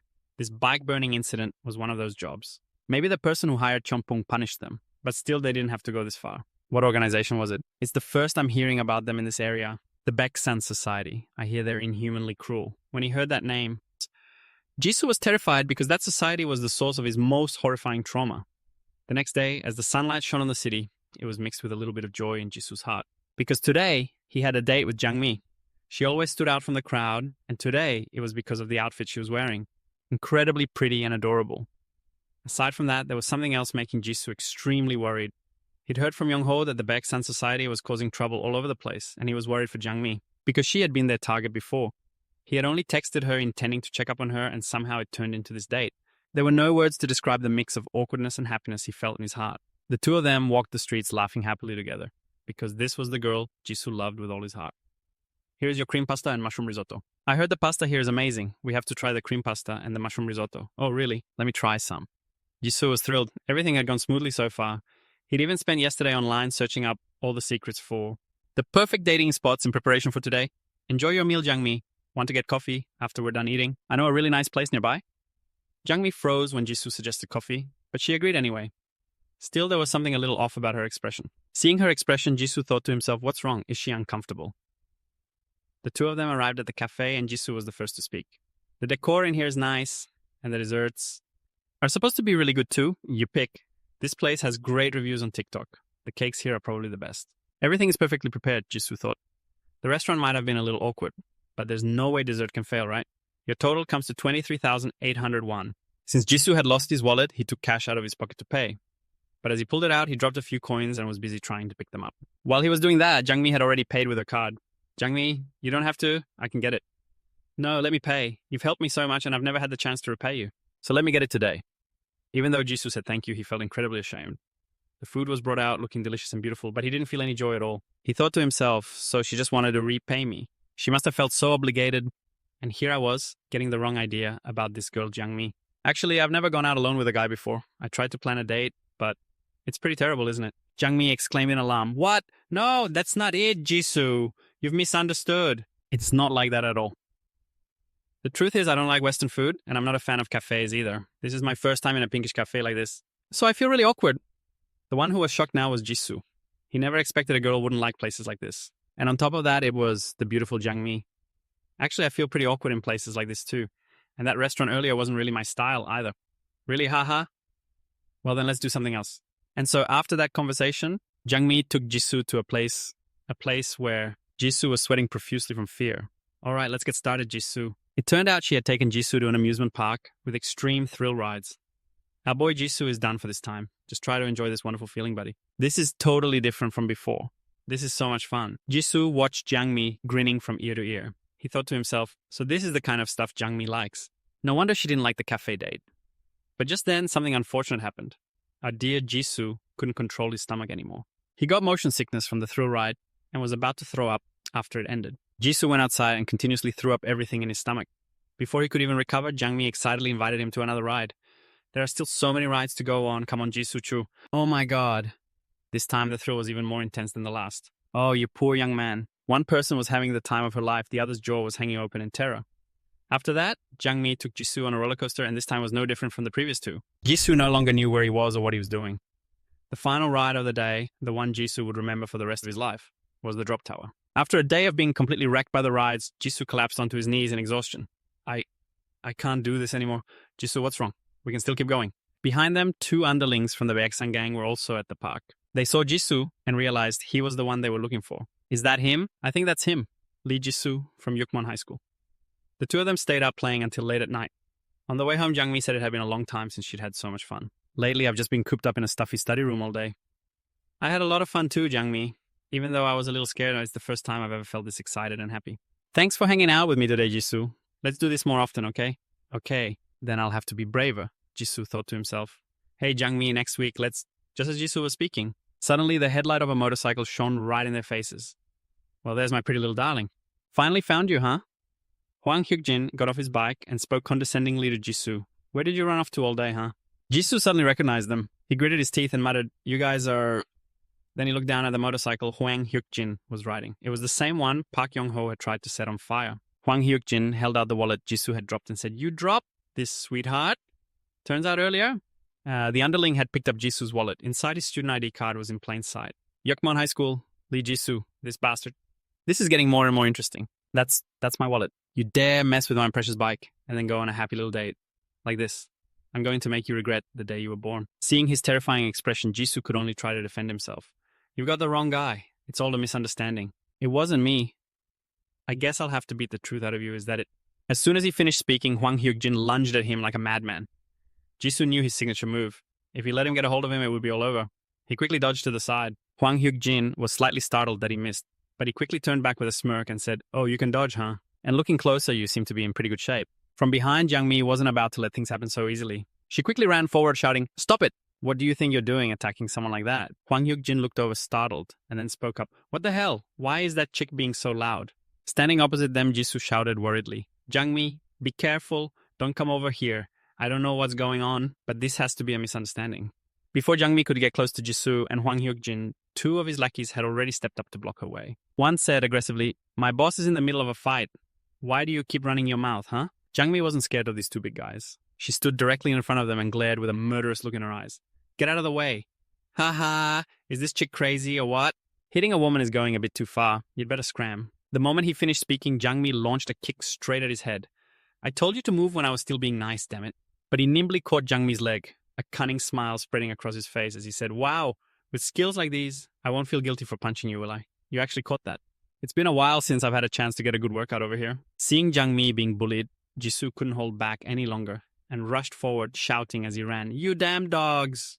Don't you dare touch my Jangmi." But just then, that guy Hwang Hyuk-jin grabbed him by the collar. He said, "Looks like they're having fun. Just let them play, won't you?" As he finished speaking, he used all his strength to throw Jisoo backwards. His glare was incredibly terrifying, combined with a sleazier-than-ever smile. "Let me handle this cute little brat for you." Ha ha ha! Jisoo was furious now. He was trapped and couldn't reason with them anymore. At this point, only fists could solve this problem. There's no other way. It's come to this. In that case, I just have to win. Jisoo raised his hands into a fighting stance, preparing to fight the school's top dog, Jin. Scene changed to Kang In-hae's house. He was walking hurriedly to his father's room, beads of sweat dripping down his face. He had been unexpectedly summoned by his father today. The door opened. Kang In-hae walked in and said, "Father, you called for me. Are you still visiting your brother regularly?" "Yes, he's still doing fine. I told him to let me know if he needs anything, brother." "Yes, father. And what about you? Is there no good news?" Around your age now, he was already the top of his school. He wanted to prove his abilities, so he demanded I give him a piece of the business to run. But I doubt you're anything like that. Kang In-hae's father is the boss of the Kangyun gang. Kang In-hae, remember this well. I will never hand over this gang, not even the smallest position, to some guy who doesn't even have the guts to take over a single school. Powerless and resentful, Kang In-hae clenched his fists. He bowed his head and replied to his father, "Father, rest assured, I have my own plans." Back to the fight on a deserted street corner. Only the Baek Sanhoi gang was left with Jisoo and Jangmi. Hwang Hyuk-jin, flying into a rage, charged at Jisoo. "You won't be as lucky as last time." He rushed in, throwing a flurry of punches left, right, left, right. It was a chaotic barrage, but Jisoo blocked them all. Even so, when his punches failed, Hwang Hyuk-jin resorted to another trick. He closed in on Jisoo, grabbed him in a bear hug, and shoved him forward. Compared to last time, if he were in this situation, perhaps Jisoo would have been thrown to the ground, but not this time. He was currently holding his stance firmly. Seeing Hwang Hyuk-jin's surprised eyes, he spoke up. "Sorry, but I'm way too used to this trick by now." He remembered their previous fight. And the strategy to break this attack, Sen, is to lower your center of gravity so you can react faster to surprise attacks. In the ring, what guy doesn't love to grapple? Turns out you weren't just going on dates, huh? After Hwang Hyuk-jin spoke, he once again used his strength to grab Jisoo's legs and take him down. That's right when it comes to strength, Hwang Hyuk. Jin could lift Jisoo up anytime he wanted, and it was the same now. He was doing it to Jisoo. As soon as he got into position, he threw Jisoo backward with ease. So terrifying, so powerful. Jisoo tumbled backward, without any resistance. Unluckily for him, he landed in a puddle of water. This hindered and greatly affected his ability to fight. But before he could even react, Hwang Hyuk-jin was so fast that before he knew it, he was already on top of him, shoving his head down to the ground. He felt like he couldn't resist and even started to suffocate in the roadside puddle. "You think you can beat me just because you blocked a few of my hits? You probably have no idea what I had to do to get to where I am, do you? Since I was a kid, I was smaller and weaker than the others. I was constantly teased by them. Look at this cute little guy, haha.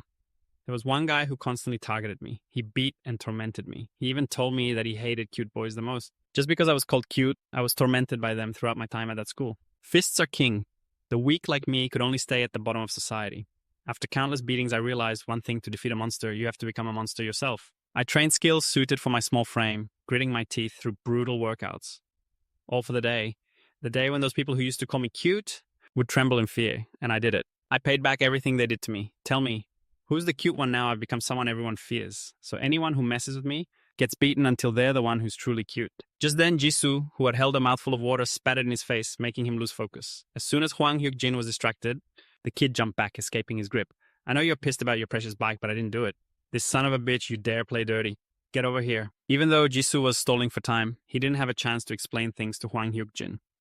Suddenly, Jisoo noticed something. His eyes lit up, but just a moment later, Jisoo was tackled by that bastard Hwang Hyuk-jin and slammed straight into a corner. Of all the guys I've fought, you're the cutest one yet. What an interesting little kid. Although he was in a tough spot, the kid was still trying to find the best way to handle Hwang Hyuk-jin. He decided to use his words to distract Hwang Hyuk-jin. The best way to make him angry and lose focus was to bring up the one thing Hwang Hyuk-jin hated most. You haven't changed a bit since the old days, have you? Still the same cute little kid you've always been. Hearing that word cute, Hwang Hyuk-jin was truly furious. He had clearly told Jisoo that he hated that word more than anything. And yet here he was hearing that exact same word, cute. His anger reached its peak. Hwang Hyuk-jin squeezed Jisoo even tighter. The pain was so intense that Jisoo had to cry out loud. But the more he struggled, the tighter Hwang Hyuk-jin squeezed. Jisoo cried out not because of the pain, but because he was calling for help from someone behind him, something Hwang Hyuk-jin never expected. Gangmi was leaping into the air preparing to bring down a devastating blow on Hwang Hyuk-jin. Hwang Hyuk-jin's lackeys were already lying motionless, taken down by Gangmi. Hwang Hyuk-jin couldn't believe this was happening. But it was all laid bare, it was the truth. And he was about to be the next victim of the boss lady, Gangmi. I won't forgive you, you bastard. I was in such a great mood. And your dogs had to ruin everything. Hwang Hyuk-jin barely got 2 words out before eating a straight kick from Gangmi. These guys are so dead. Gangmi, are you okay? Jisoo asked anxiously. This is nothing. But hey, you've got to admit we make a pretty good team, huh? Not bad at all. But man, he's strong. You took down those other guys in the blink of an eye. But why did they suddenly attack you? They look like they're from Jeonsang High. It's a long story. As they were talking down below, Hwang Hyuk-jin suddenly got to his feet. Furious, he spoke aggressively. Where are you going, sweethearts? You're not planning on leaving, are you? As he spoke, Hwang Hyuk-jin flicked his tongue in a truly disgusting way. Jisoo and Gangmi saw that Hwang Hyuk-jin was still able to stand, which terrified them both. Gangmi thought she had hit a vital spot and that he'd be down for the count. And yet, there he was standing and speaking in a terrifying tone. That was just a scratch, it's not enough. Hearing Hwang Hyuk-jin's confident declaration, Jisoo pushed Gangmi behind him. He intended to protect the girl he loved. But before Jisoo could finish his sentence, Hwang Hyuk-jin rushed forward, grabbed him by the neck, and flung him backwards. You heard cute, and I started thinking you actually were, huh? Jisoo probably never imagined Hwang Hyuk-jin could be this strong. He was like a monster that never gets tired, and to think the kid actually thought he had gotten stronger. But it meant nothing against him. At the same time, Gangmi rushed in from behind to save Jisoo from this disaster. However, Gangmi was sent flying backward by a kick from Hwang Hyuk-jin. I have to return what I received, right? It's my policy not to owe anyone anything, haha. Next, Hwang Hyuk-jin grabbed Jisoo's shirt and lifted the boy up like he was his pet. Hwang Hyuk-jin intended to finish him. With a pile driver. Caught in this situation, Jisoo could only lament his fate, thinking he was done for this time. This would be one clean shot. Goodbye, little cutie. But in that hair-raising moment, Bimbat's motorcycle suddenly appeared, shattering the tense atmosphere Hwang Hyuk-jin had created. He was stunned to see it was his own bike. Its headlight blazed as it sped straight ahead. It zipped past Jisoo and Hwang Hyuk-jin. Hwang Hyuk-jin furiously roared, "Damn it, who the hell are you? How dare you touch my bike? God damn it, who are you?" Seeing the tattoo on his arm, one could guess it was Park Yun-ho. Yun-ho's powerful voice answered Hwang Hyuk-jin. If you're going to pick a fight, you should at least do your homework. Jisoo was quite surprised to see it was Park Yun-ho. Don't just go around biting people randomly. 1 hour earlier at a PC Bang downtown, Park Yun-ho was losing his game. Damn it, I carried the team, but bot lane was just too awful. Seriously, what an unlucky team. Just as he was about to order some instant noodles and an energy drink, a hand suddenly rested on Park Yun-ho's shoulder. A young man was staring intently at Yun-ho. Then the guy walked away muttering, "Damn it, it's not this guy." Park Yun-ho furiously gritted his teeth and cursed under his breath. What the hell is wrong with that lunatic? I was already pissed off from losing the match. And now I have to deal with this asshole. Who are you? If you're going to touch me, then say something. Hearing Park Yun-ho's question, the guy turned back and answered, I saw you were wearing a Yakman PE uniform and got you mixed up with someone else. It has nothing to do with you, so get back to your game. I know you're mad because you lost. See, but I've got no business with you.